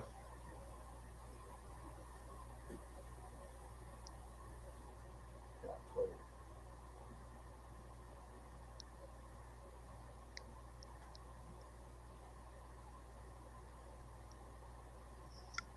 So there's some people that are, they have a lot of followers, think that if Milan played in the EPL, Milan would be somewhere here. If Crystal Palace, Brentford, West Ham, Everton, Bournemouth. Do you agree with that? No. I think it would be fighting for the Champions League spot, like with Man United, Chelsea, Newcastle up there. You think we'd be here? Yeah, with Tottenham too. Yeah, we'd be fighting for. I think we'd be fighting for Champions League spot. I think Man City is out of reach, but I think we'd be fighting for Champions League. So second spot. Yeah, maybe second, third, or Fourth. yeah. You think Man City is unreachable? You say. Yeah, I think Man City is too good. So their EPL ratings are Erling Haaland, De Bruyne, Trippier, that's Newcastle, Foden. So in the top 5, there is 3 Man City players: Foden, De Bruyne, Haaland. Those are all top players, I guess. Rodri. Interesting. Let's see what the top 10 is like for Italy. Who do you think is in the top 10? Take a guess. For who? Italy. For Italy? In Serie. The players? You mean the players? Yeah. Number 1, Ficha. Okay. 2, Osimhen. All right. 3 or 2, Leao. 3, Osimhen. Okay. 4, I'd pick probably SMS, Milinkovic, Savage. Okay. I see one's already SMS. Paulo Dybala. Wow. Oh, I'm way off, man. Never had reach. What? The nigga, you just 6. Bro, I don't think this is a fair assessment at all. I think the assessment that they're making is based on minutes played. No. So that therefore you can't really judge according to this algorithm. They should change this algorithm. They should make the algorithm based on. That was Rebic 4 and now not even there. Yeah, exactly. Would you say Rebic is better than Richa? No way. No way.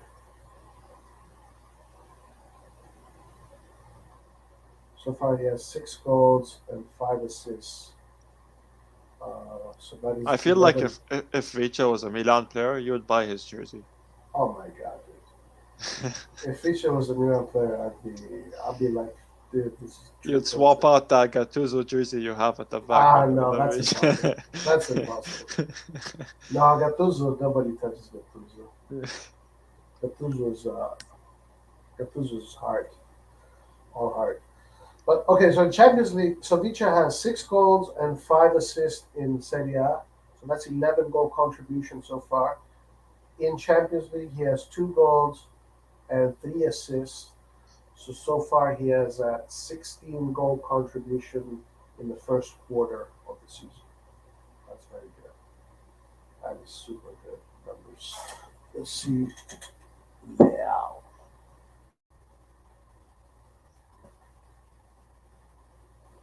I think his numbers are similar, very similar. I think they're almost the same. Let's see, 5 goals and 4 assists, so he's at 9. Maybe not so similar. Well, I guess he has 1 game less. 1 goal and 2 assists, so that is 3. That is 11. Wow, that's a big difference now. Those are crazy numbers. I don't know if it's crazy. And today we got 3 more. What do you think about that? If you compare Leach's numbers to Now's numbers. Yeah, Vicha so far, he has better numbers, right? Yeah. Vicha, I think, is in better form, but it's the consistency that matters. Right. He's number 3 goals, 7 assists. This guy is an assist hoarder. He's already got 7 assists, so 10 goal contribution so far.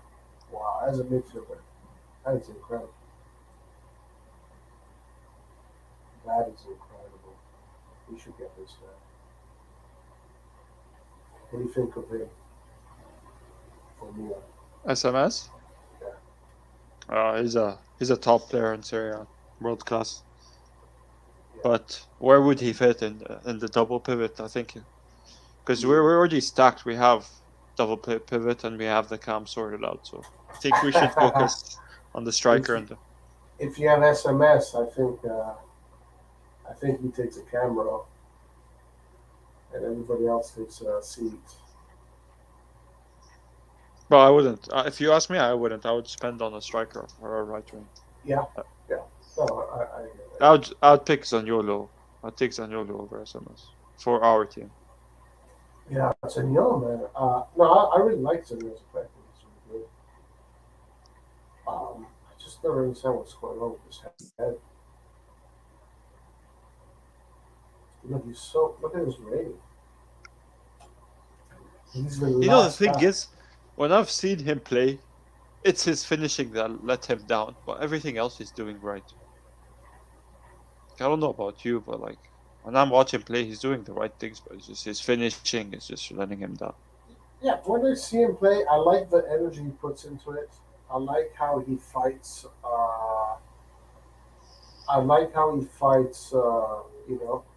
The aggressiveness and what we spoke about earlier.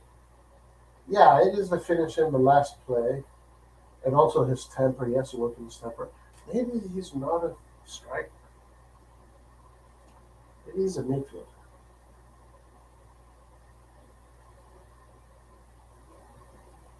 Maybe he should be playing in the midfield, like a SMS.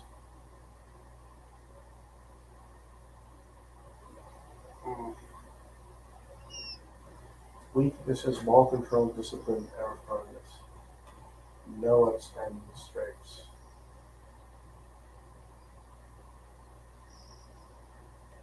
I mean, I would take this as an opportunity to pounce on Zaniolo. Yeah. Roma might be willing to give him up for the right price. I think we should pounce on that.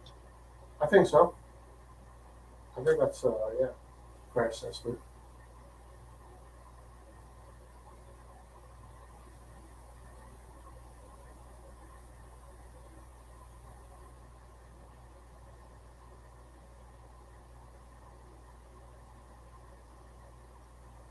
They even had on this. He was good. Trade on for him. Do you know Napoli's owners, like how he is, like how he's gonna deal with the market and all that? Like if they're a team that can spend, or a team Well, that they spent 70 million on Osimhen. I don't know if this is true, but last I read was that Napoli is the healthiest team in the league financially. Um, that would I make believe the sense team, since they've qualified in the Champions League in the past and kind of have a bigger or longer continuation than us. Yet they don't spend crazy like Juventus, and they sell players. yeah, and I think it had a lot of it had to do with the salaries that of Koulibaly, of Insigne and Mertens, and I think Petagna too, and the salary of these players getting most salaries off the books, and it seems as if they've done good business in general.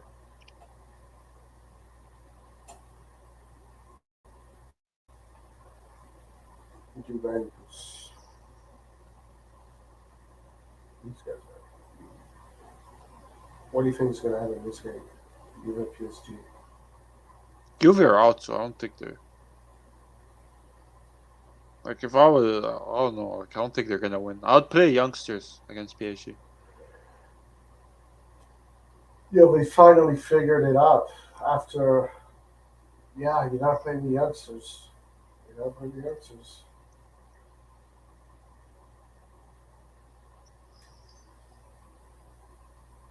They need a playmaker. Oh, that's They so need, bad. Like 3 points, and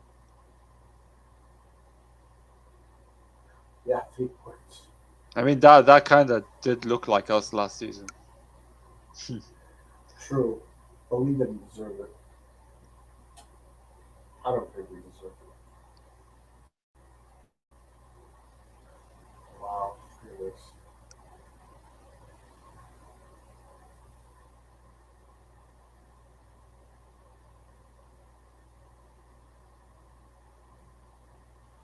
It's such a boring team. Look at this formation. It's so boring, dude. I I mean, in this formation, if you should be playing these players. You should be playing Vlahovic in the middle, Di Maria on the right, João Quadrado on the left. And these should be your team midfielders. It should be a 4-3-3. Like, why is it a 4-4-2? Weston McKennie on the wing. Oh, wow, man, LA is disgusting. I fucking hate LA. I hate that guy. He's, I don't know. I can't. I can't. Worst football. Worst football there is. Can Chiesa make top 10? He's injured though. Chiesa can make top 10. I think yeah, if he comes, let's see how he comes back. He's coming back soon, actually. All right, man. Anything else? No, that's about All it. right, Not that's much about news. it. I just have a quick question. If you think Leao is gonna renew, because it's been quiet now. Leao. Um, my gut says yes. My heart says yes. My brain says possible no, but more yes and no. 60% yes, 40% no. Actually, 65% yes, 35% no. It's a very hard situation to analyze it with Leao because Yeah, I mean, he fired George Mendes. No one knows what. I don't know what the reason was. And then after he fired him, his dad had a meeting with Maldini and Massara. So maybe it's something to do with him wanting to stay, but Mendes is kind of pushing him out yeah. I with don't know his. what's going on there. I have no idea what's going on there, and that's another reason why it's like I don't really know what's going on because I thought that this lawyer was going to be better than Mendes, but it looked like Mendes was good and they already had found a deal with Mendes. And then this lawyer comes in and he's like saying, "No, we got to do this, we got to do that, we got to fix this." And now there's this those reports of the Leo's dad fighting with this lawyer over disagreements. I don't know what's going on there. I say 65 yes, 35 no. Even with Benacer's situation is weird. Yeah. Don't know whether to believe the reports or not. Some reports are stating that he wants to go to England. I think we should build the team around Benacer and Leao and Tonali and Theo. We should keep those players like Manyan, Kalulu, Tabori. Uh, I hope that Manyan missing the World Cup won't, mess him up mentally because he's 27, 26, right? So when he's 30, 31, will he have that chance to play for a World Cup, or is this his only chance Most now that likely, yes. Most likely, yes. Because at 30, you're that's a good age for goalkeepers. 30, 31, 32. Then goalkeepers tend to just get better as they I get hope older. I hope that missing the World Cup won't Yeah, I see what you're saying. I agree. make I would him discouraged or something. right, like depressed and it's like. Nah, he looks like a strong mentality guy. Definitely. So what do you think about renewal of Leao and Benson? I mean, the messages that we can only analyze is positive because Maldini and Massaro are coming out. They're saying that they're confident that the will of the player is there, meaning that Leao is willing to renew, and Leao firing George Mendes and shortly after his dad meeting with Maldini and Massaro. They're positive signs. Why? But why? Yeah. I mean, if because if you just make the connection, like, okay, after Leao fired George Mendes, like shortly after that, his dad's meeting with Maldini and Massaro. Like, why? Like, if why else would he? I'm just like asking, why would his dad meet with Maldini and Massaro to probably discuss the renewal? And why did he fire George Mendes? There might be a case with that because Leao's situation is complicated, but like shortly after firing George Mendes, his dad went to meet with Massaro and Maldini. I don't know. Is he there to reassure them that Leao is willing to renew? I don't know. It's a weird and complicated situation. What is your gut? I mean, my gut tells me that Leao is gonna stay, but my brain tells me no. Or because if he was willing to renew, he would have renewed already. I don't know why. Why do you think that? What's Because it could be maybe they just haven't found the right. I mean, like, I don't think like if we're gonna make an adjustment to the contract, I don't think it's gonna be. I don't think our club operates like that. Like we're gonna make a huge adjustment. I think we're just gonna make a small adjustment. Like if he's asking for, let's say, 9 million, I don't think we're gonna satisfy his request. I think we're just gonna push it from 5.5 to 6. But we're not gonna jump from 5 to 8. No. Wait, how much do you think he's going to ask? Yeah, I have no clue because now his situation is complicated with the sporting thing and stuff. I don't know, man. The last thing I read on the reports is saying that he wants 6. We're giving him 5 million, and I think he wants 6. That's without us. That's without us pay, or that's without us paying to Sporting. So he basically wants 6 plus us paying to Sporting. If that makes sense. 6 plus us paying Sporting. Yeah. So we pay him 6 plus the additional that he has to pay to Sporting. Is that out of this? What do you think? Do you think that is? I mean, if you add it up, that's probably gonna be 8 million. No, if you pay 2 million a year to Sporting for 5 years, that's 10 million. Essentially. So yeah, I think there's some issues there.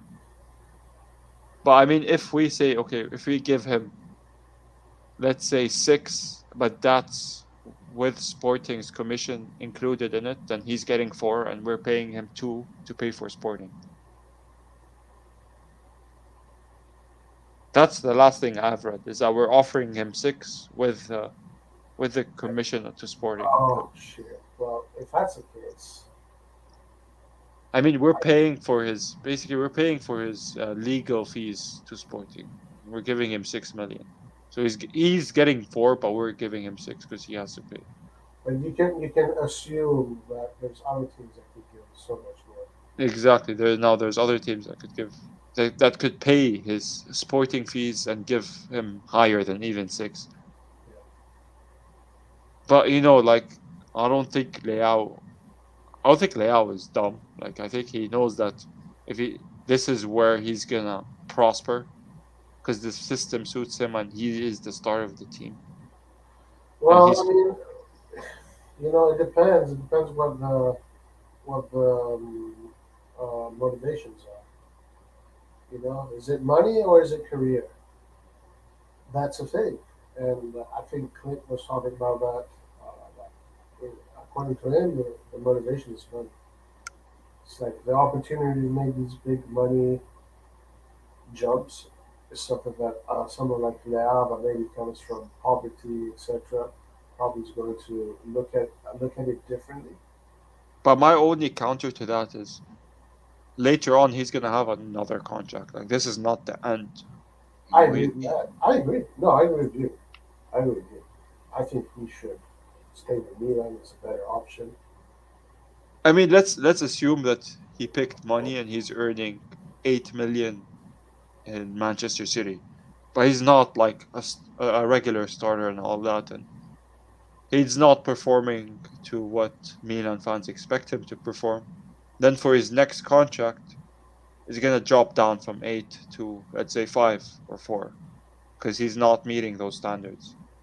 But if he stays with us and earns 4 now, later on he could earn 8, because now he excelled and he deserves that 8 million contract. Yeah, and hopefully by that time we can afford it and we can keep him even longer. Exactly. So it's on his hands. But what's more interesting is Benacer, because Benacer's situation is not complicated like Leao's. So why isn't Benacer renewing? Mm. Is it that Benacer cares about the money more than? Because Benacer he doesn't have these legal situations. He has nothing. What are your what do you know about the details of his contract? Benacer? Yeah, what do you I think I've heard, last I've heard is that we're offering him 3.5 and he's asking for 4 million and we're offering 3.5. Yeah. But I've seen this before where we've offered Kessie 4.5 and he's asking for 5. Right. So is he just gonna increase his demands? Let's say we meet his request of 4. Is he gonna ask for 4.5? No, Because yeah, go ahead. yeah, I've seen this happen where like we're offering Cassie 4 and he's asking for 4.5, and we offer him 4.5 and he asks for 5. And it's the same thing with Benacer. We are offering 3.5 and he's asking for 4.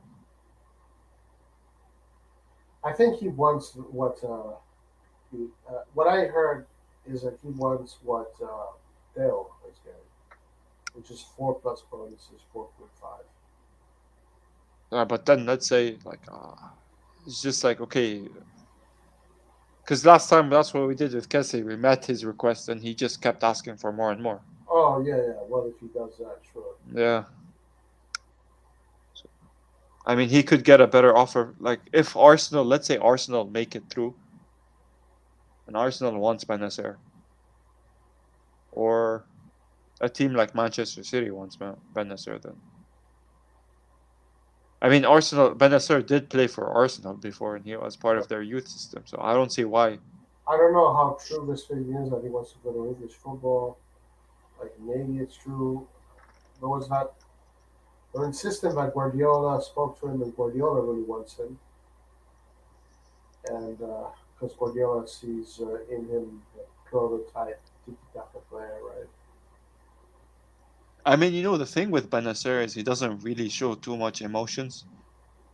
So with Leao, when he scores, when he does this, you can see, he's happy with the team. He's gelling with the team. But with Benacer, like he's not. He doesn't show what he's feeling. So you don't know what's going on. Like what's making me say that Leao wants to renew more is because when I see him score, I see him he's happy where he is, right? Right. But with Benacer, I don't know if he's actually happy because I don't like he doesn't show emotions. Well, what do you think? I don't know. Like he does when he scores, he smiles and all that, but he doesn't celebrate with the fans like Leao does, or with like Teo does. So you're getting vibes, certain vibes that make you want to think that he's maybe not as invested. Yeah, I feel like it's just a feeling that I feel like Benacer is the mercenary type of player where he jumps But, from club to club. well, I But hope not. but I think he's a good player. Like let's not take that away from him. Oh yeah, of course. But like I feel like Benacer's situation is more. It's Benacer's situation is more foggy than Leao's because we know that Leao has these issues Right. with You, Sporting. you would expect it to be easier. Yeah, you would expect we can understand why Leao is not renewing because his situation is complex, but why isn't Benacer renewing? He doesn't have the same issue. Yeah, I think. I think, just an opinion, if Milan meets his 4.5 demand or whatever it is, I think we're going to be able to get a agreement. Yeah, But but that's what we said with Cassie. no, okay, and I think he's not going to do what this season did or did. I think, but maybe he will. Um, the other thing is the other thing is that maybe he does want to go to Man City, and that's what he wants to do. In that case, I wouldn't sell him. I would run out his contract. And you know what's interesting? His friend Riyad Mahrez, who's from Algeria too, is in Manchester City. Ah, there you go. maybe Mahrez is persuading him. Yeah, maybe. I mean, I'm just linking dots here. Like there is no like you can't really. You can't do it for sure. Yeah. I mean, Guardiola, like it was 1 or 2 years ago, Guardiola, or all these reports, Guardiola is called in and they had this long conversation. I wonder if Mahrez was in the line too. Right, yeah. So maybe he is aspiring to go to Man City. Maybe he is. But I think we can also convince him to stay at Milan because nothing is set in stone. If we give him what he wants and we just tell him the project is going to be built around you, I don't think you can get that in Man City. I don't think so. And then there's Kalulu too. What about Kalou? His contract expires 2024. So we need to renew him too. Yeah, he changed his agent as well. I saw. Yeah. I mean, I think Kalulu will. If the most confident who's gonna sign is Kalulu. Like I think I'm the most confident that he will renew Yeah, because he fits the project so perfectly. It's like his path is parallel to ours, Mm. but he might have an offer which he can't refuse. He is French, and what if PSG comes after him? True. And PSG is already asking, Yeah. or at least reports were suggesting that.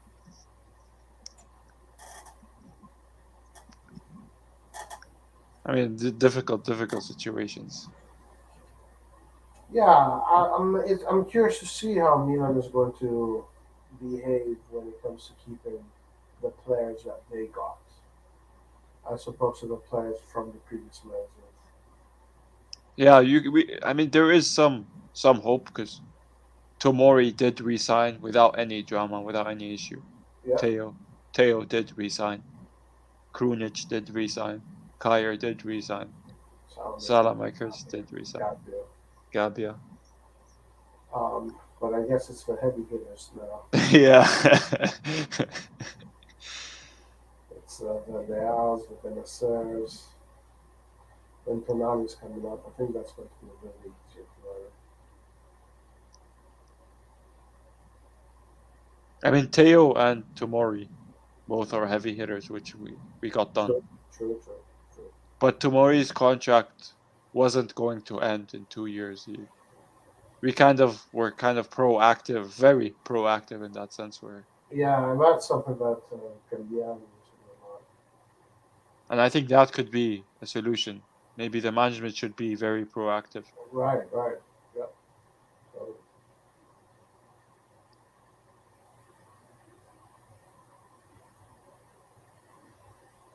Yeah. Yeah. Leao situations. I do, though, think that now, if we can renew, we sell. But Benacer, if we can't renew, we run out of his contract. I disagree. I think if for Benacer's case, if he doesn't renew, just sell. Really, but you have to find a playmaker like him. Who you gonna get? Yeah, it's hard to find a player like him, but I think like getting some money is better than nothing. But who are you gonna replace him with? Jorginho, maybe. I mean, I did hear reports that were interested in Jorginho. And that's maybe. And that would you could make a link there where you say, management probably believes that Benacer is leaving, so a replacement would be Jorginho. Yeah, the Jorginho link would work. I don't know. I don't think, in my opinion, Jorginho would work because I feel like Benacer, like he is one of our best dribblers. How he dribbles the ball is just fantastic. Like he can get past players easily. His control and how he dribbles. We need a player who can take the ball and move it forward, kind of like how Benacer does. Like you mean vertical edge? Yeah, like I think Benacer, like he can. You pass the ball to Benacer and he can how he moves with the ball is smooth. Like he can take and push the ball forward. Yeah. I think he's the best person. Okay, so that's why I would keep him to the end of his contract. Yeah, but couldn't you find? He's like the orchestrator. Couldn't you find another orchestrator? I think you could. Yeah, But he Jorginho is just an needs. orchestrator in a different way, though. But I just think, yeah, I agree. Like the way he does it is nice. It's silky, and that's why I wouldn't sell it. I wouldn't sell it. I'd just run out his contract and figure out who the next guy is, and maybe get that guy in the meantime. Yeah, I don't know, man. I would sell him. I'd get some money and find a replacement. I mean, even if it's a youngster, like who costs 20 million, I would get him because we already have Pobega. We have Krunic. I think Pobega can do it. I think even if Benacer leaves, I think we could still manage to hold first position or win the league, even without Benacer. Because I do think, like, even though people don't like Pobega, I highly rate him as a good player. Because I see the physicality he has, and he's how he pushes forward without the ball and makes the movements, and I really like that. Yeah, no, he's good. And I think Tonali, I don't think this is like the peak Tonali we're gonna see yet. I think it's Tonali will just get better and better.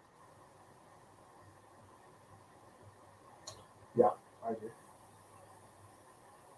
But I don't know which type of player there is like that could replace Benacer. Jorginho is one, yeah. Jorginho, Miljan Kovacic. In Italy,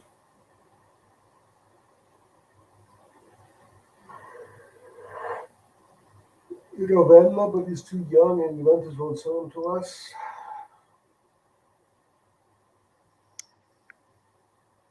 I mean, we could change formations to a 4-3. But you still need a brain. You still need a brain. Benacer is the brain. Maybe Adli, because Yeah, maybe I'll maybe Adli, because I'll Adli does have that silky smooth yeah. style that Benacer does. He has those same qualities. Yeah. Yeah, It just has to give him the opportunity to express them. I like the way he's behaving, Andy, and he's projecting himself, even though he's not playing as much. He's not making it be a burden to him or the team. Mad respect goes to how the players are being handled. Mad respect.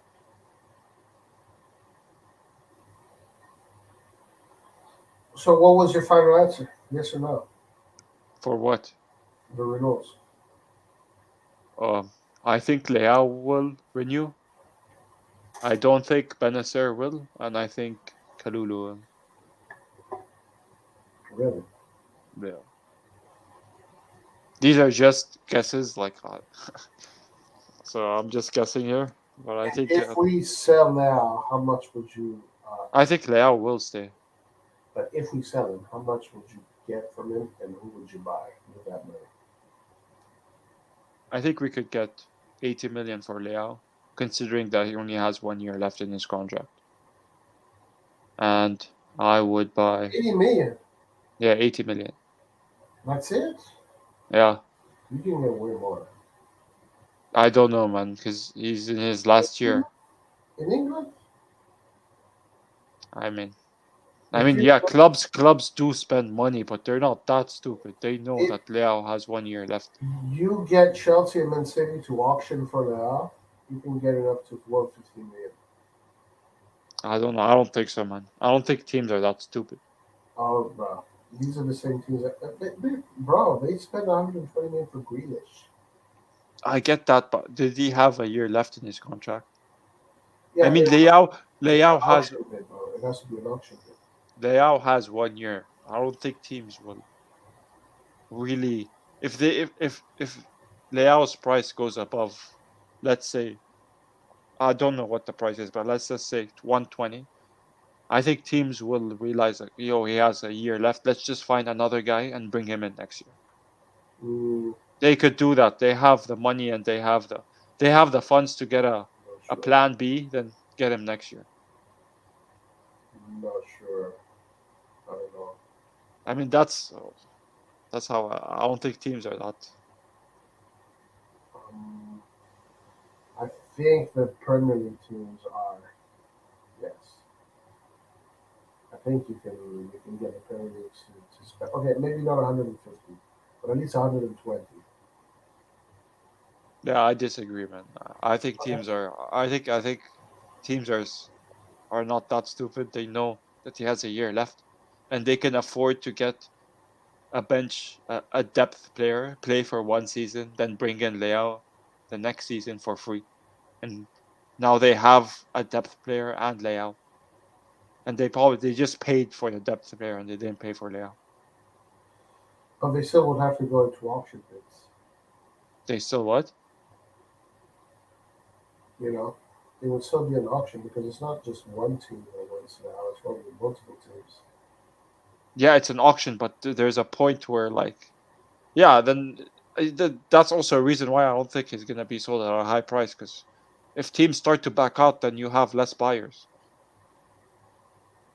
Don't you think that with an auction, they will push the price up? It Because I could mean, you're saying that the thing is like, if I'm Chelsea and I really want Leao, I need to get him right away, or else I lose him because he might go to Man City. You know? Yeah, I agree. I agree that yeah, there is. It depends on how desperate the team is. I agree, Yeah, and we're but it's just like, in my opinion, I don't see how you know good management could say, yeah, let's spend 120 million on a player whose contract's gonna expire next year, when you could just go get a player who's not as good as him, but let's just say he can put some performances in, and then get him for free next year. that's not a guarantee. That's the only problem that Yeah, I. that's not a guarantee that you're going to get him next year, but that would drop the price because then you have less buyers if clubs start to back out. Then instead of having 5 teams or 10 teams, you'd have like 3 teams engaging in an auction. Yeah, I think that they can get at least 120, 100 million for him if it's so. But maybe you're right. Maybe I'm wrong. I don't know. I guess we'll find out when it happens. But if that does happen, I would split. I wouldn't spend all that money on a left wing. I would kind of split it with a striker and a left wing and a right wing, so that we have a balanced team. So how I would spend about is I would get Lang on the left wing, Zaniolo on the right wing, and get a really good striker. Oh well. I would probably get maybe Scamacca or Mhm. Broya from Chelsea. So I'd have Lang, CDK, Diaz, and Zaniolo with Scamacca. I'll be difficult to get some back. I'll be nice, huh? Yeah, But I mean that's a balanced attack. You know, you can attack from both it's a lot sides. of quality in that attack with both players. We need an injection of quality.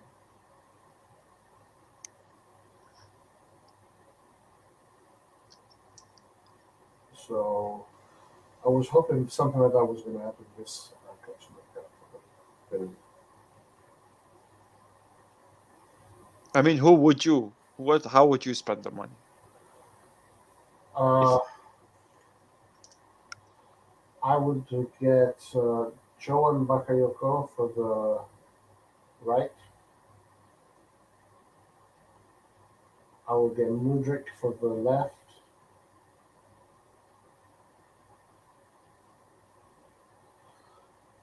And I would get. I agree with Skamaka. I would try and get Skamaka. Um, the reason why I didn't see Zaniolo and I said because like John Bakayoko is young, so he's not going to cost much. Zaniolo. Well, it depends. Like actually, we could get Zaniolo for free. Yeah, because his contract expires 2024. Yeah. Now some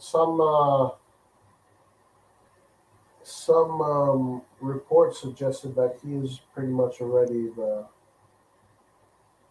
has already a pre-contract or an agreement with Juventus.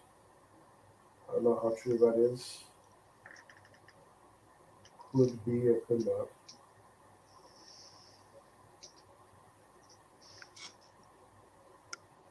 But yeah, Modric, I think. What do you think of Modric? I haven't seen him in games. I saw his highlights, but people are hyping him up. He looks I think he, like, from what I've seen in the highlights, he looks like a good player. Yeah. But like you buy him, your expectations is so high that if he doesn't perform, you're left with disappointment. sure. Yeah, I mean, That's why I said Lang, Zaniolo, and Skamaka, because each of these players are kind of the same range of price, you could say. So you're getting three quality players who don't who, like they don't have a lot of hype. Like you don't expect them. Maybe Zaniolo, but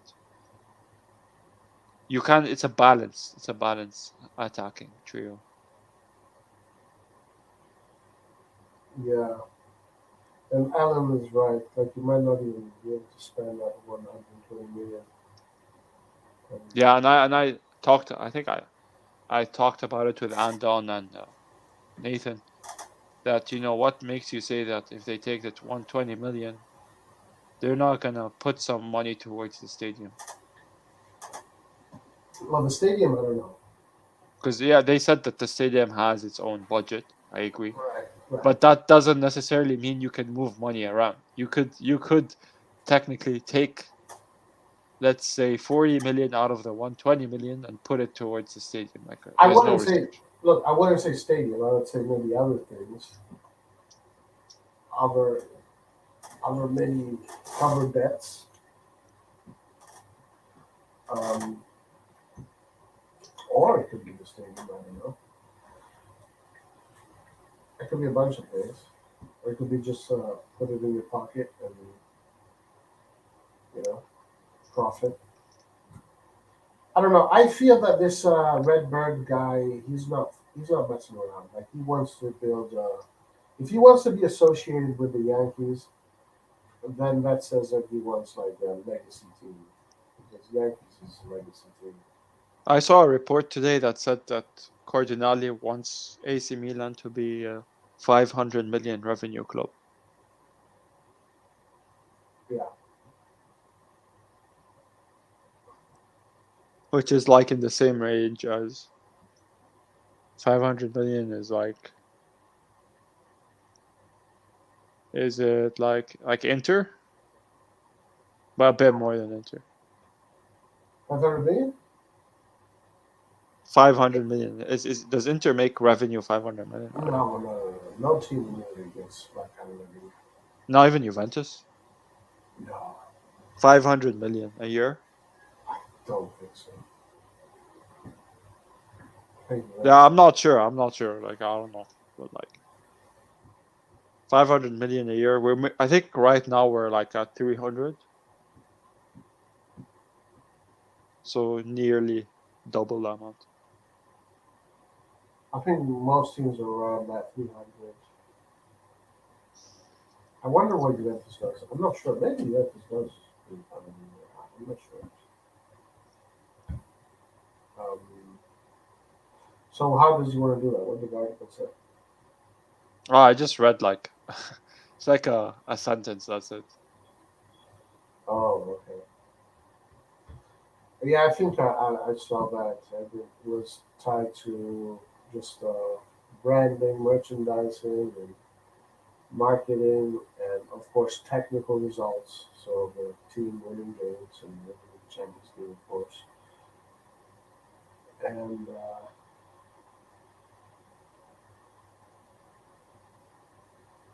does anyone know who said that the gap in price will recently reduced between Europe and CL? I don't know. I'm not seeing any of that.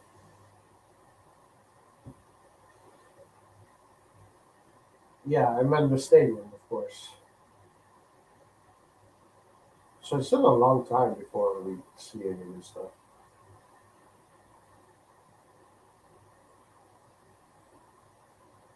By the time Milan will have their own stadium, like Milan will probably look completely different by that time.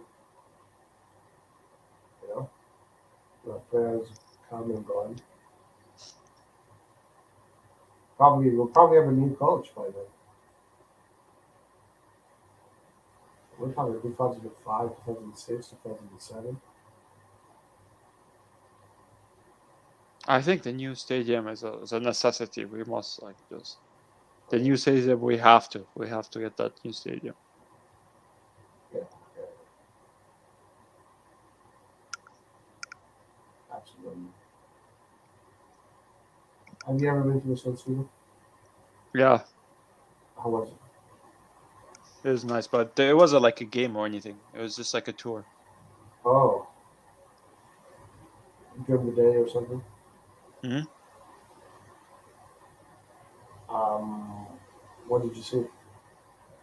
Oh, I saw the dressing room, the press area, the pitch, of course, and How did it I look? think that uh, it was fun, man. I was sitting like, because how they do it is when you sit in the dressing room and each one takes a seat, they say the name of the player who sits in that seat. Yeah. Yeah, you know who I got? Let me guess. Hold on. Chanador.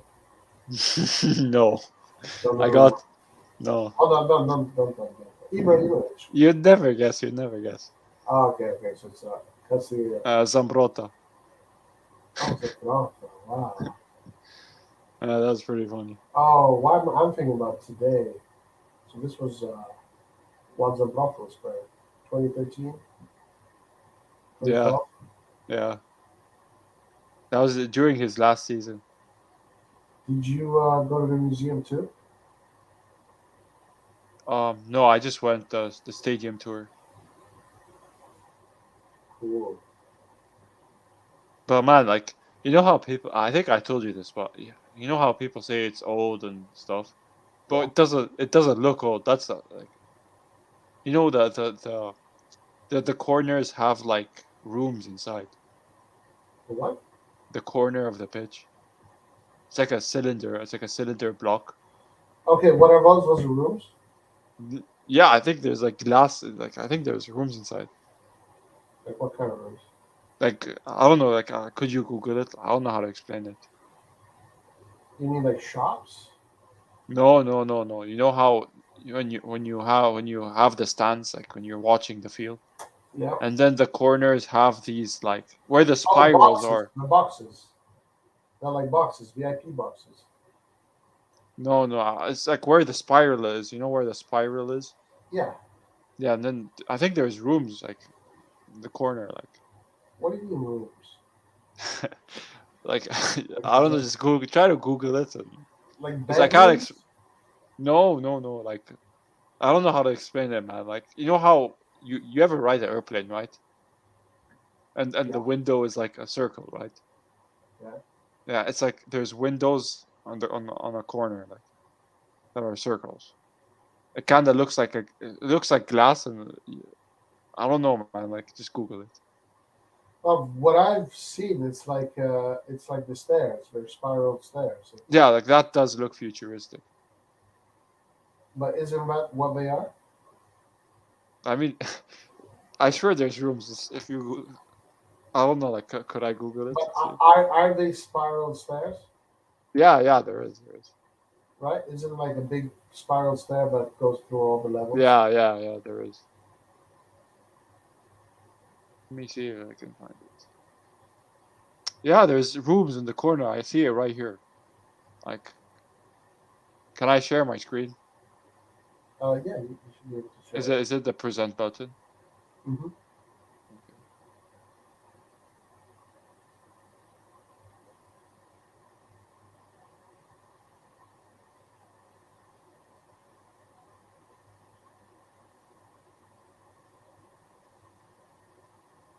Could you see my screen? Are you sharing it? I don't think so. No. Go on the preset. Present. Yeah, because it's telling me to go through the system. What you call it? The system preferences through my laptop. Could you share your screen and just Google San Siro corner? Just a link. Send the link on the project.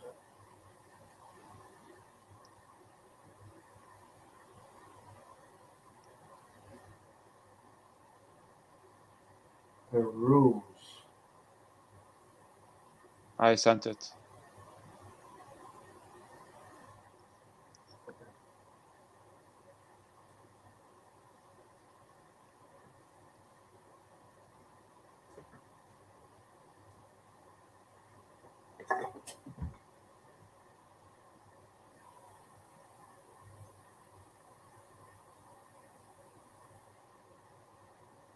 Do you see it?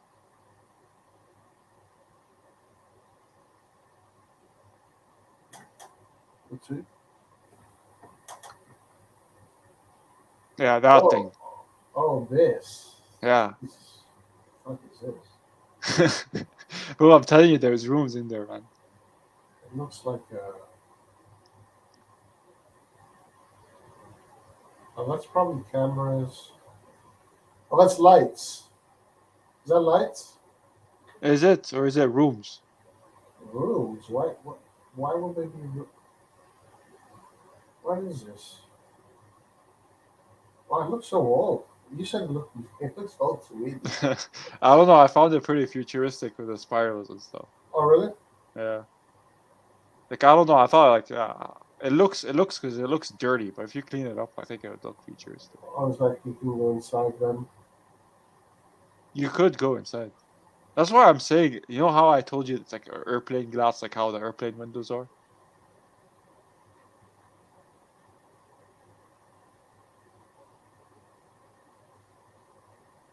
So those are the spiral stairs.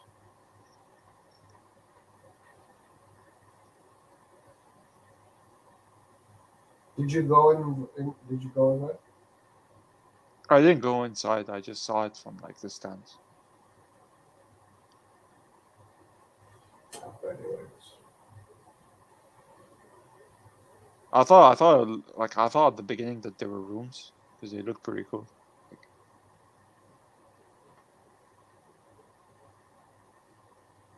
Hmm. Maybe that's the place where Berlusconi has the bunga bunga parties. Oh yeah, probably.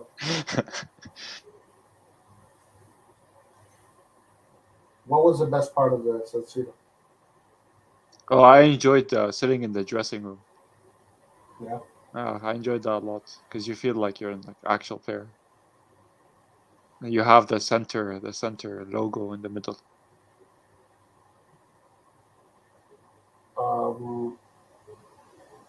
Did you only sit in the Zambrata spot, or?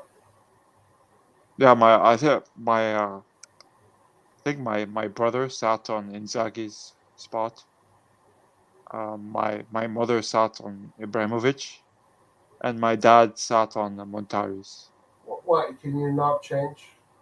You could change. Yeah, of course. Like you could go up to people and say, "Could we switch? And just take a picture." Okay.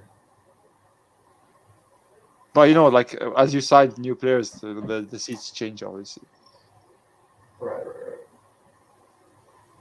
And You even sorry, you can go on. I was going to ask, whatever rooms did you visit there? I don't know. Like there wasn't much rules because there was a tour guide that kind of guides us through it.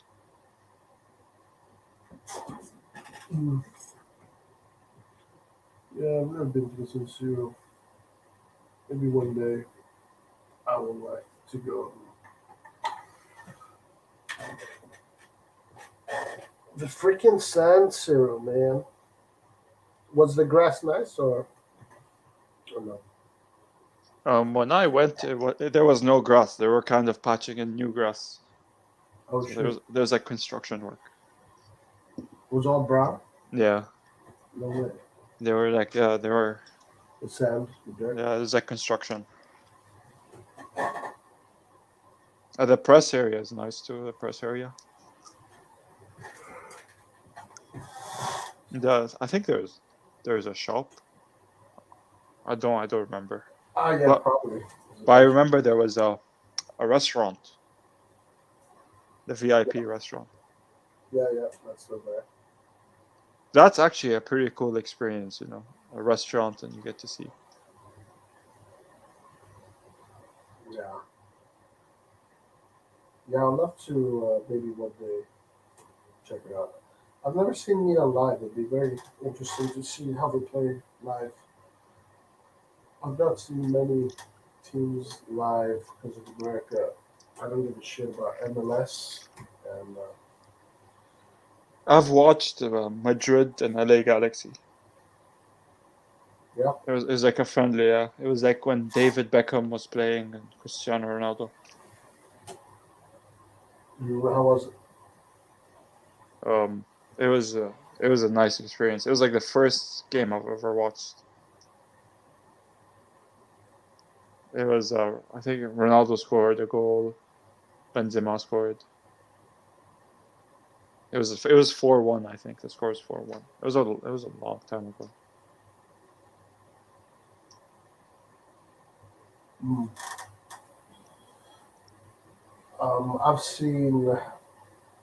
I've seen some weird games. I've seen Italy of '82 play against a Kenyan team, basically in the '90s. So the Italian team that won the World Cup in '82 did this tour and played against local club teams, and they won. They're all old guys, and they won. And they played for real. So these old guys, and they beat the club teams and youngsters. In Kenya? Yeah, and I've seen PSG versus Leicester. The year Leicester won their trophy. Oh, with Ranieri. Yeah. Well, I just Googled Kenya, and it looks like a nice place to visit. Oh, Kenya's beautiful. Because yeah, they have the jungle there, right? You can go on a safari ride, and I don't have jungle. It's more like savannah. it's not a Forest. jungle. I don't think it's considered jungle. No. I don't think you have jungle in East Africa. It's pretty nice. Like I love safaris, and The jungles are in West Africa or the Congo, the rainforests. I mean, you do have rainforests. Technically, a jungle is a rainforest. You do have rainforests here and there, but they're not really like. Most of East Africa is savanna. It's just basically that step, that existence between desert and forest, like where the desert and the forest meet. Essentially, that's what it is. yeah, I'm looking at pictures. It's exactly how like you described it. It's like a mix of like desert and forest. Yeah, Then there's this pretty cool mountain. It's like white on top. I think it's snow on top. Mount Kenya or Mount Kilimanjaro. Yeah, it's a mountain with snow on top. I don't know what's it called, but it looks pretty nice. It can either be Mount Kenya or Mount Kilimanjaro. Mount Kilimanjaro is in Tanzania, though, but you can see it very well from Kenya. It's right there on the border. That's the biggest mountain in Africa. It's pretty cool, man. Yeah.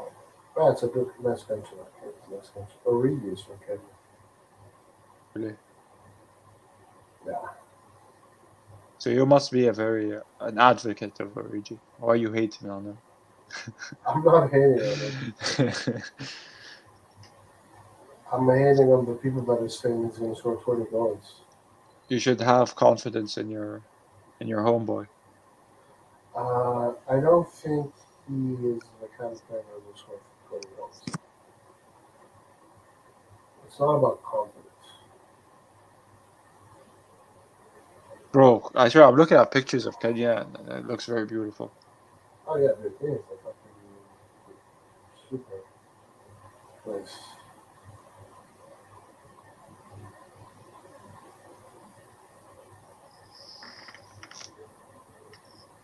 It's a super duper place. More super duper than duper super. There's this, I don't know if it's African food, but there is like this food I've tried. I don't know, I've heard it's African. Okay. It's like breaded beef. Breaded beef. Yeah, bread. It's like fried. It's not deep fried, but it's beef that's breaded with breadcrumbs, and then you kind of fry it on a pan, and you eat it with bread and soy Oh, sauce. okay. Yeah. You know what that is? You know what's that called? No, but I've seen that. I've seen that around. It's pretty good. Like I've tried it, and I like it a lot. Where are you from? Saudi Arabia, right? Yeah, What's the food? What's Saudi Arabia food like? a lot of rice, and it's kind of like Indian food if you had Indian food. Oh, really? Yeah, No way. yeah. But instead of like chicken, we use like sheep and lamb. Um, what is it called? Filet mignon. Hmm? Filet mignon. Isn't Filet that? mignon, that's steak. Oh, never mind. Lamb is. Have you ever tried lamb before? Yeah. Yeah, lamb is pretty good. Like it kind of tastes like. Yeah, you've ever had chicken biryani? What's that? It's an Indian dish, chicken and rice with I a like lot it. of I like it. It's really good. like that. Hmm? It's like chicken biryani, honestly. Okay. I'm not sure which one that one is, but I've had. Yeah, Indian food is really good. The tikka masala, right? Does that sound familiar? What? Masala, tikka Oh, masala. tikka masala. No, it's not. It's not like that. But how would I? It's like chicken biryani. Like if you Google chicken biryani, you'll know. It's just rice and chicken with a lot of spices, no sauce. Oh, okay. I see.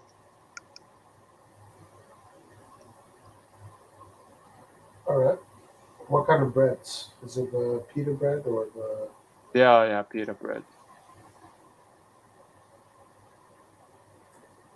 Saudi Arabia is the Middle East, correct? Yeah, It's a big country, yeah. Saudi Arabia, it's huge. Yeah, like that huge landmass that separates that strip of water. What is that strip called? The Red Sea. Is that the Red Sea? Are you Between talking? it's like that strip of water that is separates Africa and Saudi Arabia. Yeah, yeah, that's the Red Sea. Okay, that's a very important because they created that artificial canal that goes into the Mediterranean, right? It's a huge spot for commercial activity. Yeah,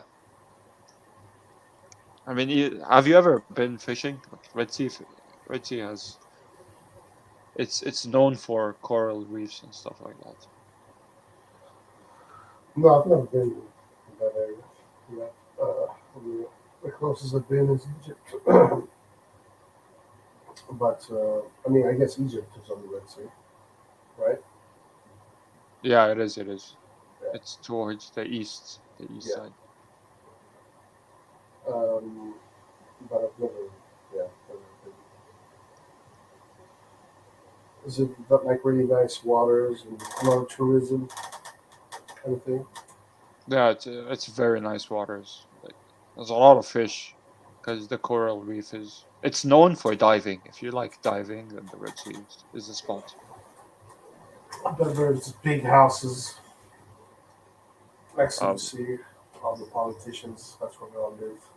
yeah, yeah. Boats. like any other country, bro. You go to Miami, it's the same thing. Yeah. Or a city. Yeah. All right, Yusuf, I'm going to close for tonight. So tomorrow, unfortunately for us, because of daylight savings. Are you tomorrow is daylight savings? I believe so.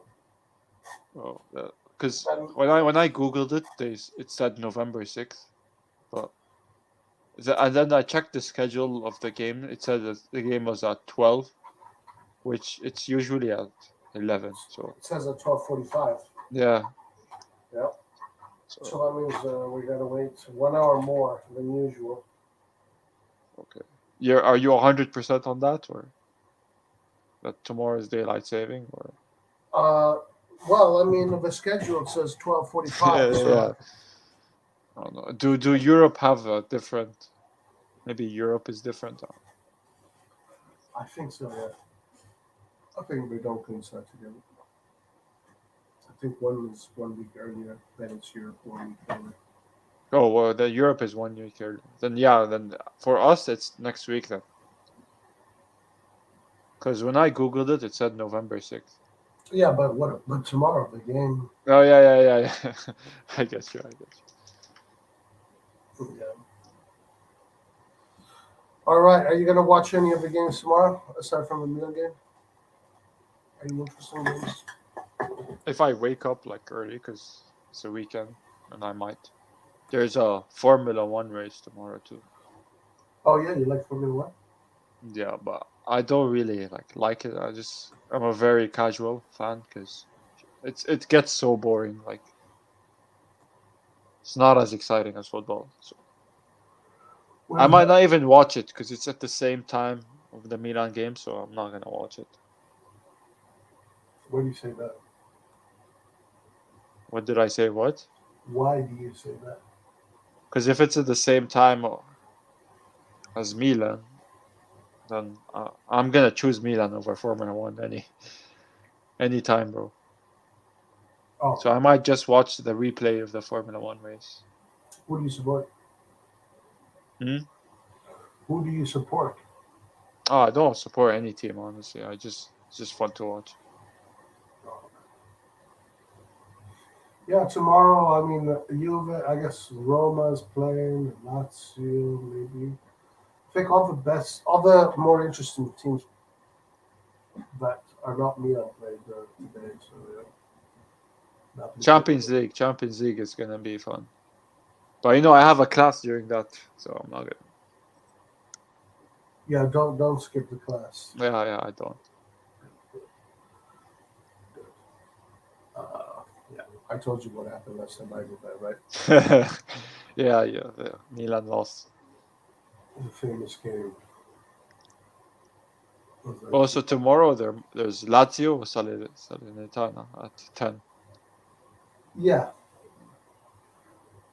I'll probably watch that one. I mean, I'll just have it on in the background.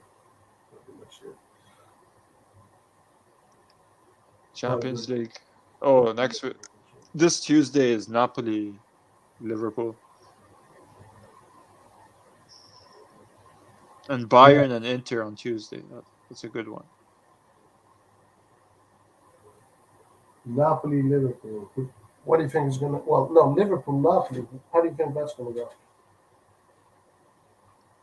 I think Liverpool lost their game, right? I Yeah. think they lost it today. Mhm. That's crazy. Liverpool are not doing so well. I don't know what's the problem. They have good players. But I think I would say a draw for that game. Yeah, it makes sense. If Napoli win at Anfield, like damn, like who are these guys? They're possessed, man. They're possessed. Yeah. And Bayern, I think Bayern and Inter is going to be a more interesting one. That's gonna be a really good game. I really want to see that game. That one is on Tuesdays. So on Tuesday is going to be Napoli, Liverpool, and Bayern Inter. Both games are. I wonder, can Inter get first spot? I don't think so. No, they can't. Okay. And I think Liverpool, in order for Liverpool to get first spot, they have to score a bunch of goals. It has to be a high scoring. Yeah, they have to beat Napoli by more than 3 goals. Oh, okay.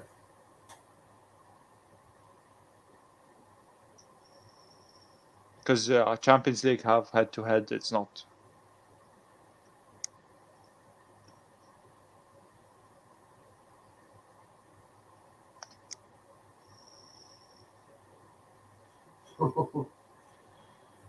Yeah.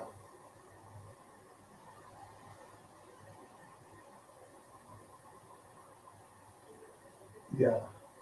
If Napoli win against Liverpool, that'd be crazy. Who do you think is going to win against Bayern Inter? Do you think Inter is going to? Bayern. Yeah. Yeah. But I mean, if Bayern decide to slack, then it depends. It depends on if Bayern does show up or not. Because they've already qualified, so why would they? They secured first. Right. They're probably going to use their second lines. They secured first. So it's a good opportunity for some Inter players to get some fitness, like Lukaku, I guess. Um, Sorry, what did you think was going to happen between Napoli and Liverpool? Draw. A draw. 1-1, 2-2, 0-0. What do you think? 0-0. Really? Yeah. I mean, it's just a guess. Anything could happen. With all of those offensive players on the pitch, Cancels out. they cancel each other out. Yeah.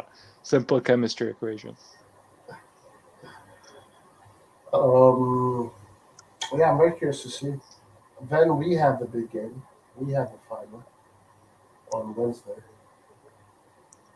I think that might be the biggest game of the Champions League week, is us against Salzburg.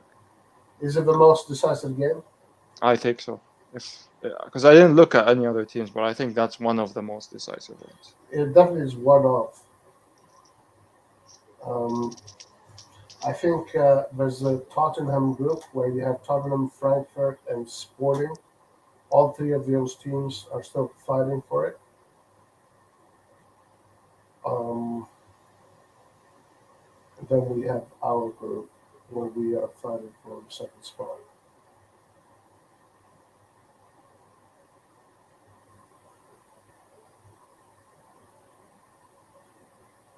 Yeah. All right, Yusuf. All right. Thanks for joining me today. That was good. Good chat. For sure. It's daylight savings in Europe, but not in North America. Oh, I'm closing now, bro. I'm closing. Only Europe changes, not us. Okay, I see. So they're going forward in time. Must save is Tottenham in France going to be top for. Next time. Just remind me.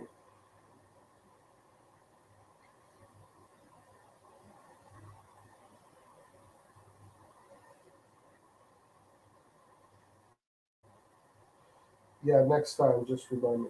All right, Yusuf, have a peace. Have a good night. You Peace too. out. Everybody, Forza Milan. Tomorrow, let's see what happens. We'll do watch a lot of post match. All right, peace. All right. See ya. Ciao.